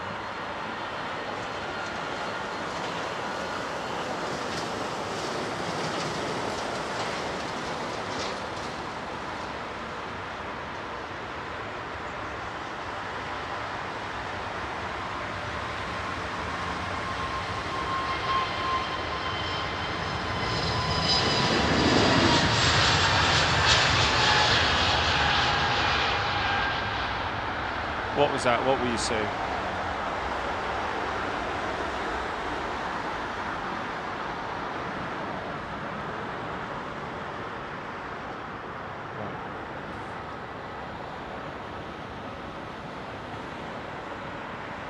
Yes, you just told me that. Yeah.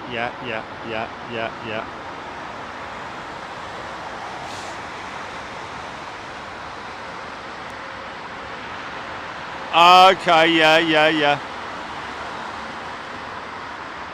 Right. Okay, no, I've got you. De-icing, yeah, I got you, yeah. De-icing equipment moving there. See, British Airways are the most abundant users of the de-icing option, along with, of course, wow, he's got a quick look. Along with Virgin Atlantic, but generally don't tend to see many foreign operators using or taking advantage of the anti-ice. It's not so much de-icing, it's anti-icing that you generally tend to see more of. Could be a bit of a funky shot here, I don't know. Yeah.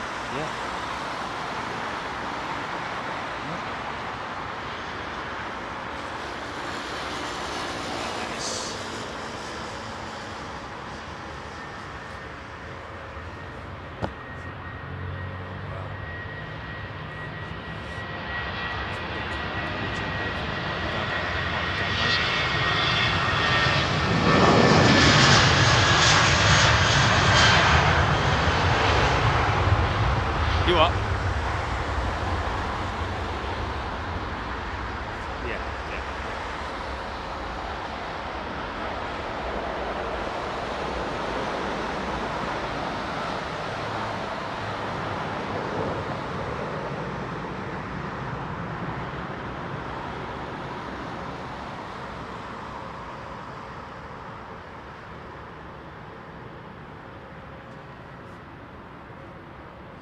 It's that brand new Austrian jet sitting over there with no markings on her, which is it's going to be a bit of a pain in the neck for them, isn't it? In terms of taking that thing off the flight line and getting her painted up. Look at her brand new engines, man. Look how clean those engines are. Wow. Spanker. She's a spanker.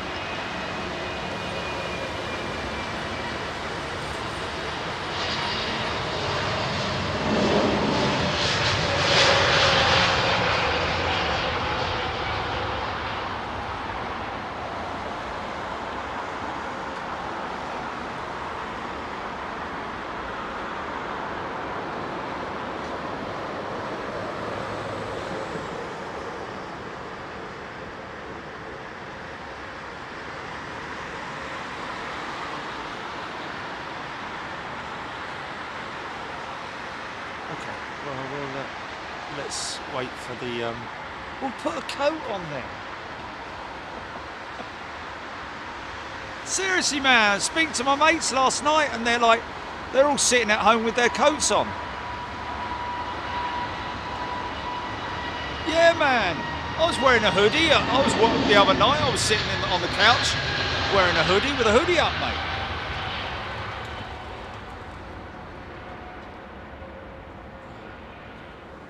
Leave the coat on. Colton Bennett.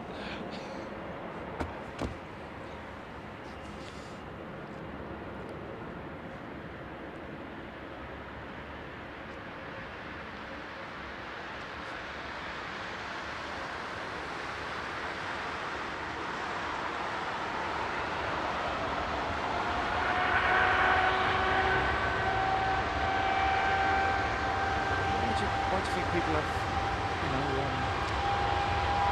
dressing gowns? Oh, yeah! Go on, girl!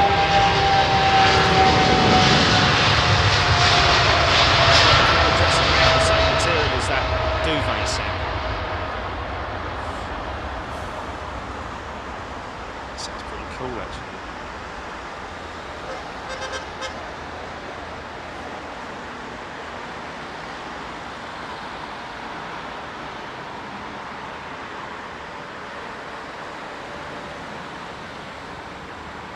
There you go, yeah. There you go.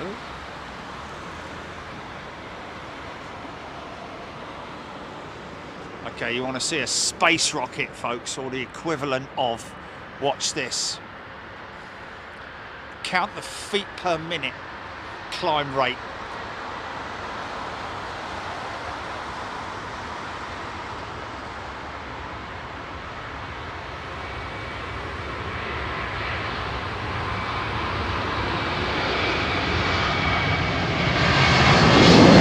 Go, son. Rotate. Whee! Look at that. Look at that. Oh my goodness me.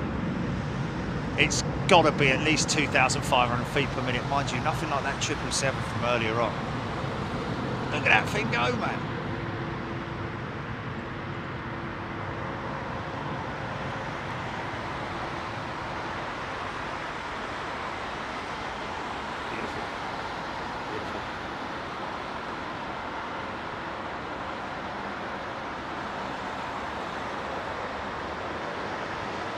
Crazy to think.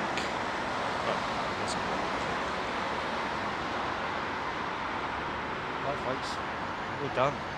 We're done, GP. We're going to wrap. We're going to wrap. Up and away, my beautiful balloon. There we go, folks. Oh, okay. Hold on a minute. Let me go around this way. Let's see the radio thing. Do.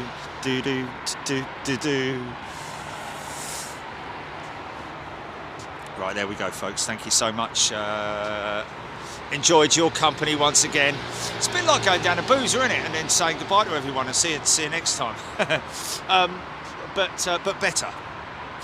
Because there's no alcohol involved. Listen, folks, thank you so much. Really appreciate your company once again. And thank you, everybody who's joined. Hope you've enjoyed the show. Hope you're doing well. And staying warm. We will be back at some point, whether it's going to be it'll be Sunday, of course. It will be Sunday. Where it's going to be, exactly where we're going to be, we don't know yet. But we will, of course, let you know. Continue to check your notifications. Make sure you download the app if you haven't already downloaded the app. Check out our videos that we put out on YouTube and on Twitter as well. Join us and follow us on Twitter. And before you go, before you shut the door, make sure you hit that like button. We would really appreciate it. Other than that, thank you so much. Hope you've enjoyed it. Stay safe, stay well. Thank you, Jilly, by the way, as well. Again, I have to say, happy flying to Pilot BA and to anybody else who's flying wherever you are in the world. Travel safe, be well, be happy, and we'll see you next time. Cheers.